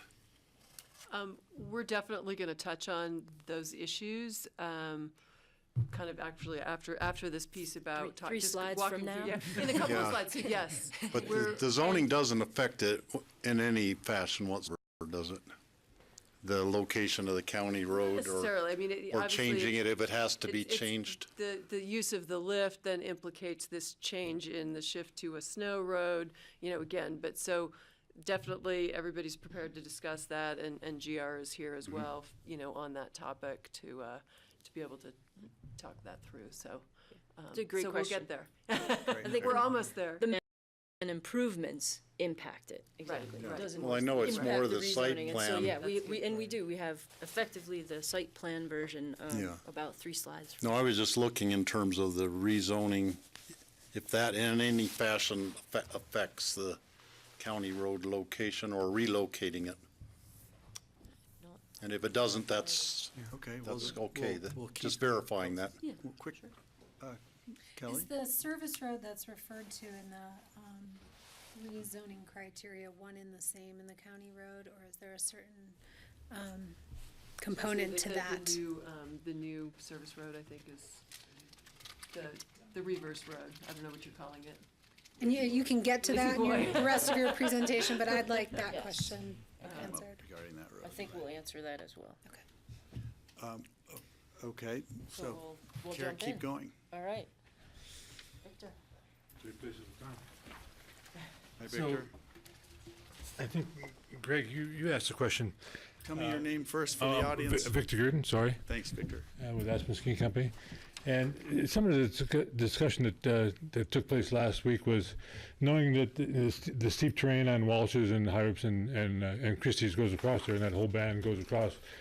How much intermediate skiing can there be? And like every time we've gone through a lift planning project, I've always tried to see what we can incorporate into the new plan. You're going to spend a lot of money on a lift. You're going to spend a lot of money on trail development. But what can you do to enhance and include and add to that lift project what exists already? So with Pandora, what we had in the master plan, it's kind of a cool slide here, because this is a topographic map that really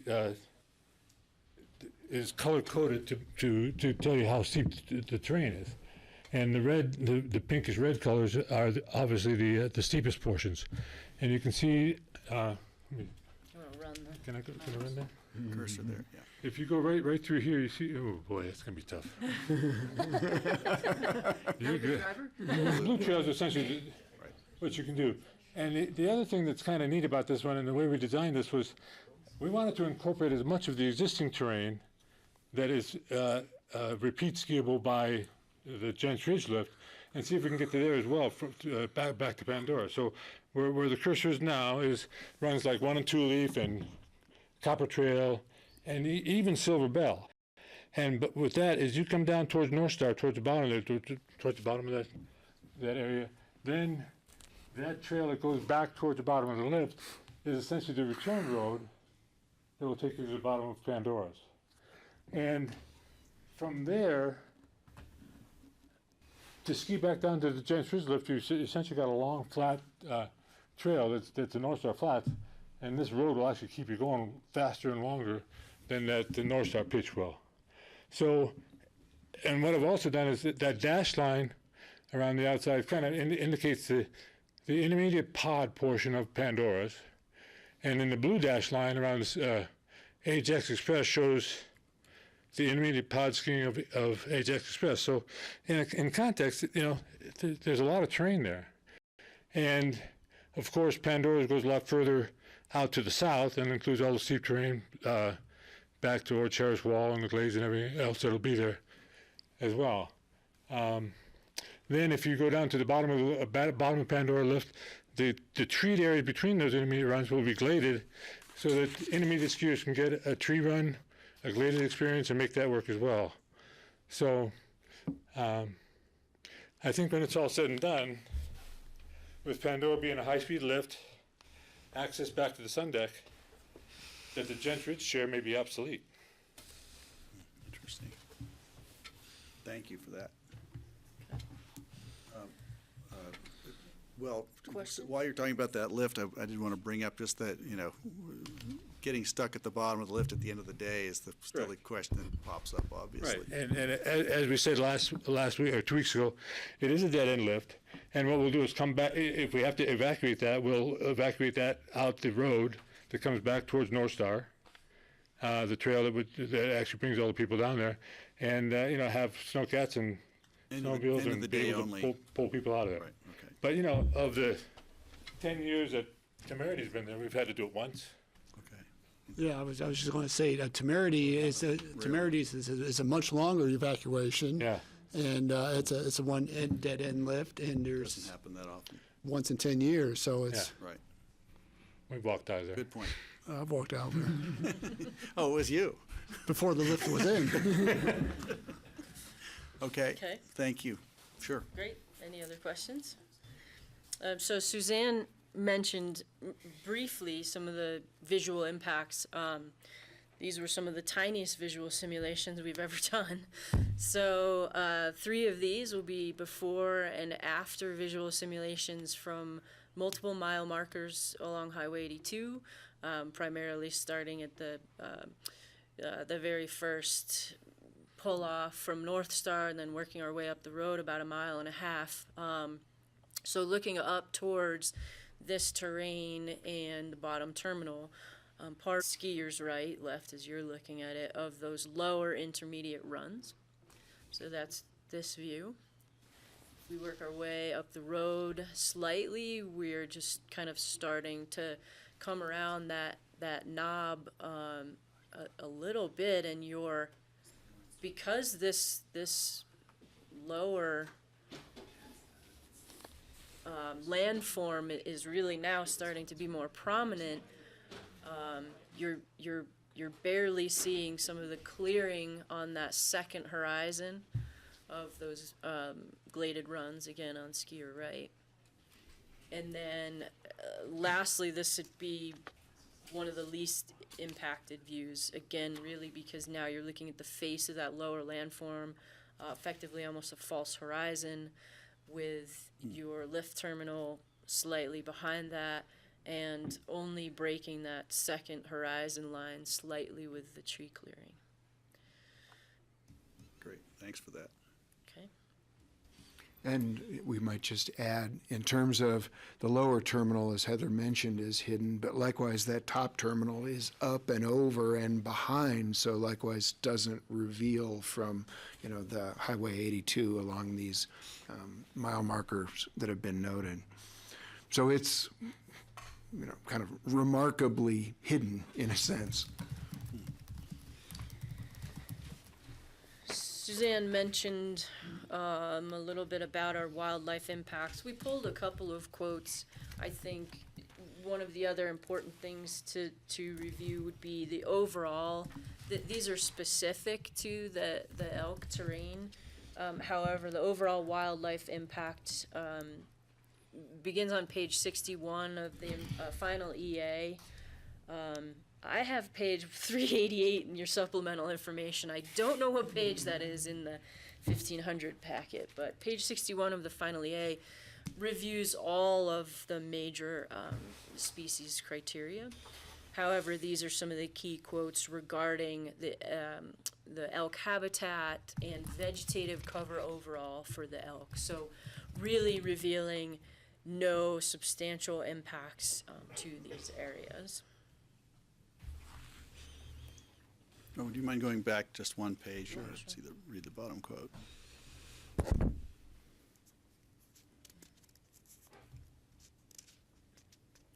So the last quote talks about the transfer of the special use permit lands. So lands that were now were previously Forest Service were being swapped for other special use permit lands. So really, it's a net neutral in terms of that overall terrain within the special use permit boundary. And so that's what that last quote refers to, is that because that swap versus just adding land to the special use permit boundary, that's where you kind of said, okay, it's adequate because of this swap. Would also point out that in the environmental specialist report that did the biological evaluation on wildlife, that expert looked at a couple of different. I mean, he looked at calving, he looked at the vegetation impacts, they looked at the question of whether or not timbering would in effect really reduce the viability of elk up there. And they also looked at cumulative impacts. And again, in all of those aspects, their conclusions were that there would not be any impacts to the elk, the health of the elk population in this data analysis unit, which is how, Parks and Wildlife breaks them out. So I know that there's a ton of detail in there, but, Right. Heather's highlighted some of those quotes. But I think it is important to note that this would really not impact calving. The loss of vegetation doesn't impact the viability of the elk population. Specifically, they said the proposed action would also not impact winter or transition range. They didn't find evidence of calving and in spring in this area. And the conclusion was, would not add any cumulative effects, and that the proposed action would not have direct, indirect, or cumulative impacts on elk. It really is pretty definitive analysis, and we think that federal review was comprehensive. So we feel comfortable that we're not doing anything that irresponsibly damages the vitality of the elk herd as a result of this terrain. Any questions? And this is specific to the rezoning of the area, and then the glading and the work you'll be doing for ski rec only, for winter use only. Is that right? Essentially, as Suzanne noted, we're not proposing any other developed summer recreation. Right. People do hike in there now. We expect that will continue. But we are not proposing other developed summer recreation, again, on the order of, That would be a future proposal. That would be a different review. If we were to propose it, yes, it would be a different review. And to that point earlier in the subjects, into those other possible proposals that would be subject to further review, that was listed. So you would, in effect, if we were to suggest anything, you'd see it again, and there would be a thorough review. Kelly? I have a question. Can you help me connect this to the maps that we've looked at with this application? So, what does DAU E15 cover? DAU is enormous. The data analysis unit, Aspen Mountain, is located within DAU E-15, also known as the Avalanche Creek DAU, and consists of game management units, GMUs 43 and 471. DAU E15 comprises 543,879 acres, or 850 square miles of land. Thank you. So it's big. Yeah, Well, I just want to be clear, we're not just talking about a little sliver it's that big. helps to support what you're arguing. It's big, and so in the context of that management unit, how they look at the herds within the management unit, how they're provided for, we are tiny. As they noted in a couple of spots, it's hardly discernible in terms of what you're reconfiguring how all of these uses, both winter and summer, are going to interact now with lift terminal and skiing at the top of the mountain. So introduce yourself, Matt Keeling. Hi, Mac Keeling with the Aspen Skiing Company.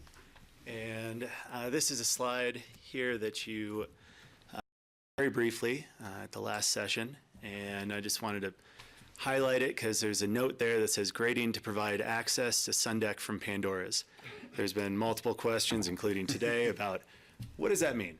And we, at the time, knew we had an idea, but that idea hadn't yet been put to paper. So over the last couple of weeks, we've been sitting down and basically been talking to engineers, surveyors, et cetera, and have kind of figured out, put at least our first go at it on paper. It's by no means perfect, but it accomplishes kind of the 5 points, and you can head on to the next slide here, kind of the 5 points that we think kind of encompasses the residents of Little Annie, backside access, front side, et cetera. So I'll go kind of into that. So this is the detailed activity envelope that we submitted, included in the packet. And it shows the Pandora's lift, it shows the proposed ski patrol facility, the relocation of the existing ski patrol building to a new PHQ, and a whole bunch of other things that are all included in the project. Can you, you're gonna have to No orient problem. me. I'm lost here. Okay. Describe existing conditions on here. All right. So the existing conditions there, so let me drive if I can. All right. Touchy, huh? Okay. So here is the Silver Queen gondola. Got it. Okay. And gondola would run down to your. Yeah, this is north is to the left on this page. Thank you. And this is where everybody skis, and the gondola line this direction. Here is the sun deck building right here. And then the gondola storage building, and then what you don't really see in the woods when you ski by it, just the vehicle maintenance facility off this way, and then this large area here will be the newly incorporated into the ski area Pandora's section. And so this will be the Pandora's lift, where you'll come down and basically the intention, so here kind of the top terminal, yeah, the top terminal, and then just a smaller ski patrol facility. It would not be the PHQ. This is more to service the Pandora's area. And then also shown on this is the proposed lift. What's your regrading area? So this is what we have currently today. And so this is here are the 5 criteria that kind of put all this in motion for the next slide that you're about to see. So our goals in the changing of the road alignments would be to provide a better ski back experience between the top of the Pandora's lift, as people get off this lift to be able to ski to the sun deck. Currently, there's where the Midnight Mine Road intersects, it goes down into a 10-foot hole and then goes back up to the sun deck. So it's graded for a road, it's not graded for skiing at this point. Number 2 would be in the winter to allow for a separation of motorized vehicles and skiers. So if you are a snowhead heading up the trail, we'd like you to stay on your side of the fence, if you will, and then the skiing public, for safety and for many other reasons, would be on the other side. We would also be able to separate any uphillers. We would be able to separate the potential of cross-country skiers in the future, or any ACEs, nature trail hikes, etc. Third, in the winter, to allow for a continuous connection between the Midnight Mine Road and Richmond Hill, or Richmond Ridge Road. I accidentally clicked. Sorry, Heather. All right, there we go. So currently today, our motorized guests or anybody hiking will come up the road, and then they have this whole field to connect to Richmond Ridge. And we would like to maintain that access and that connectivity. Number 4, in the summer, to allow for larger trucks to be able to continue to use the Little Annie's Road and access as a means of getting larger trucks to the top of the mountain. And number 5, in the summer, to allow for continued connection between the top of Midnight Mine Road and Richmond Road, as well as the connectivity to the front of the mountain and the Aspen Mountain Summer Road. Same area. Here's our Silver Queen gondola again, and the gondola building, sun deck. This is the approximate location of the upper bull wheel for the new lift. Okay, so down here on Midnight Mine Road, we currently would propose to start regrading pretty close to, you're about 200 feet away from the gondola as it stands.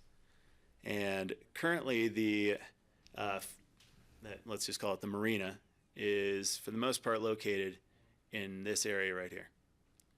Okay? So what we would do is we would propose to begin the turn to go up to Richmond Ridge Road a little lower on the road. So currently the intersection is right here, and so we'd go roughly 100 feet. And we believe that we could properly grade this to allow for skier access right behind this, and then to segregate the road from the ski area. Oh, I can't move the mouse. I broke it. All right, thank you. We would place a permanent, just a wooden fence of some sort that would go on the east side of the road. And that's just specifically to keep some snowmobile traffic away from skiers. It'd be a ski area boundary, if you will. You know, so it'd just be a similar ski area boundary fence that you see in some locations. And right here, we would have a gate. And because in the summertime, the actual road itself would do that turn, and then it would come straight. And I don't know if it's a Y intersection like it's shown here, but there'd be an intersection of some sort to Richmond Ridge Road in this area. So in the wintertime, that gate would be closed, and then we would have a snow road that would follow the fence line around and up until you intersected with Richmond Ridge Road once more. Okay? So, and then we would also have a spur, this Y down here, to keep an access road to the sun deck for trash, maintenance, whatever. So you'd actually run a fence line that entire length, and what would that look like? What would that look like? It would be a fence that we've recently done is up at the top of Elk Camp in Snowmass, and that's just a split rail fence, essentially. Just you can see through it, you can see around it. It doesn't provide any wind protection for anything. It's just a 6 foot tall or 8 foot tall post with 2 or 3 rails in between. So How long is that in length and distance then? I haven't measured it, but I have measured this section here, just because we needed to make sure that the ski trail would be wide enough. So from the building right there to right here, we have 100 feet. So I'm just looking at that. It's probably 1,800 feet, roughly, 2,000 feet. I guess I just wondered, this type of road alignment wouldn't have needed to go through as part of your EA process? And in this particular case, most of this impact that you're seeing here in the longer extension, remember, is winter snow road. And the return to the existing summer road and that right-of-way is actually comparatively quite short. So again, there isn't disturbance associated with everything along this to the end of the page. So even then, what's shown probably appears more impactful than it actually is, since that's really all about winter access over snow and the return to summer right-of-way in existing condition is actually quite modest. Right, see, you've got the summer road, winter road are not the same.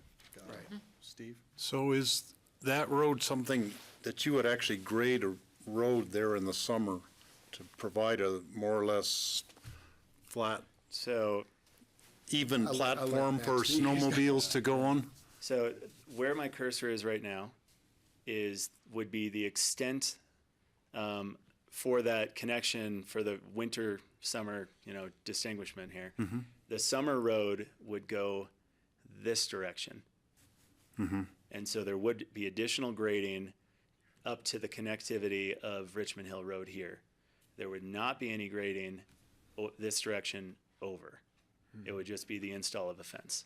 So the winter road, I mean, the one where the dot is now, you would just That would plow a be little graded snow with to some make snow. a Snow. We have even snowcats platform? that would be using that same access, and so they would be maintaining that winter road, essentially. So, and I can't really, I mean, I can tell it's on a bit of a side hill, but I'm not sure how steep that is. It's, Jack, if you will, speak to cuts and fills or lack thereof. yeah, so for the most part, we're talking about especially from in this area here up to right there, we're talking about a fill project. And then from this point across, we're talking about a cut. And what we're talking about is basically it's more of a fill project. We'll be bringing in material from one of our pond excavations is the current game plan. So not using Little Annie's Road to bring materials up or anything like that, just using frontside access road that you see there. So you can still glide. So it would be, you would get your speed from, the actual skiing from the lift to roughly here, and then from there it's just on something Up flat. pass again. Yeah, so, yeah, but at least it saves 25 feet of steps. Instead, you've got, half that, 10 feet, 8 feet, whatever, Like I said, we've only been working on this for a short time, but it appears that we'll be able to check all the boxes that I described. And then that fill, the 12 feet of fill, are you like regrading the slope up above there to push stuff in, or are you gonna try to truck No, and stuff in from somewhere else? yeah, sorry, that's what I was saying a second ago. We're going to be, we have two snowmaking ponds that are associated with this project, and those To excavate those? you have to excavate those, and so that is our that's our strategy. Okay. Yeah. So that's coming kind of from down That come somewhere from the other North Star direction. ski run. Yeah, Yeah, okay. yeah, but it's our hope not to have to import soil up to top of mountain to make this fill. So we're trying to balance between, excavations elsewhere on the hill and how this is recontoured. But from our purposes, again, that we're at the earliest stage of what might be, a excavation permit, building permit kind of drawing.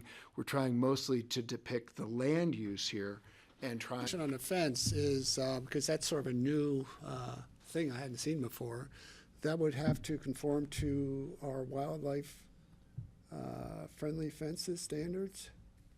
I think it would make sense to have it, And so if that were the case, I was just curious, because you get a lot of snow up there, you've got a certain height limitation, you could be skiing over the fence, right? And so it's Yeah, just, and obviously that's right, down the road, but But, just that's why I was saying 6 or 8 feet tall. That's what we've done elsewhere. It's to accommodate for a 4-foot snowpack, typically. So it may look a little tall in the summertime, but we'd figure it out. which that height would be taller than our standard That's- wildlife friendly, right. but I think it would be a conversation with CPW to get Yeah. more about being able to go through Yeah, as okay. opposed to over, I guess, to Yeah, accommodate. and if it's a bamboo fence or something, it's something that, Okay, I that was can be just determined curious. later. Right, it'd be great if you only needed it in the winter, it's the only time Right. you need it. Exactly, it's not needed in the summer, yeah. Right. So, Okay, all right. Let's keep moving. okay.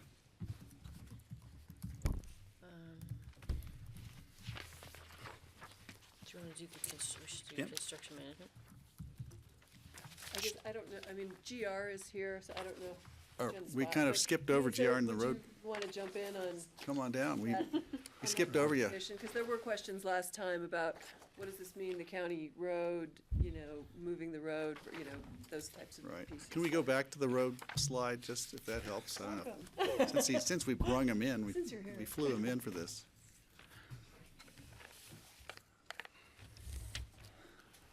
Thanks, GR. And I guess Steve was wondering about Phil.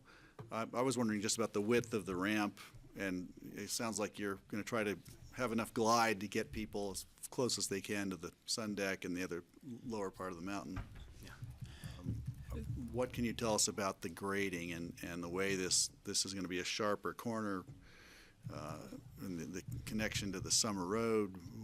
What's your take on that, GR? Well, it's going to be a little bit of a hot take because I've had this drawing for about 24 hours. Yep.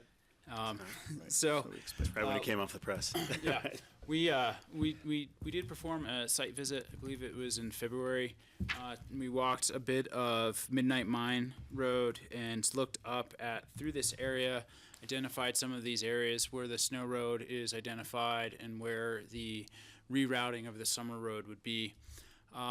From a staff perspective, that mixing bowl area behind the gondola building is messy right now, both summer and winter, where we have our over the snow use for snowmobiles.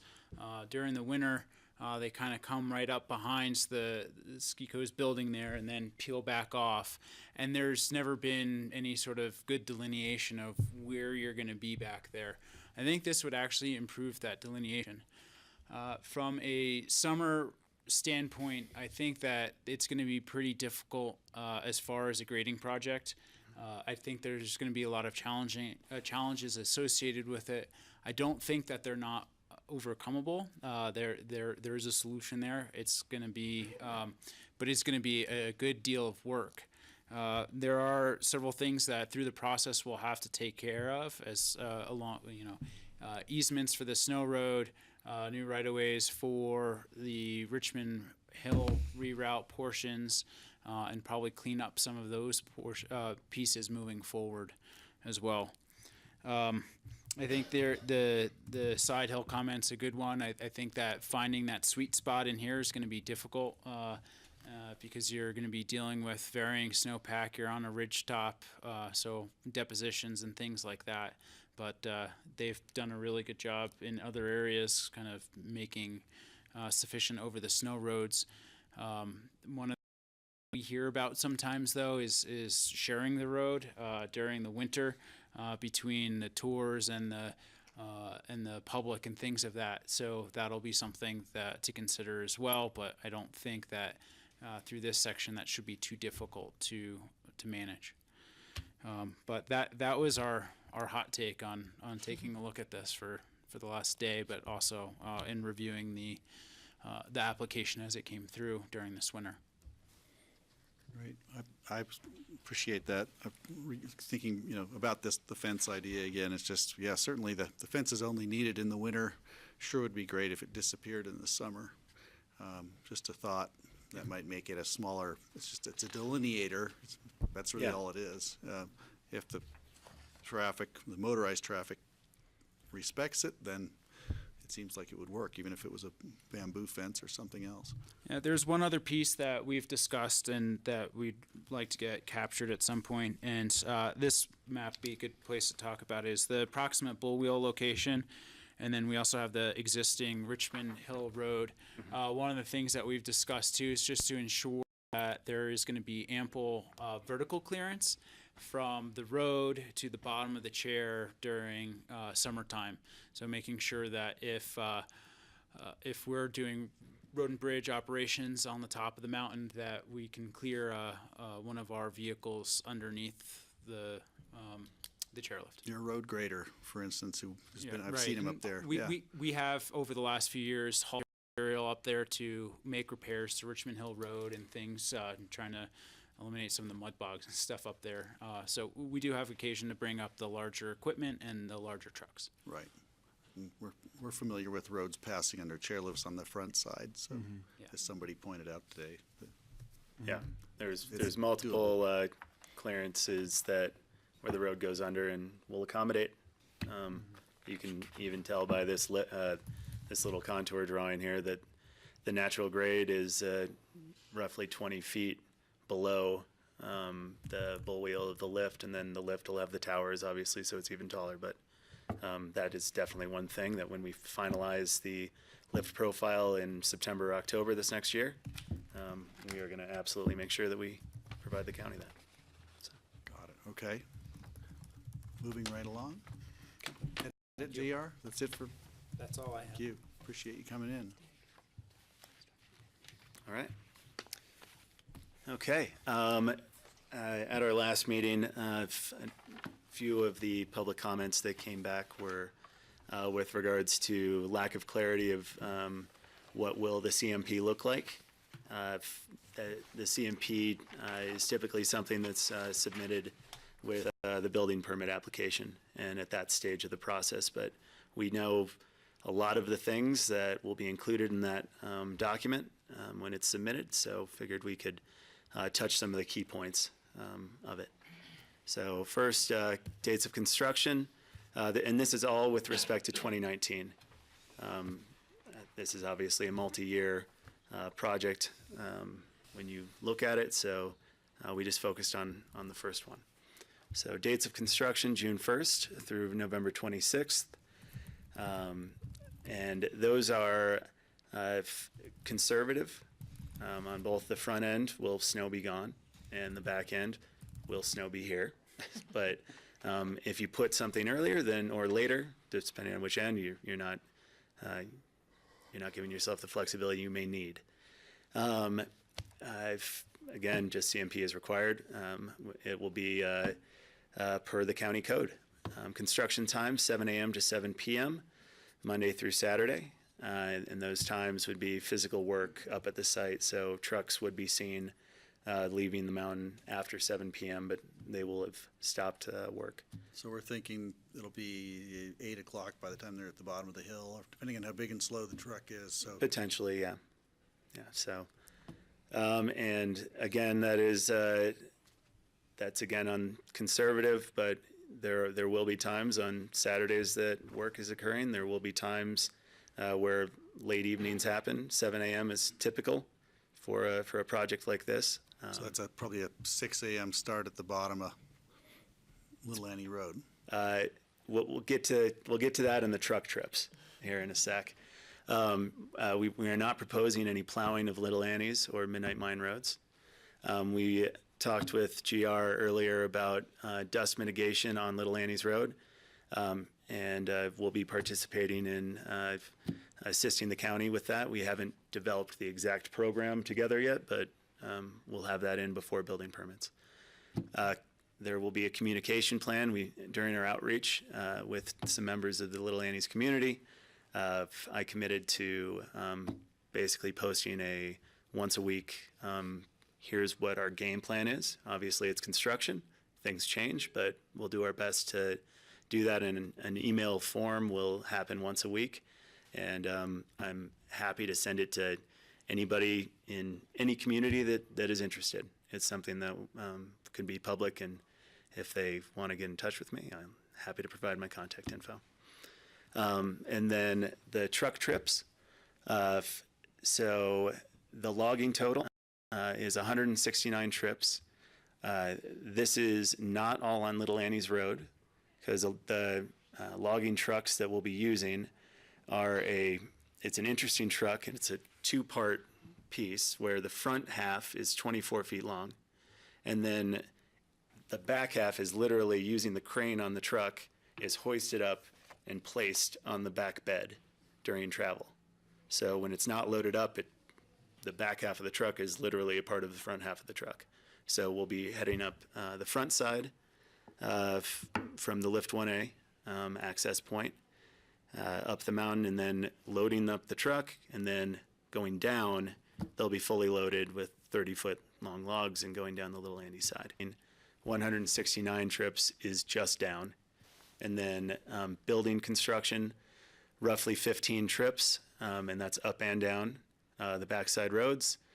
Road construction, roughly 25 trips up and down. And what will be included in the CMPs, we have a mountain safety plan that every contractor will be responsible to sign. On that, it talks about speed limits, it talks about rules of the road, who's going uphill or downhill. And it also will discuss if you have a truck under 30 feet, unless there is some weight reason that you can't get up the front side will be your access. And so all contractors will literally, not just the owners of the company, but every single person that steps foot on the job will sign that document. So this truck trip is specific to Little Annie Road? That truck trip is specific to Little Annie Road. That list. As far as the front side road, just guessing the nature of construction is you go up and down with the number of people that you have on the job site every day, but an average would probably on the front side would be 10 to 15 trucks a day that would be going up, accessing, working, and then coming down. That's carrying mostly construction workers, tools, smaller material deliveries, that kind of thing. And then how about on the backside, Little Annie's Road? If you're under 30 feet, you'd be going on the front side. No, but you gave So a it's- number of trips on the front side, so. On the backside, if you add up all of these trips and then divide by the number of working days, you get 4 to 5 trips a day. So, and I'm not saying that, if we have a concrete pour, it's going to be a lot more. But if you just do the straight up math, that's what you get. But pretty much spread out throughout the day. Yeah, because it's not sort of.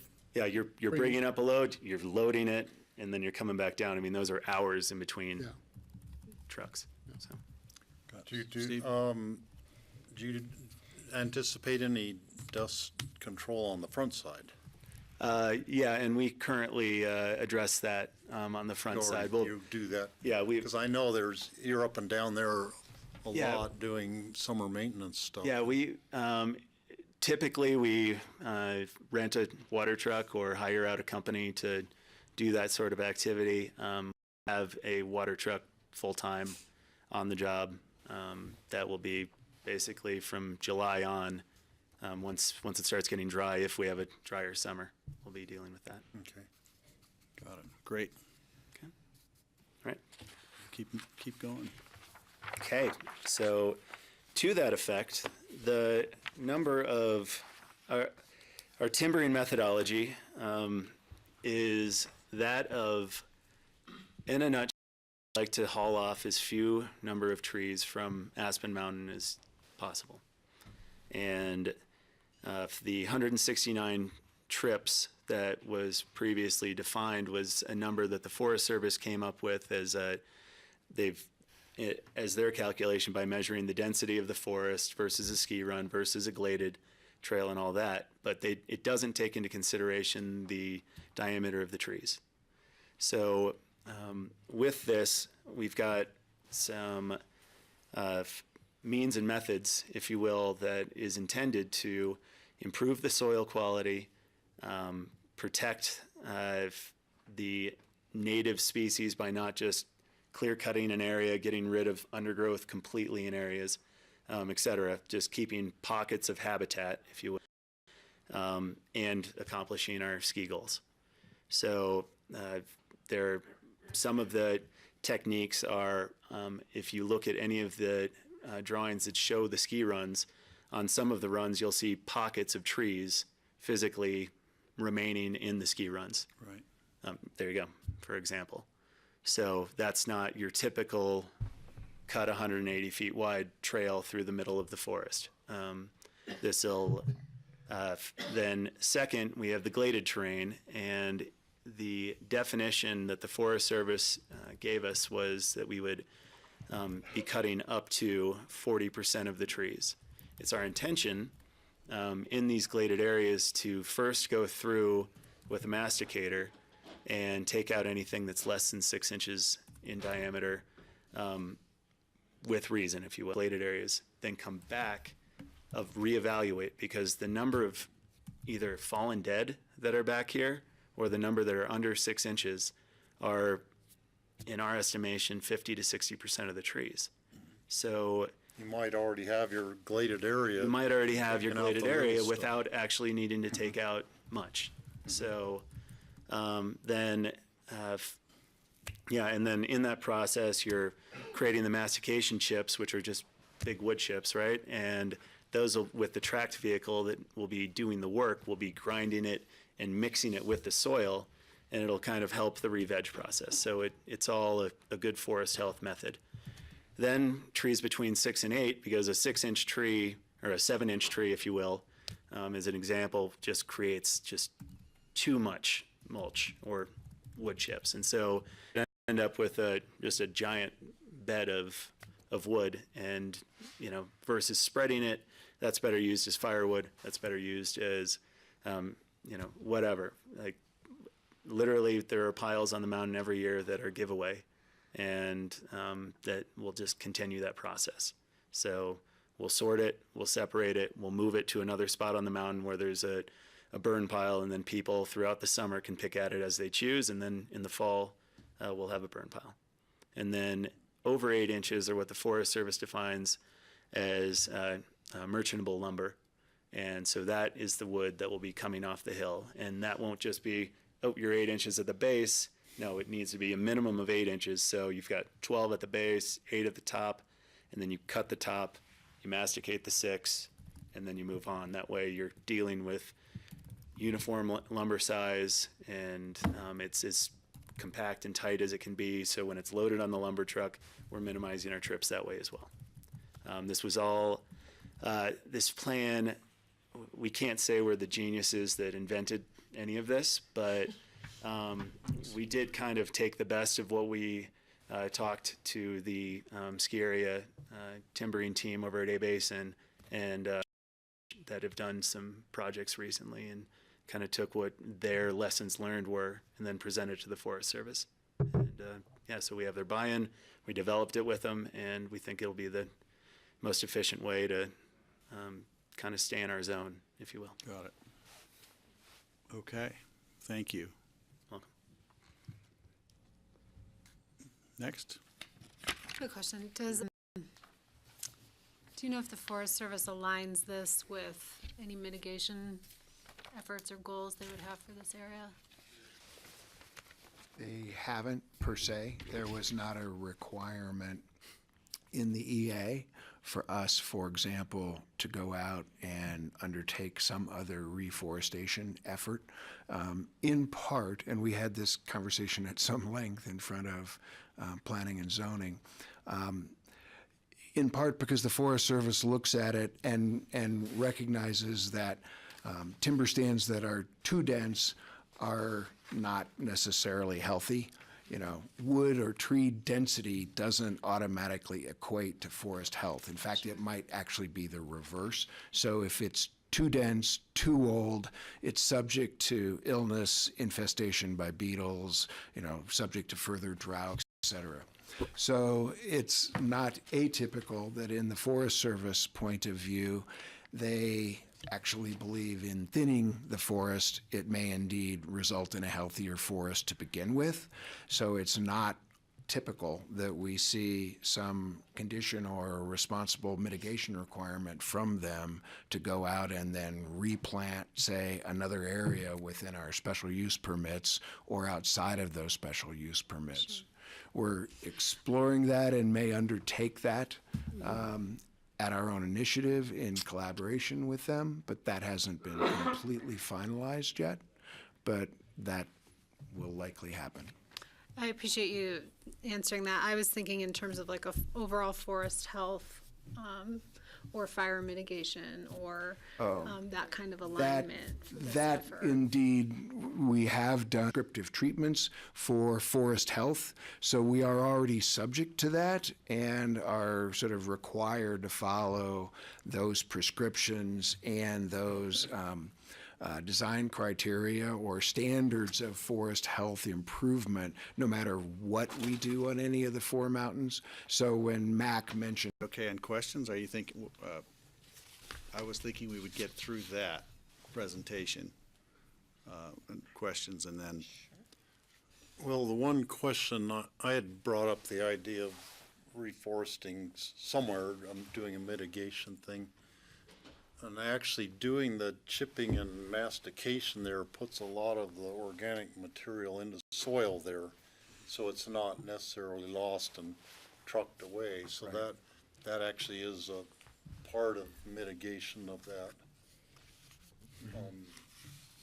I think it'd be awesome if the ski company, you could use this as a one-up on Vail maybe, but do a big tropical rainforest reforestation project somewhere in the world with the Aspen Ski Company name on it. I think that'd be awesome PR for, and you could turn Auden on to that maybe for sustainability kind of a thing. We're looking at something closer than a rainforest, but yes, we are looking at it, Steve. Okay. Suzanne, did you have a specific, just to keep us on track? Remind me.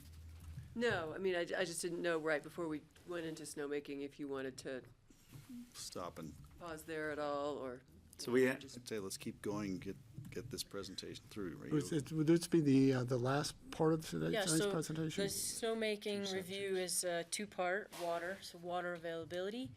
Basically going into a little bit more detail from the overview we gave the last time, and then stormwater similarly, just a little bit more detail, and we'll just make Mac talk fast and get through it quickly. Doesn't look like you read it. I'll be concise. We did look at these briefly at the last time, so I'll go into a little more detail. So first slide, just to orient, right, is just blue. So the blue hatch below is existing snowmaking. The green hatch is going to be new snowmaking.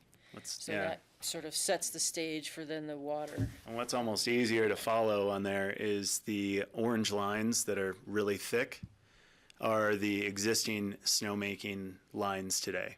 So the blue hatch is what area it covers, but the orange lines are easier to see, and that's the pipe. Those are the pipes. Yeah. So you see that it pretty much, it goes a little bit above Bonnie's, but not far, and it goes down and it does connect to the existing snowmaking pond off North Star Run on the east. So. And then thin purple are the new snowmaking lines. And so, basically, bottom line question, in a drought year, is there enough water to handle the municipal demands in 2065 at a full build-out for the city of Aspen? And is there enough water to, at the same time, supply snowmaking for what is being proposed while keeping a minimum stream flow? And the answer is yes, and in fact there'll be additional water than what the minimums require. So big picture, all summed up, that's the takeaway that we received from the snowmaking water availability analysis created by Resource Engineering as a request by the Forest Service and in conjunction with the City of Aspen. The report in this slide that you're seeing here is something that was included in that report, and the city has seen it and has had plenty of time to discuss or comment or dispute, and we haven't heard anything. So the current water that we're using for snowmaking is 184 acre feet. With the new snowmaking lines being proposed, it would add an additional 57 acre feet of water. And that's enough water to put 18 inches of snow on all those trails that were with the green hatch on the upper portion of the mountain. Currently, for water storage, we have 10.7 acre feet of water storage that's in that North Star Pond.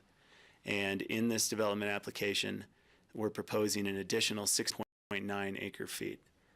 Now, in our opinion, the water per acre foot of water that would be stored in these ponds is it is better than the water that we would receive from the city, even if it comes from the city, and we fill it when we're not pumping water up the hill, simply for the reason that snowmaking is more efficient when the water is colder. So when you receive water from the city, it's at a much higher temperature than if we allowed it to sit outside in the cold. So this helps us with our energy usage. This helps us with everything. And part of the construction in 2019 would be to add another 10.7 acre feet of storage instantaneously with the first phase of snowmaking being proposed. Excuse me, you said you're adding 10.7, or is that what exists now? I'm sorry. The second pond, currently there's one pond at 10.7. The second pond is nearly identical. Okay. So out of that 16.9 being proposed, 10.7 would come with the first phase, even though the first phase is 25% of the total snowmaking on the hill. I hope I didn't confuse anybody there. I may have Then there's gotten a too deep into the weeds. Third pond that And then makes there's a up the third delta. pond that would make up the delta of that, which would go with, it's a lot of snowmaking to install. We wouldn't be able to get it all done in 1 year, essentially, so. And that's the water storage is going to be a percentage, a fairly small percentage of the water used. So you're still relying. We still rely heavily on the city, and the water to fill these ponds would come from the city as well. It doesn't reduce it, other than the fact that we would be more efficient with our process. Right. So. And your timing. And our timing. Right. Yeah. And then. But you would deplete and then recharge the ponds, that's Yeah. correct. Right, okay. And then just to kind of highlight, when would we be placing demand on the city system and the creeks? Typically, 90% of our snowmaking occurs in the months of November and December, unless we're hosting some sort of, like the World Cup event or something like that, where we need additional snowmaking later on.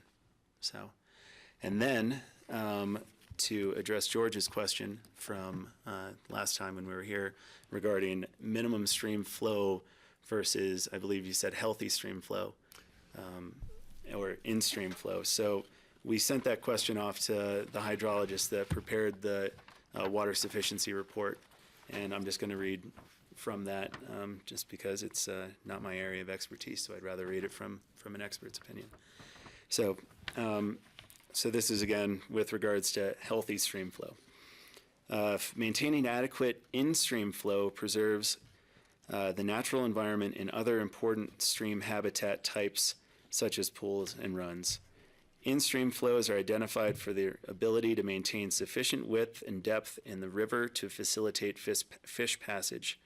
In-stream flows must also be sufficient to sustain a velocity necessary to convey insects and other food sources downriver to deeper resting pools. The in-stream flow, however, is just one aspect of a healthy river system.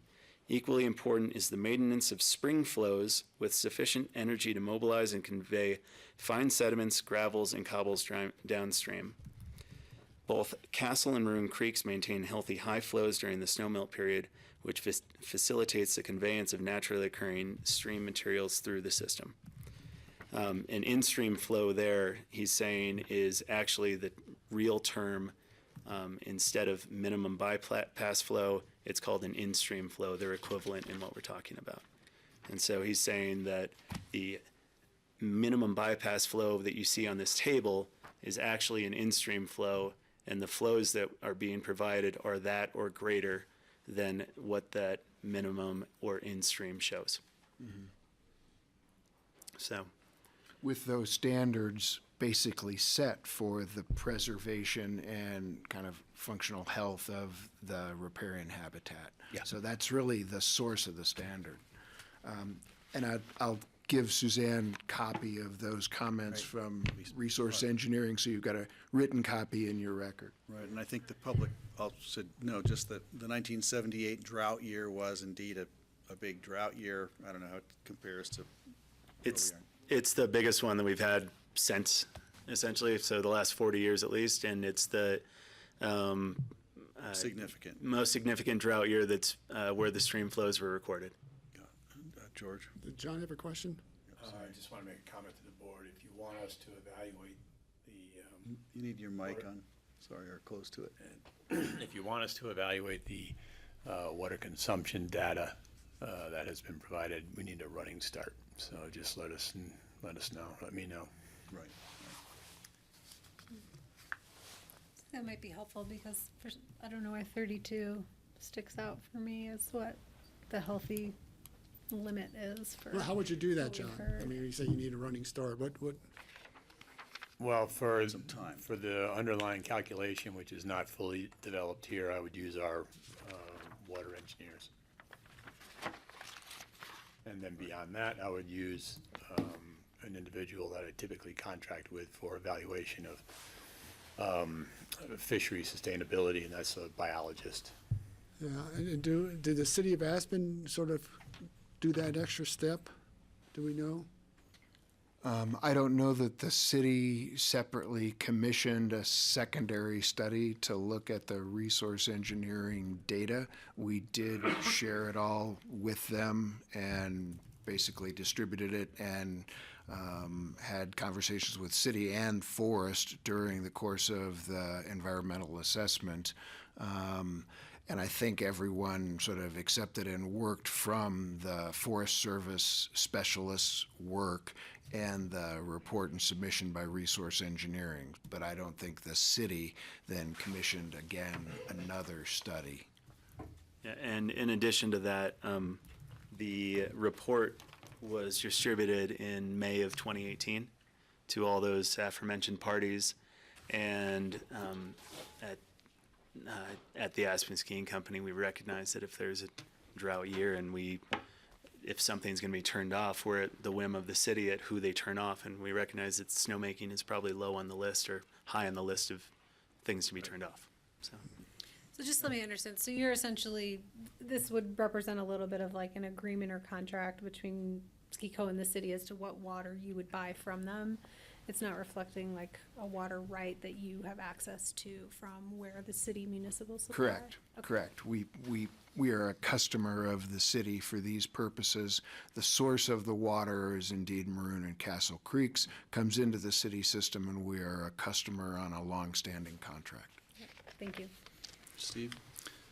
Yeah, I was thinking, and if there was really severe drought and even worse than 1977, you could probably still make snow on part of the green hatched area, still get top to bottom snowmaking, but just not on as many runs if you had 2/3 of the water. So that could be a backup plan to not try to put this much snow on all the runs, but skip some of them and put a good base on others. Right. Yeah. At that point in time, you're correct. We'd be working essentially with the city as the provider as to how much water we might be able to draw even in a drought worse than the record years, and we'd be then trying to respond to it as best we could. But recognizing, as Mac notes, we would in all likelihood among those types of uses quite understandably be the first use turned off. Right. And we accept that. Priority. Yeah, we know that. Lowest priority. Get it. Yeah. Recognizing that. Yeah, Kelly, go ahead. Oh, in slow to start snow years, do you ever run the Bell chairlift? Because that's kind of within your current snowmaking purview, right? I'm sorry, say again? So do you ever just start off opening the mountain with just the Bell chair, since that's within your current purview for snowmaking? You mean not go to the top? Yeah, operationally, It's been a while. I frankly don't know how we've responded to that in the last decade or so. We really haven't had such a crisis that we've had that severe a problem with it. There have been a couple of years, again, I've been here 14 years, there have been a couple of years where we were worried about connectivity at the top, but we were fortunate and got a natural snowfall that indeed gave us connectivity at Thanksgiving, but we've been very close a couple of times. Yeah. Elaborate, but 2 years ago, I believe he was shoveling snow from the forest onto the trail. I just, because in the master plan, I think you contemplate possibly removing that chair at some point in the future, so I just wondered. If that was part of a solution. I would just love to point out that we did receive a letter, part of the package, back in March 12th from Chelsea Congdon Brundage, who's deeply involved in water issues. I think it's in our packet, and she just brings up the possibility of what could climate change and future demands bring, and how it could alter the situation with increased frequency of low wintertime flows. And that's a great conversation. We don't need to have that one now, but it's certainly something that resonates when we're looking at a regular draw from the river. It's on page 265 of the packet, on my page numbers here. And I think all she's saying here is that there might be a reason to start a conversation with all the stakeholders about water development in the basin consistent with long-term goals for protecting flows.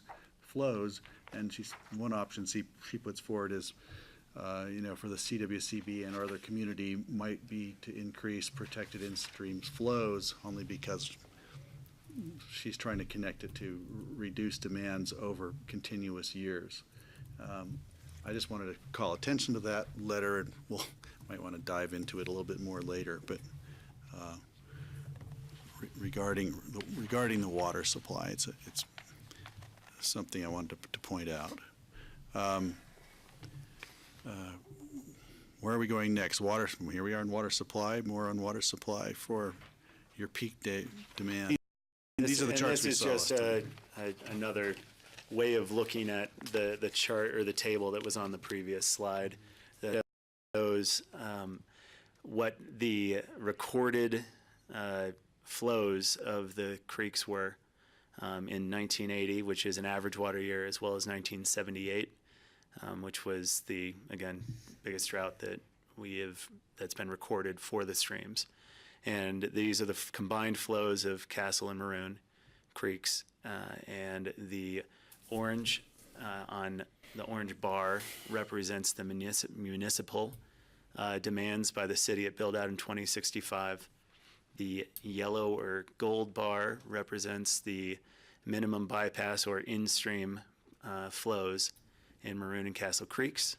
And then the third, the purple, is the snowmaking total by month, if you will, that would be used for the proposed and the existing totals combined for snowmaking. And as you see, the closest it gets is around December 20th of 1978, but there's still adequate room and additional flows going through the stream. So that looking pretty close. Yeah. Before we switch over from that, I'm just wondering, is ski company still actively looking for other water sources, regarding mines, old mines and streams and things up on the mountain? Is that still part of the conversation, or has that been exhausted? I don't think there are very many more places to look in terms of senior rights that might be available and for sale. I mean, we'd certainly consider buying rights if we thought that, they were, one, affordable, and two, just simply available. But for the most part, we're continuing to rely here on the contractual relationship and the municipal supply, since the city largely dominates the service, if you will, in the urban growth boundary, of which we touch. So it's probably our best physical and functional source. Okay, thank you. Let's go. Keep it. Good question. Thank you. Where's the snow go? Okay, so yeah, once the snow is made, what happens in the springtime? So this is the figure you're looking at here represents the 4 drainages that are within the ski area and the current and proposed ski area boundaries. So we included this green boundary out here called Tributary 3, even though no water from snowmaking is going into this. It's just shown because it's currently, or it will be, a part of the ski area boundary. So the snowmaking water for existing snowmaking currently goes into Lower Spar Gulch, Upper Spar Gulch, and some of it goes down the Summer Ditch over into the Keno Gulch side, because currently some of that snowmaking that we looked at goes above Bonnie's, and that Summer Ditch is between the lower terminal of Ajax Express and the Bonnie's restaurant. So, in addition to that, we have Tributary 1 that houses the snowmaking ponds, and Tributary 2, which will receive some of the runoff from the upper mountain new snowmaking. Next, please. So this figure here, figure 1 on this, just shows where the new proposed Pandora ski trails will be, the tributaries, the drainages that they're associated with, and then the proposed and new snowmaking and kind of where they go. And then, so what we did with the Forest Service and the City of Aspen was create, I should say, we've submitted it to the City of Aspen and they have reviewed it on a couple occasions, but we submitted a drainage master plan for the front side of Aspen Mountain. Currently, there are some drainage improvements, but adding some more snowmaking up there, it's prudent to not only enhance the ones that exist currently, but also create some new features as well. So with the new snowmaking that will be occurring on upper Spar Gulch, the hydrologists and everybody that was there essentially wanted to limit the amount of water that was going into the summer ditch, the events that have happened, the mudslides and et cetera, in Keno Gulch. So the Forest Service hydrologists performed the calculations and determined that the runoff provided by 18 inches of snowmaking across the trails up here would add roughly 11% to the summer ditch, 11% of water to the summer ditch. One of the BMPs that would be installed in the summer ditch is a splitter box, which is just a steel box that has a wall in the middle of it that would segregate 11% of the water and have it flow down the front side and back into Spar Gulch versus the other 89%, which would go down Summer Ditch, which would keep Summer Ditch at or near its traditional historical flows. So then from there, everywhere from that's on this blue line right here, if you will, that goes right down the middle of Spar. If I could drive better, it would go straight. Heather, you need a new mouse. So throughout Spar Gulch, my apologies, throughout Spar Gulch, different BMPs are going to be employed. The ditch is going to be reestablished. For years, it's had different erosion issues. It carries a lot of sediment down it. It's going to be cleaned up for that entire area. Water bars will be installed. A vegetative kind of riprap mixture, which will help absorb some water and not just pass it through, because infiltration into the ground and slowing the water up is the main goal on the upper portion of the mountain. That way the sediment settles, the water goes into the earth, and it never hits the city's storm sewer system. Next, please. And then at the bottom, this is where the major improvements will happen, just above where it will tie into the city's system. So currently, there's you have Kleenex Corner here, right there. And there's the skier's right, if you will, access that takes you down to the bottom of the bell chair. So the bottom of the bell chair is roughly here. So number one, we're going to decommission the access road through here. Water bars will be installed. Other BMPs will be put in place for the ditch. Again, slowing up water, allowing infiltration, capturing the sediment before it ever gets down to the system. And then there are some existing sediment traps that were installed years ago that will be enlarged to accommodate for the uptick in flow. And then at the end of the day, the water that is added to the city's system is negligible.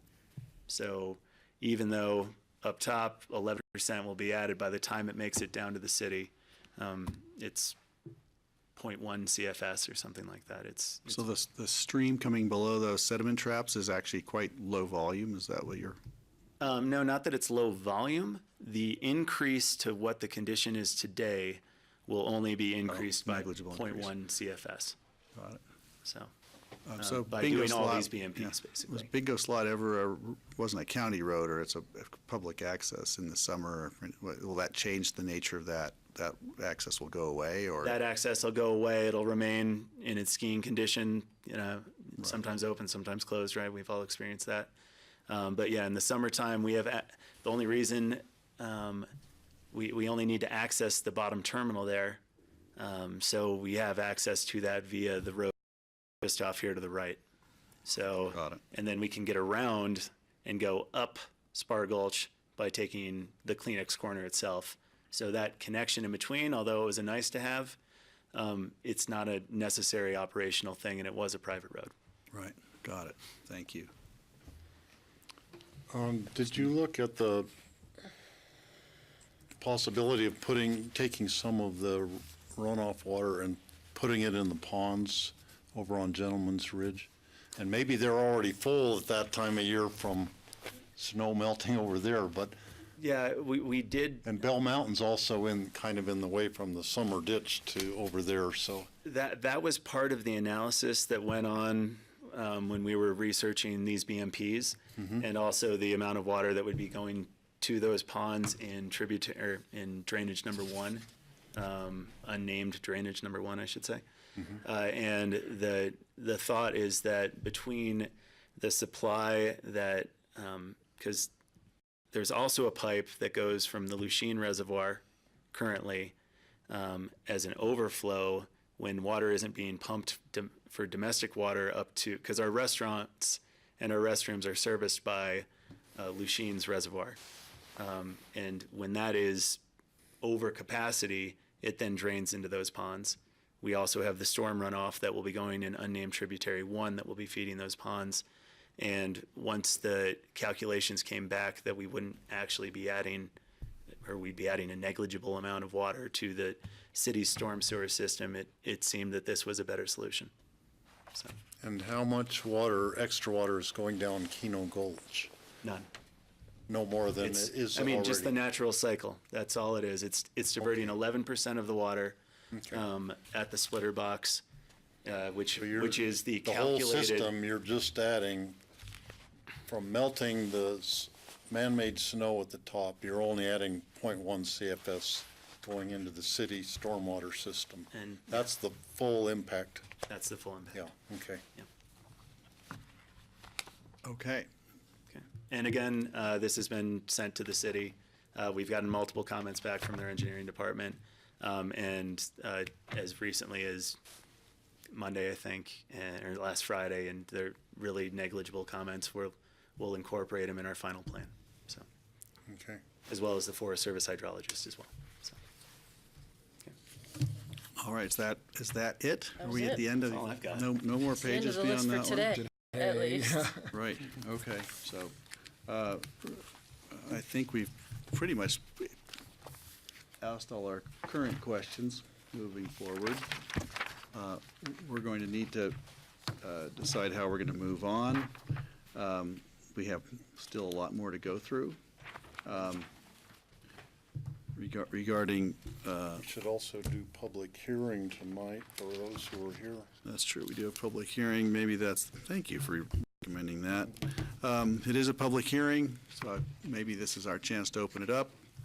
Would anybody like to speak? Now is your chance. I'm not going to keep it open too long. We've got one. Thank you. Please come on up and tell us your name. Hello, I'm Chris Bryan. I'm an attorney here in town. I was before you 2 weeks ago. Where LLC would ask with respect to this application is that it does not oppose the application. We have communicated that to the Aspen Skiing Company. We would simply ask for an acknowledgement in any approval document, whether it be an ordinance, resolution, or otherwise, that approving SKICO's master plan does not preclude a separate master plan on behalf of any other adjoining landowner or property owner that would be affected. I don't think that would be too much of an ask, either for the applicant or for the county. We think that if there's any other private property owner in the ski rec zone, that such an application would need to stand on its own merits and obviously be evaluated both by staff and by this board. So we're not asking for any preclusive effect, positive or negative, with respect to that. We would just ask that approving the Aspen Skiing Company's master plan would not deleteriously affect that other master plan that might be submitted later. I don't think that's unreasonable at all. We would ask that that apply to any property owners generally, and we're just the ones that have had to think about it recently. So I hope that's not too much of an ask, and we can work with staff and with SKICO offline before the next meeting if we needed to incorporate some language like that we would propose. Yeah, I guess I'm a little confused on that because if we're looking at rezoning to a ski rec, and ski rec requires a master plan, but for individual owners in rural remote, we don't need a master plan. So, sorry. No, Yeah, so the property that Chris, the owner that he's representing, is on the front side of Aspen Mountain. It's not in the area that is proposed to be rezoned. It is in the area that is already zoned ski rec. But I think, as you're all aware, there are privately owned properties on the mountain, this being one of them. So I think the issue is, this is Aspen Skiing Company's master plan within the ski rec zone district, but I guess what Chris is saying is, could an owner come in and propose their uses under the ski rec zone district for their property that's not part of the SKICO's master plan? It would be essentially a separate master plan. Can they do that, John? It's interesting, though, isn't it? It's an interesting discussion. We'll just take that as public comments and we'll move on. We would just ask that there be no preclusive effect, so that we could have those discussions later if they're ever necessary. Sure. We can talk about that, I think, offline, but I wanted to make sure that that got on the record. I'm also here on behalf of Valley View Ajax LLC, which does own property on the backside. I think I talked at length about that. And that's Lucien's Road, and I know this board is familiar with that property. We are happy to report that it looks like we're very close to reaching a private agreement with SKICO. I think we've reached agreement or consensus on almost every issue. There might be one or two issues that we still need to work through. I know that one of my law partners and one of the SKICO lawyers had been in communication as recently as last Friday about that. I'm hopeful that we can work those out and that shouldn't have any problem with this process. But I just wanted to make a record of that. We would ask that it will obviously acknowledge, to the extent it needs to, any private agreements that are made between the applicant and adjacent landowners. With that, I don't think I have anything else. Thank you. Thanks, Chris. Was there someone else who'd like to make a comment? Yes. Please come on up. Hi, I'm Claude Salter. I'm a property owner on the backside, and I spoke last time. And I'd just like a chance to continue the conversation. So my concerns are that the ski company is not representing this as an upzoning. And I have to say that I agree to that in the extent that they are showing things that are consistent with not being upzoning, just chairlifts, just patrol headquarters, just things that are consistent with the mountain. But I want to caution you in saying that if you approve that zoning to be skier, to be rec ski versus rural and remote, you are opening up the opportunity in the future for them to ask, by way of the code, for a lot of different things, including lodging, including rollers, including, let's see, the zoning difference between the two is there are 55 things they can ask for versus the 16 in rural and remote. And the ski company is right in and congratulating the county in achieving the rural and remote in such a successful way. And I do caution you that taking away from that rural and remote, you may be setting up a board in the future for having a very hard time to say no to the county for a lot of development. If you say yes to this ski rec upzoning, you may well see the things that they are asking for at Ruthie's. Like, well, they call it a cabin, it sleeps 20 people, and it probably has a commercial kitchen. To me, that's not a backcountry cabin, that's a destination luxury chalet. I'm not saying that's a bad thing, and as a property owner, I don't think that would decrease our property values. I'm just saying, look forward to what you are potentially allowing in the future. That's one of my concerns. The other concern I have is the public access. I would like the board to consider asking the ski company for a dedication deed for the public roads that cross the ski company land. I've seen it in another document that CCI worked out with the county, and that is document Resolution 17, series of 2000. And I'm concerned about access because we have property on the back, and this is one of our public accesses. We can use Little Annie's, we can use Midnight Mine, and currently we can use the public access that goes up Aspen Mountain. And I would like that preserved, and I think it's important. And I didn't get any answers from the ski company, not that I expected to hear back from them. But I am concerned that the road at the top of the mountain will be privatized. Right now, there's parking up there. There's a road up there. What happens to that access? Where do people park? Are they going to accommodate it on some private property? I want to see a detail of that, and I want some assurances that those public accesses are protected. It's important to me. I mean, say there's a wildfire back there and I've got to come down the front of the mountain and the ski company has it locked. Okay, let's say that's drama, all right? But it's an access point that I want to maintain.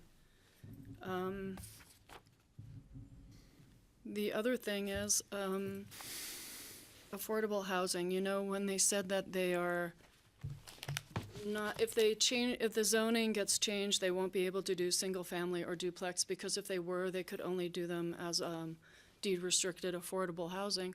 I look at that as a positive opportunity. I know that the ski company is unlikely to put affordable housing on their mountain. It seems unlikely, but I say, wow, what a cool opportunity. Think outside the box.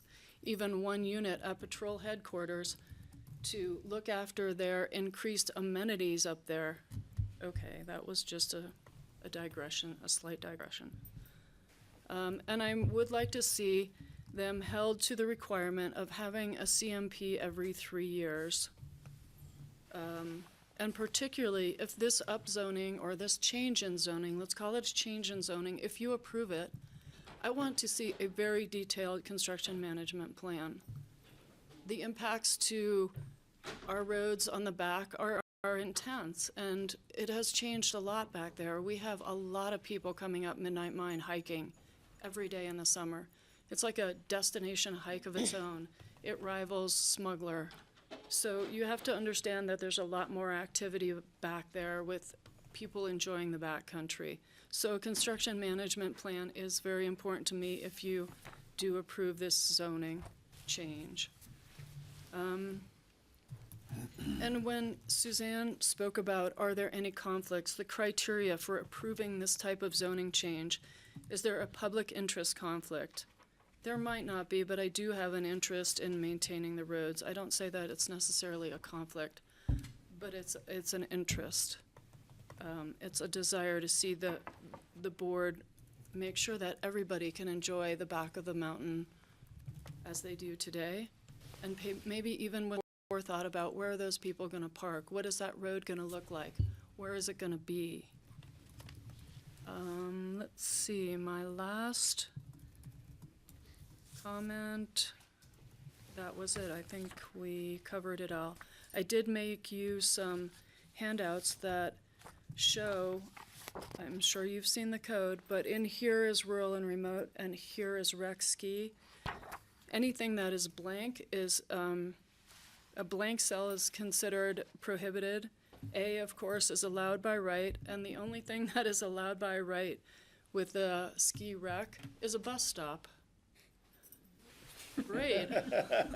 I don't know how that got on there. I'm just saying that was kind of funny. And then there is an S represents special review needed, and an M is, of course, master plan, which also has its own review criteria. But I did print them out for you and highlight them just to show to you that, yes, there is a change, and I wouldn't say that it is not an upzoning. I would proceed with caution. So thank you for your time. Thank you, Claude. Appreciate it. We'll distribute those. Public comment?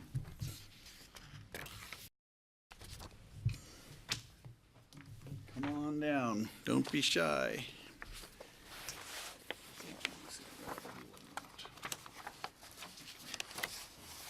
I'm John Doyle, Scan it. Claude's husband. Yeah. Have property on the back of Aspen Mountain. I just want to start by saying master plan environment's carrying capacity. How much bigger do we need to be? We're going at a rate that's affecting everyone's quality of life here. A few questions about water use. I noticed on your graphs that the depletion in the water was not shown for Buttermilk snowmaking operation, just for the other three mountains. I want to know who's going to be monitoring the runoff. Is that going to be ski company or the city? And with more snowmaking, there will be more runoff, so I think that's an important question to ask. And who will be monitoring the minimum in-stream flows? And with the increased water use, with the W Hotel is coming up online soon. I'm assuming the Aspen Club eventually will be coming online. Reopening Ruthie's, proposed Lift One Lodge, and Gorsuch House. Has all that water use been calculated into the city's water use? And how does that affect snowmaking? I mean, where is all this water going to come from?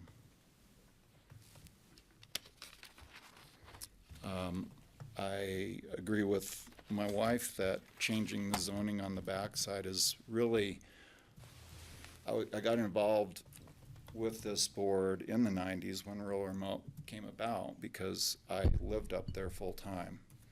And I am happy with the way the down zoning turned out and what we ended up with up there. I think it's the best of all possible scenarios. I don't understand why we changed it to rural and remote if we're going to change it back. What's the point in that? I also noticed just sitting here today that another solution to all the regrading at the top of the mountain that's being proposed and changing the marina could be solved just by moving the top lift tower below where the road is now. All those problems go away. The road stays right where it is. And you could put in the ski lift that I saw in the master plan, a short rope tow that was possibly proposed to get from the top of Pandora's back to the sun deck. And that's all I've got for now. Thanks, John. Thank you. Okay, public comment is still open. Marcella? I knew she'd show up. We knew she'd come.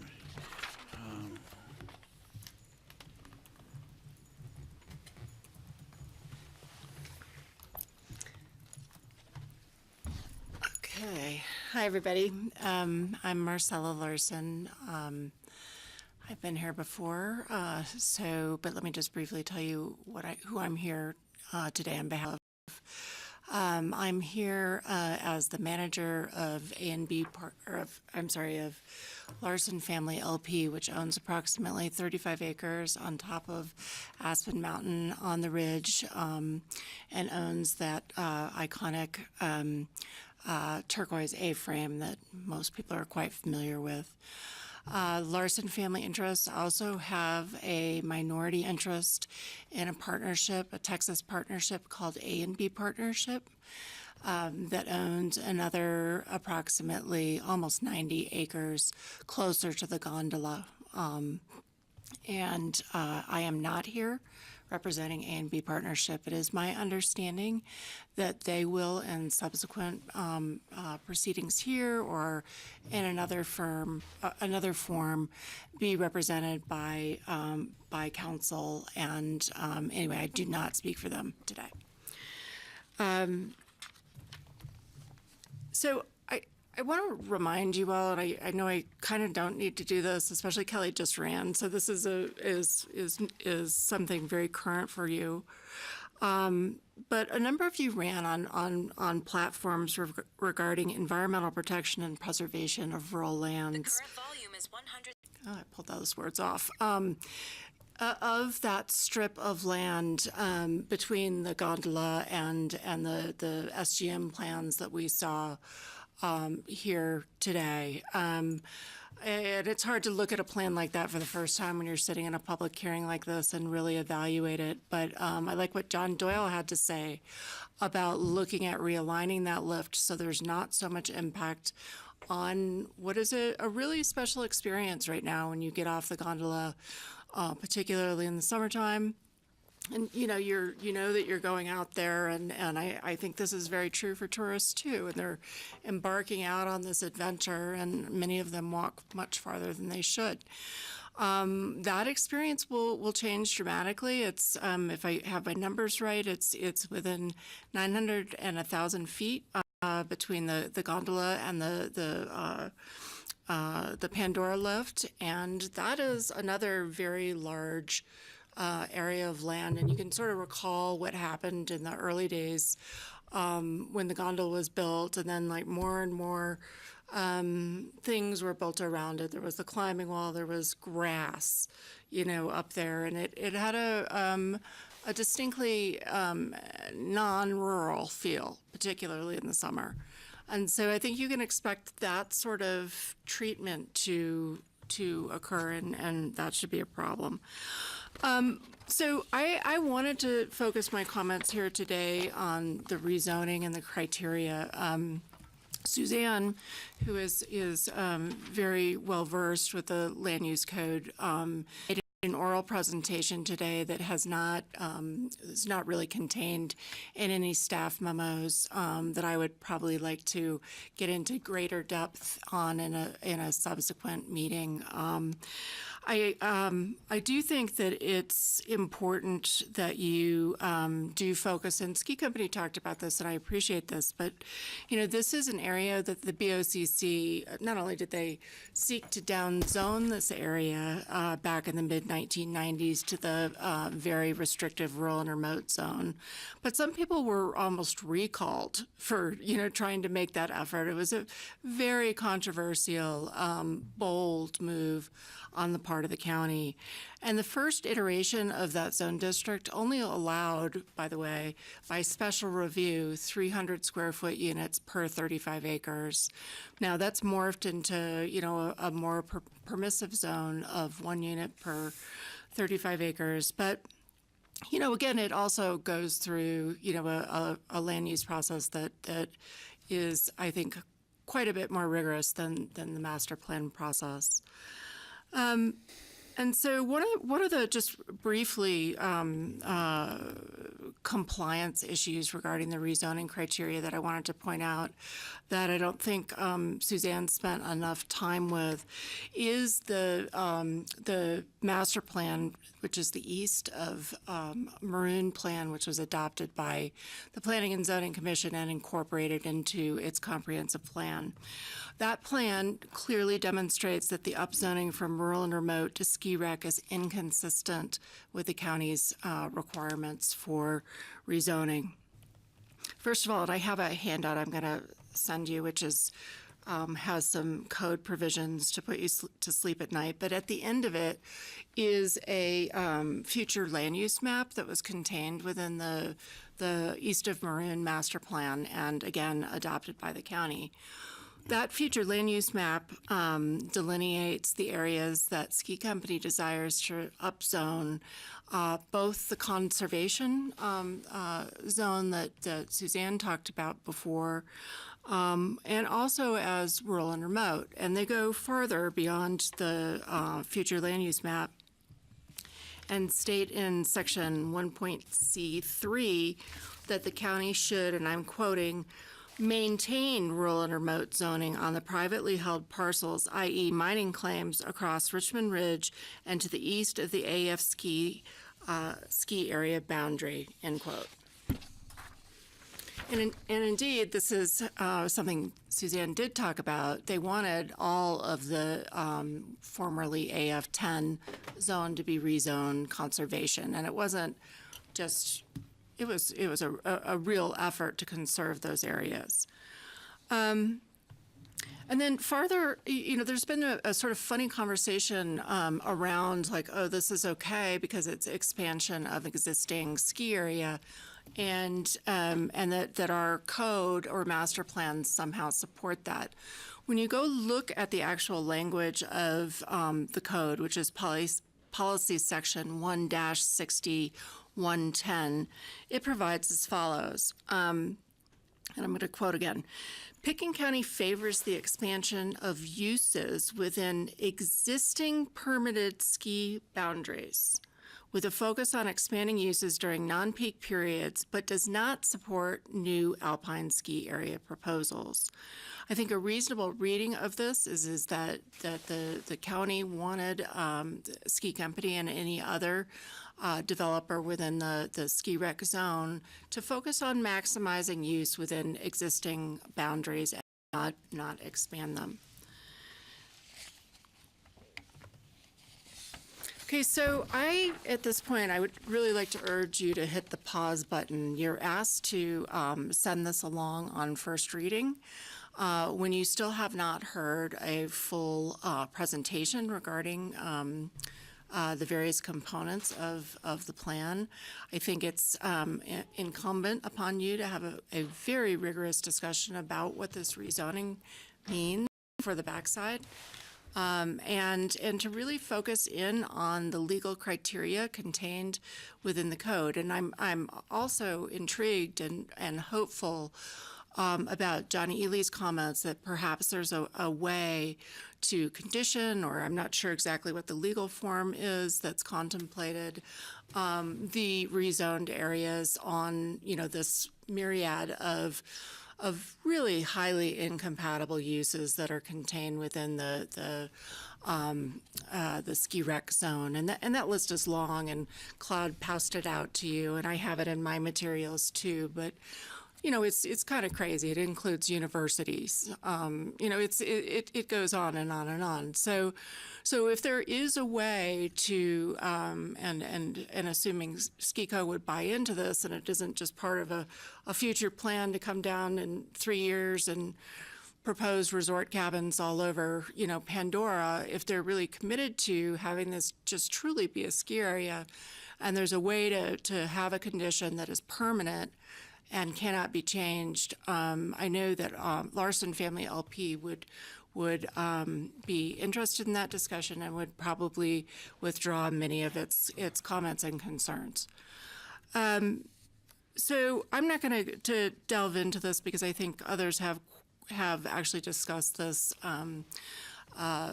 in good detail about whether this is an upzoning or a downzoning, et cetera, et cetera. But I think the proof is really, and the point that wasn't made is in the pudding. So we've had this zone district out there for a long time, and you can look at what the results have been. There's been significant development on each mountain, and that's provided for in the ski rec zone. So if you do that here, and you don't have this safeguard, whatever form it is that John Ely might be able to come up with, that is what you're asking the public to bear, and I do not think that serves the public interest in the long term. Okay, so I think I'm going to stop there. I have quite a bit more, but it's been a long day for you all, and I thank you for listening to my comments. I'm sorry I wasn't able to be here last time, but I'm hoping that I'll be able to be here for the rest of these hearings. And again, please do not pass this along on first reading. Thank you. And I'm going to pass these out. This is fun reading at home. Thank you, Marcella. Thank you. Do we have any other public comment? I see one.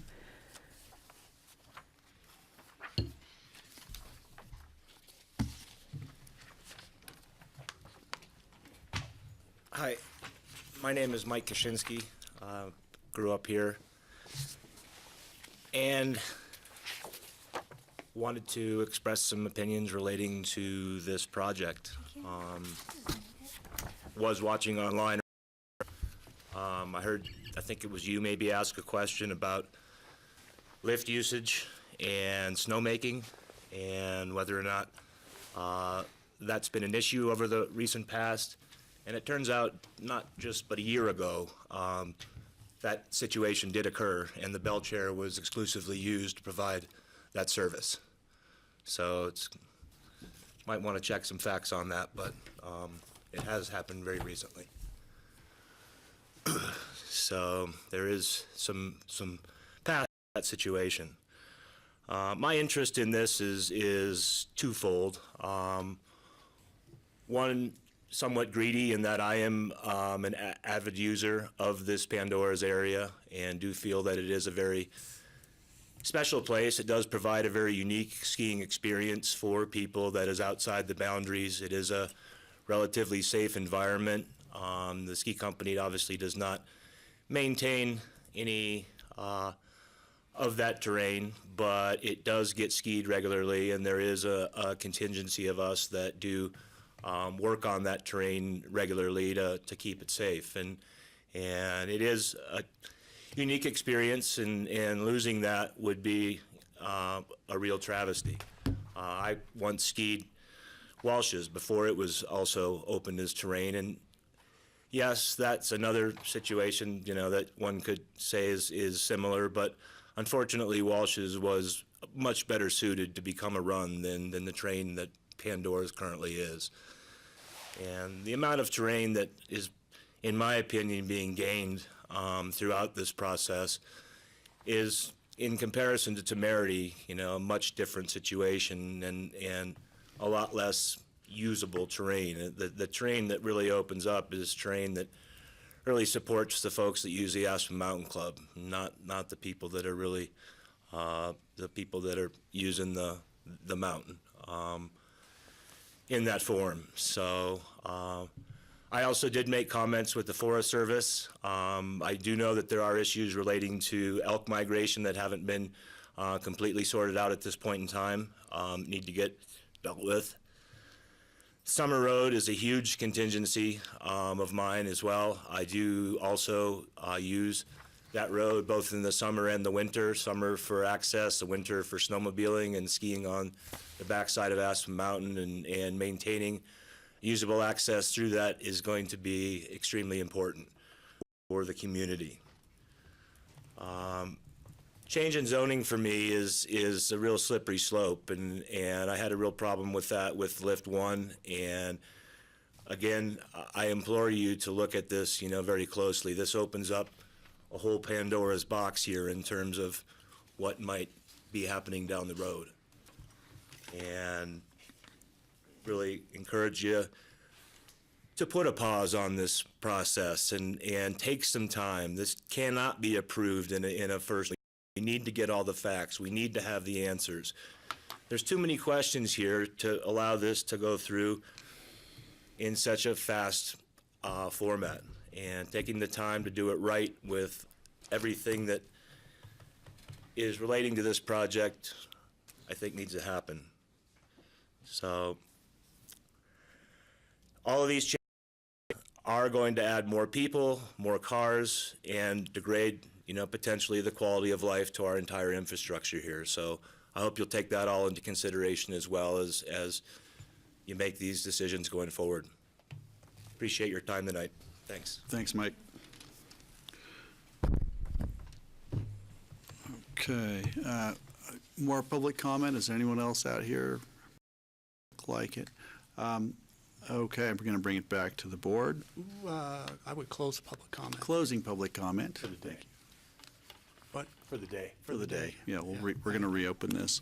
And I'd entertain a proposal. So what I see here in front of us, we have two items. We have an ordinance amending the zoning map, and then which we continued for today, first reading and public hearing. And then we have a resolution approving the amended and restated ski rec master plan activity envelope and site plan review. And that we haven't even really delved into yet. All of the. Not all of it, certainly. I mean, we're starting, snowmaking there. starts to be a piece of that, again, But they're in terms clearly. of the infrastructures and we haven't really talked about that. So I would, two things. I want to reiterate what I heard from Marcelo, in which I asked John Ely early on, in terms of our ability to, if we rezone to ski rec, then we can, within that document, we can restrict to ensure that there's no further development that goes beyond just the lift and what's proposed. And if that's the case, well, I guess what I would suggest is rather than, because we have a lengthy discussion here tonight, which I'm not going to have. So I would make a motion to continue first reading to a date certain, and then perhaps have John Ely come back with some specific wording that may try to address that concern that's been raised. So I would start with that. I would second that motion. Are you, George, is that motion for both items? It would be for both items because, as I say, we haven't really even been able to delve into the resolution. So do I have to make us two separate motions? Before you make it, just for date certain, can we, we're talking, Talking the next more than a week. regular meeting? I saw May 8th, and May 8th right now is fairly light on the agenda. That's 2 weeks? That's pretty soon. I think that's too soon. Well, I guess what we were thinking about May 8th is, I mean, again, we have lots of topics to continue to address. It might, maybe not, that would be quick to turn around some changes to the ordinance, but in terms of continuing to go through some of the master plan issues, I guess that's what I envisioned at that meeting, to be able to keep working through some of these topics, or, The getting them impression that I presented. had was that we're not going to be able, that's not going to give us enough time. So hearing from you, I just want to make sure we're. Well, I think there's two things that are being talked about. One is the amendment to the ordinance, which I think would require more time. Then We the even had a other discussion thing, about what uses we might want to include or restrict in such a language of an ordinance. and the review, the fuller review of the master plan components, I think is the other thing that I heard, which may be appropriate for May 8th, but it may mean another continuance. The two items are Are they linked at the hip? inexorably linked at the Are hip. they really linked at the hip? We really can't make a decision on one without a decision on the other? The other. Okay. I think we want to do it all at the same time. Is that right? That's the ambition, is when if we're going to rezone, we're going to rezone, we're going to keep it together in one piece. So then it'd be easy just to make a motion to continue our first reading and public hearing for the ordinance and the resolution to May 8th. Too soon. Again, I guess again, what I'm thinking is you could continue the ordinance, but it may not change in form at that meeting, but we could have discussion on some of the master plan items, and the ordinance and the resolution from there, could continue again. I mean, I see your point is we won't have time to change the ordinance by the next meeting, But we have is gondola sun deck events, other facility replacements, the Buckhorn Cabin, the patrol headquarters, any other sort of environmental issues, employee generation mitigation. I mean, those were just the ones we kind of, there are probably other things too. So again, some of these topics still need presentation. We have to flesh them out and sort of present them. discussion. So what you're saying We is could move- continue that dialogue for 2 weeks, continue the ordinance out for 4, and you're gonna have to be, they'll be aligned 4 weeks from now anyway.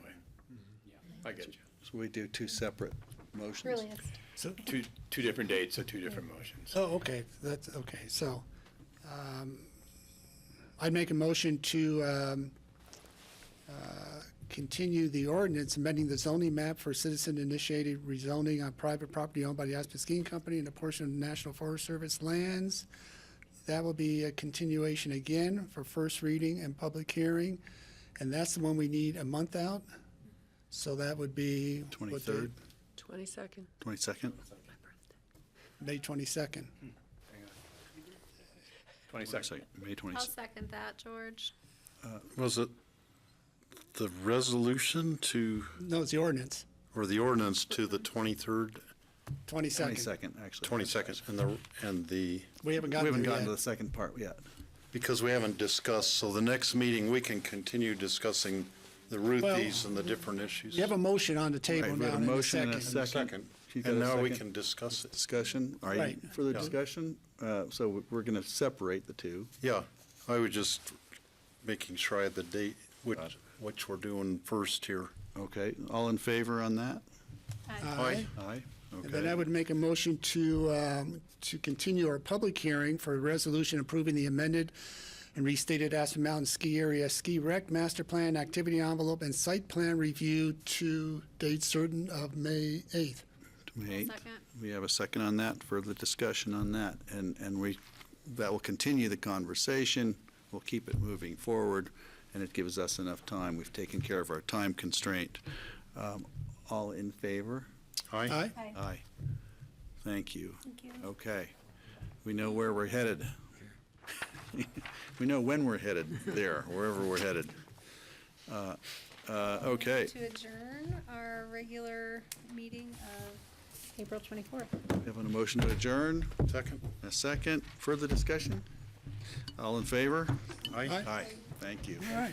Thank you. Make it happen.